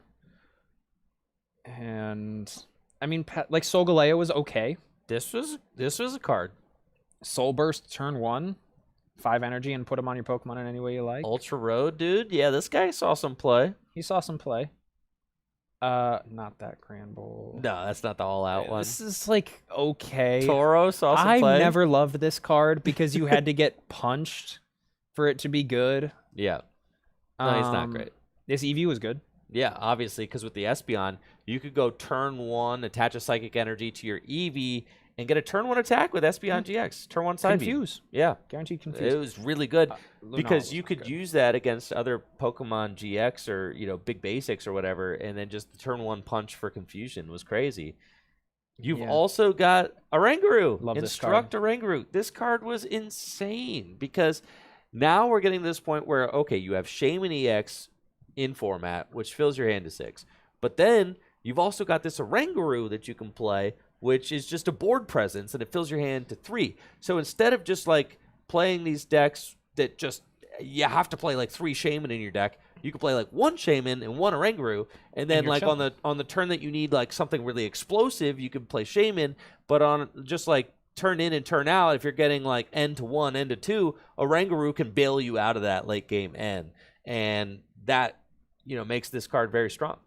Yeah, they realized that a Pokemon that you put on your board for the entire time is better than, like Shamans where you play 4 in a turn. Exactly. And an omnipresent Pokemon is better overall. In terms of trainers, most were reprints that were good. Lily. Yeah. Great card for a while. Draw until you have 6. If it's the first turn, you draw until you have 8. And you could support her turn 1 going first back then. Mm-hmm. So that was a really big deal because a lot of decks could just start by, filling the hand to 8. Professor Kukui and Nest Ball. Yeah, both big ones. Yes, these are both huge. Nest Ball was your now like premier basic search. Yep. Coming off of an era where big basics were kind of the big thing. Now we're moving into where you're going to be nest balling more for like your little 60 HP dudes to eventually be evolved up. Rare Candy reprint. But then Kukui was good. Draw 2, 20 more damage. Especially in a format with Verseeker, just being able to pull it out like on the turn that you want it. That's super useful. Timer Ball. I hate this card. Flip 2 coins. For each heads, get an evolution Pokemon. Yup. Ultra Ball, DCE, Rainbow Energy. One thing I want to talk about this. You flame me for liking these cards. Because they're gross. So these scans don't have the texture. I know. I think that's a big part of why these look gross. They are. You ever seen one IRL, dude? Yes, they look great. Disagree. They look amazing. Okay. Oh, and then we get some like... I think that the best full arts... I mean, okay. They're black and... Okay, we're going on this tangent. Dude, you got us there. I know. Okay? I know. You're telling me we just looked We at... did. We just looked at... Black and white full arts are the best. Yes. Just look at that. Now, both are missing their textures, obviously, okay? But, man, you can't tell me. That's crazy, dude. The difference in full art between this and this, that's crazy. They're good. That's good. Crazy, dude. That's crazy. With the texture, it's good. That's crazy, It's dude. like fine. Look at Caldeo EX, dude. This is such a beautiful full art. And then you get like Lapras. Lapras is not a good example of this. That's a great Lapras example. is a horrible example. Lapras GX. I'm just saying they used to care. They used to care, bro. Then somewhere along the line, There's they stopped caring, bro. something nice and minimalistic about it for my brain, with just all of the types having the same Well, background. I have an advanced brain that likes the... Okay, buddy. Okay, pal. I like them. Okay. They've got a special place in my heart. Lapras is a horrible example, man. God, I think they're so hideous. I think they're fine. That's a good card. That's a control card, yeah. Discard 2 energy from your opponent's hand. Yeah. That's good. So, This Sun and set's Moon base, the set, it doesn't have... Ooh, we got Umbreon GX. It's a pretty good card. Umbreon GX, Espeon GX... You've got Decidueye GX. Decidueye's the carrier. Alolan Muck ends up being very good in Espeon's Zoroark fine. decks. Vikavolt fine. Vikavolt ends up seeing play with Rayquaza GX eventually. Lapras is a deck. High C tier. I think, dude. Maybe B. I think Sun and Moon, you got to put it in B just because of bottom the of GX. B then. Because of the GX. We're got to put it above Dark Explorers. Sure. Okay. I think it's right below up next to Ruby and Sapphire. below Dragon Frontiers. Below Dragon Frontiers. Ruby and Sapphire is another intro set. Introduced a great mechanic, but didn't do it as good as everything. I would put it like above Ruby and Sapphire, dude. Okay. I can be convinced. Because Ruby and Sapphire introduced a new mechanic, but arguably didn't even do it as good as freaking Sun and Moon did. No, but it overhauled the game. That's the reason Ruby and Sapphire is so good. Overhauled the game? Yeah, this overhauled the game too in a way. It changed direction. Yeah, that's important. It's really important. That's fine right there. So I'm saying, all right, what if it's better than Triumphant? Sure, dude? I don't feel super strongly about Triumphant. All right, what if it's better than Crystal Guardians? All right, what if it's better than Plasma Storm? No, it's not better than Plasma Storm. You could say it's better than Crystal Guardians, maybe, but the trainers in Crystal Guardians are ridiculously good. All right, fine. I think this is a nice home for it right here. Okay, sure. Yeah, I worked its way up. Sure. There we go. Now we get to... Sheesh. Guardians Rising. Oh, baby. A set that does a lot for the game and adds, good GXs and stuff. Yeah, this set's pretty gas. Guardians Rising. We've got Turtonator GX.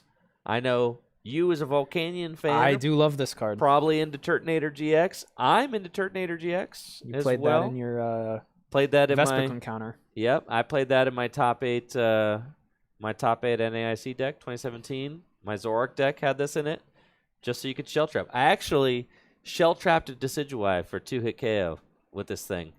I had a choice band on it. Hit Decidueye for 100. Following turn, Kukui hit Decidueye for 140. Yeah, that was crazy. Alolan Vulpix. Alolan Ninetales GX and Alolan Vulpix.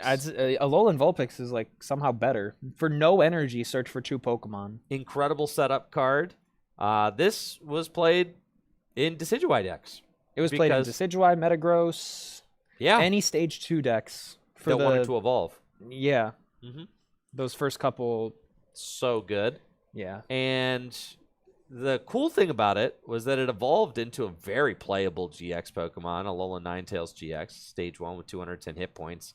Ice Blade does 50 to 1, and then Blizzard Edge can do 160, discard 2. This had some natural synergy with Decidueye GX. Yes, because Ice Blade, 50 to 1, with the Feather Arrow, you're starting to hit some really significant numbers there. Yeah. Other dudes. The Wishy-Washy's kind of stinky. Tapu Koko solid. GX ends up being really good with the Pika ROM support that comes down the line. There's a Mega Ray card as well for a bit. This is like the card of the set. Trashalanche Garbodor. This and your Tapu Lele GX are like the two most important cards. But Trashalanche did kind of completely upend standard format and the game. It's a 1 energy attack, does 20 damage for each item card in your opponent's discard pile. And we had mentioned how things started getting very item heavy right around Phantom Forces, right? And so the game was like very turboed up, and players could just like grind to the bottom of the deck very easily by just going Shaman, Trainer's Mail, Versus Seeker, Battle Compressor, all that, right?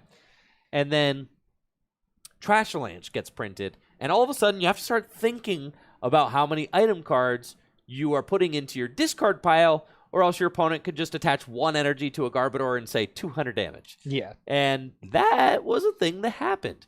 And the push and pull between Garbodor and how many items were in your deck made this one of the most interesting formats of the modern era, in my opinion, because it not only made you think about your deck building, it made you think about your in-game navigation, and it put single prize Pokemon on the map. All of a sudden, single prize Pokemon were real threats to bigger GX Pokemon, and the power level of Garbodor helped to make that a thing. Yeah. You could also play Garbodor with the Breakpoint Garbodor with the Garbotoxin ability, and that strategy ended up being so good that Tord was able to win his first International Championships, NAIC 2017, with that strategy.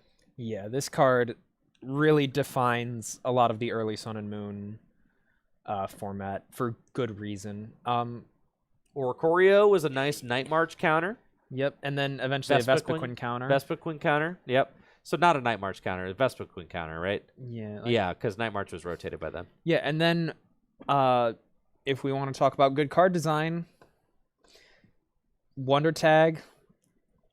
I mean, on paper, you're like, whoa, 170 as the jump from 90 on Jirachi, but it's pretty okay. Even though there's no weakness and you give this thing X-Ball, it's not affected by weakness or resistance. This card is actually ridiculously balanced. It's crazy because we talked about how game-breaking, earth-shattering Mewtwo EX was. This card has the same hit point total and the same attack as Mewtwo EX, right? And it's got no weakness, which is crazy. Mm-hmm. But things had changed in all of those years. Mewtwo EX eventually got power crept and stopped seeing play. So now you basically give Tapu Lele one of the best support, kind of concepts with the Wonder Tag ability, and you put like a very usable attack on it. It's not the kind of attack, you're not building a deck around Energy Drive right now. No. But it's not with bad. double colorless energy in the format, you certainly attack with Energy Drive sometimes. If the Tapu Lele is already in the deck, which it is, for the Wonder Tag ability, and if it's sitting on your bench, which it's going to be because you use the Wonder Tag ability, sometimes you're going to end up using Energy Drive, and it was very cool to be able to do that, to just have like a bench sitter that wasn't just dead weight. Right? Yeah. Like he could actually finish off a 2-hit KO when you needed to and things like that. Yeah, I think actually this comment makes a very good point. A format based around Lele as a go-to card with ability for consistency / getting more cards is much healthier than one based on Shaman, EX, or Uxie. I think that sums it up very nicely on why this card is very good. Delmise was like used in Metagross. Hey, this Pseudo Wudo was... It's a big expanded card. And standard. This was And like your standard, Mega Ray you're right. check. It was check to Mega Ray. Yep. Your opponent can't have more than 4 bench Pokemon. It's true. Bench Barrier Machoke.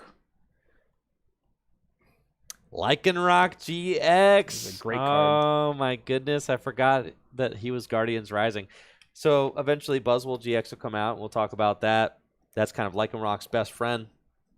But Lycanroc GX, extremely powerful Stage 1 Pokemon GX with a Bloodthirsty Eyes ability. Allows you to switch one of your opponent's bench Pokemon in the active spot when you evolve it. And then Dangerous Rogue GX does 50 damage for each of your opponent's bench Pokemon. So could ramp up to 200, 250, 300 damage very easily, especially with all the buffs that fighting Pokemon have available to them. Claw Slash was kind of like the consolation prize after you used Dangerous Rogue GX. Yeah, I mean, with the fighting buffs, it's okay. You know, you got Strong Energy and Choice Band and Regirock. You can maybe like poke 170. But allowing fighting decks to be aggressive and choose who they want to bring up, that's exactly the kind of thing that fighting decks want to be doing. We see that even today with Heave-Ho Catcher on Hariyama. Oh, yeah. Right? Like, these kinds of things are exactly what fighting decks want to be doing. They want to be targeting down who they want to, and they want to be hitting with precision with low maintenance attacks. Yeah, not having to use your supporter. It's really, really good. Metagross. This was kind of just a beat stick 2-prize deck that could facilitate itself with the Geotech system ability, which allows you to accelerate Psychic or Metal Energy to your active Pokemon. So what you would do is you would use this Metagross, do 150, 180 with a Choice Band, and then either you would retreat and Max Potion. Yep. And then just Geotech to the new Metagross. Yep. And then Algorithm GX set up your whole deck. 5 cards from your deck into your hand is really good. Even though you can get like punished by an N, the effect is still very, very strong. This card didn't see a lot of play. It did. It's a control deck, dude. Search for 3 cards, put them in your hand. Oh, and then Plea. It was a control deck. This was a whole control deck, and it was pretty popular, to be honest. You played the 4/4, you would Magical Ribbon turn 1, and then just go get hammers. That's because you evolved up into the Sylveon turn 1 and Magical Ribbon, yeah. Yeah. Uh-huh. Drampa GX, my goated. boy. 3 very good attacks. Yeah, 20 man. discard of Special Energy. Very good in a Special Energy dominant format. And then Berserk for 3 colorless, doing 150 just so long as you have a bench Pokemon with damage counters is really, really good. That's what we said. The Magma base was played from Double Crisis just to proc Drampa. I played that in my Zoroark deck, 2017 NAIC, and played just Drampa. Drampa and Zoroark was like kind of the deck for that 2017 NAIC. Drampa would eventually get like power crept. Drampa was also in the Garbodor deck that Tord won with. Drampa was like one of the best GX Pokemon at the time. It was very good. It was kind of like Drampa with Garbodor was good. Drampa with Zoroark was good. And then Espeon with Garbodor was really good. Those were kind of like some of the hottest decks at that event. Yeah. The Decidueye decks were also very good. But Drampa would eventually, kind of fall out of favor eventually. Yeah, it was so splashable in so many Garbodor decks. Like, I mean, we see Zoroark, Espeon, Banette, Necrozma. And its Big Wheel GX deck, just shuffle draw 10. So metal decks? It helped you to get started. It helped you to play the game. And getting to just play the game means that you have a chance to win. So having that consistency attack, go turn 1 Big Wheel GX into turn 2 Berserk maybe, it's really good. Yeah, this card, honestly, one of the best of the early Sun and Moon formats. Like, it's just so splashable in so many different archetypes. Then we get to trainers. You get, the altars were okay. Brooklet Hill. Search your deck for basic fighting or basic water Pokemon, so good for any strategy that involved those. Aqua Patch, good for water decks.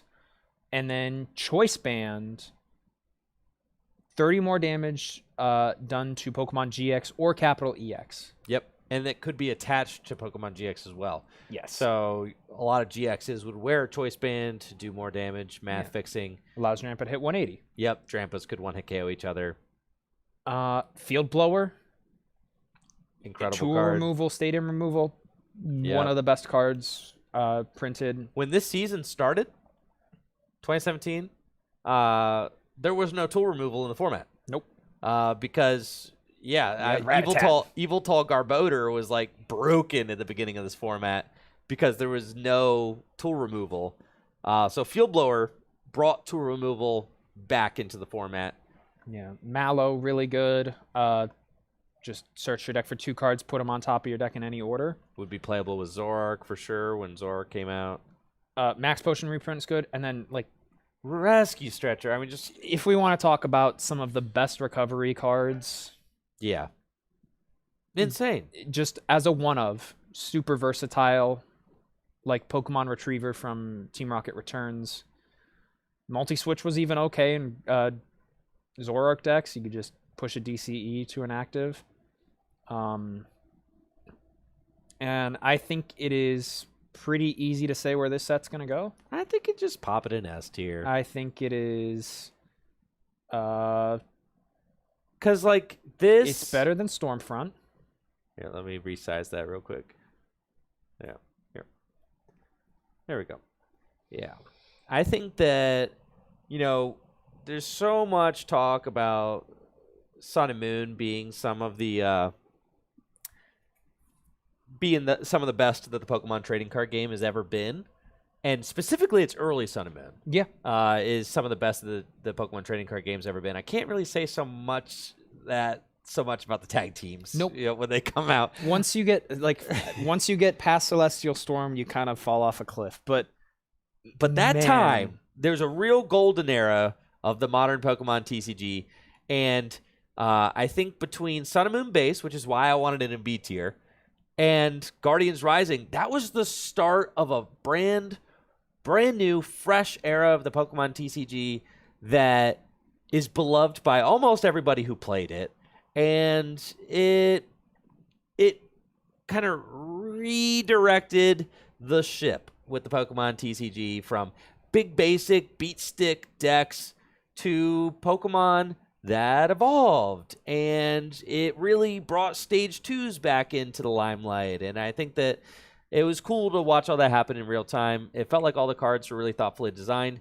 One of my favorite things about this format, which I consider to be one of the best formats of all time, it is the 2017 NAIC format. So this is before the World Championships. There's one more set that came out before the World Championships.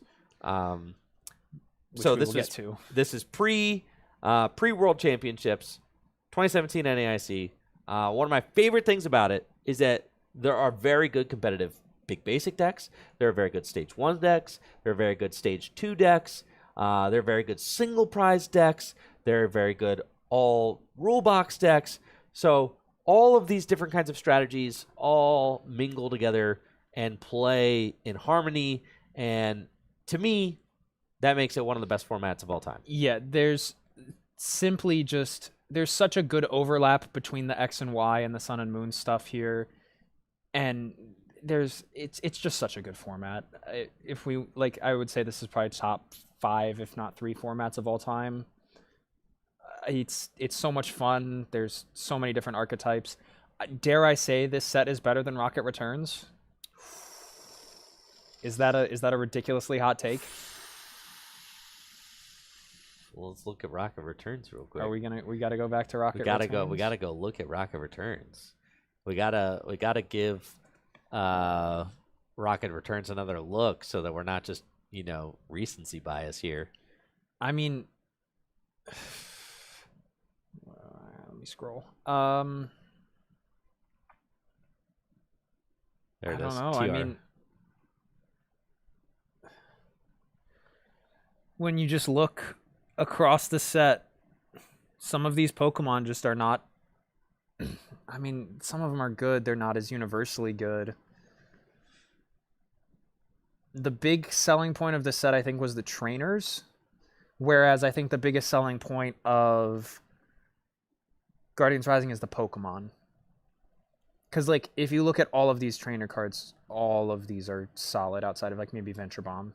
All right, I'm going to keep Rocket Returns at the number 1 spot because it did a lot of the stuff first. So That's a fair point. to me, it's like that. It did a lot of the stuff first. It did admin first, right? It did admin first, and that's, like, fine, but I think it's a big deal. I honestly think Guardians Rising does more for the game than Rocket Returns. Okay. You have good GX Pokemon across all 3 evolution points. You have a card that forces good gameplay and good deck building. You have a card that, like, I would say this is the perfect, like, Yeah. find your Pokemon. supporter. Yeah, perfect support Pokemon. You have a great aggressive card. Well, Guardians Rising is certainly a set that I would Choice be band. happy to have at the top of my list. I just want to double check our work and make sure that we're not like over glazing, you know?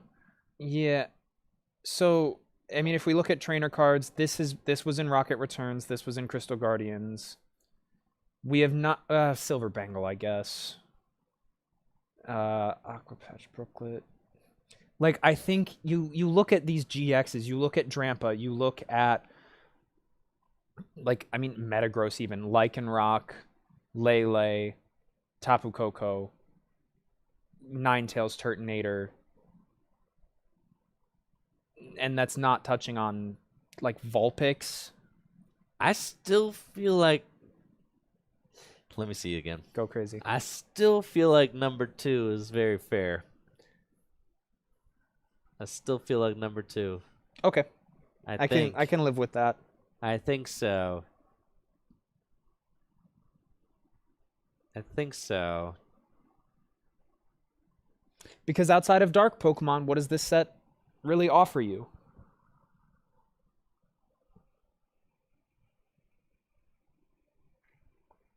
Well, the EX Pokemon are all. I mean, outside of Dark Pokemon, sure, right? Yeah. I mean, really, it's like Rocket Returns is kind of up there because you got POW and you got Admin. It's and you carried got by the trainer Swoop, cards. And you've got even things like Rocket's Tricky Gym and the R Time Energy. Machine, R and Energy. And the EX Pokemon.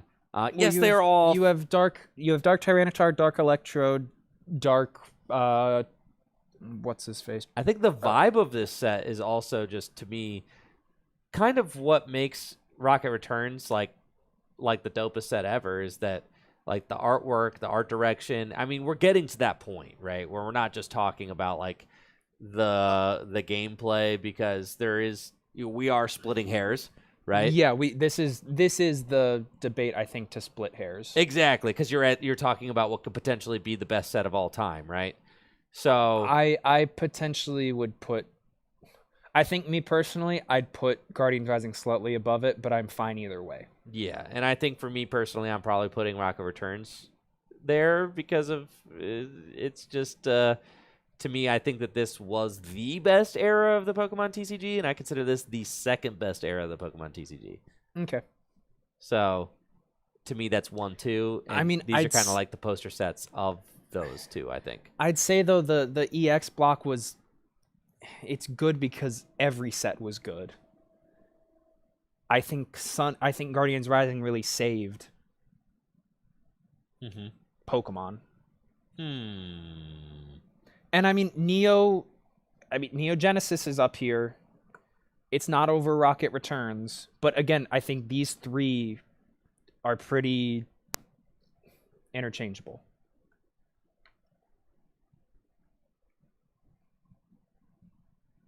Much to think about, Cole. Much to think about. Much to think about. I'm actually thinking that this is a good place to call a stream. We've been at it for like 4 hours, so That's fair, honestly. and I think that, like, coming off of This- Guardians Rising, I feel like that's like a good, Yeah. a good stopping point. And then next time we get together, we'll finish the Sun and Moon era, Dude, there's maybe so do much. maybe do a good healthy amount of the Sword and Shield era. We could get through, I think, next... Probably 2 more meetings. Oh, gosh. 2 more meetings, dude. Yeah. We could get through, I think, 2 more. I think we could do it in 2 more. I think Because we once do it we in get 2 to the more. modern sets, we could just knock them I think all out. like a block a stream is like a good amount to do. Yeah. I mean, we got through the back half of Black and White. Oh, and yeah. all of Sun and all We of did. XY and a portion of... Okay, I'm happy with our progress for the day. That's what I'm saying. We got a lot done. We got all of X and Y done, Yes, we did. which we finished needs Black a and lot of White. debate because it's stinky. Yes. Yeah, Mhm. I'm happy with where we're at. Oh, for sure. Yeah. This is really good. And the next time we might be able to finish next time. We just like push it a little further. We'll be able to finish next time, I think. Yeah, Because we'll have because again, Sun and Moon, Sword and Shield. the and- closer we get to nowadays, the less we need to talk, That's true. the less exposition. That's true.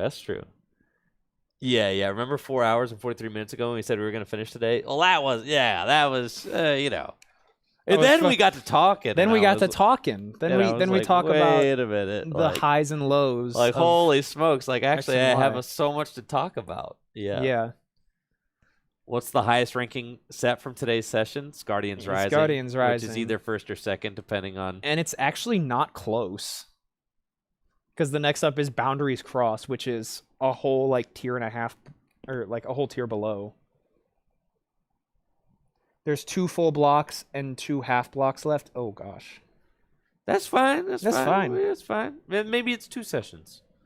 And That's fine. It's content, baby. So much content to be had. Now we've got some really exciting content ahead coming up this week.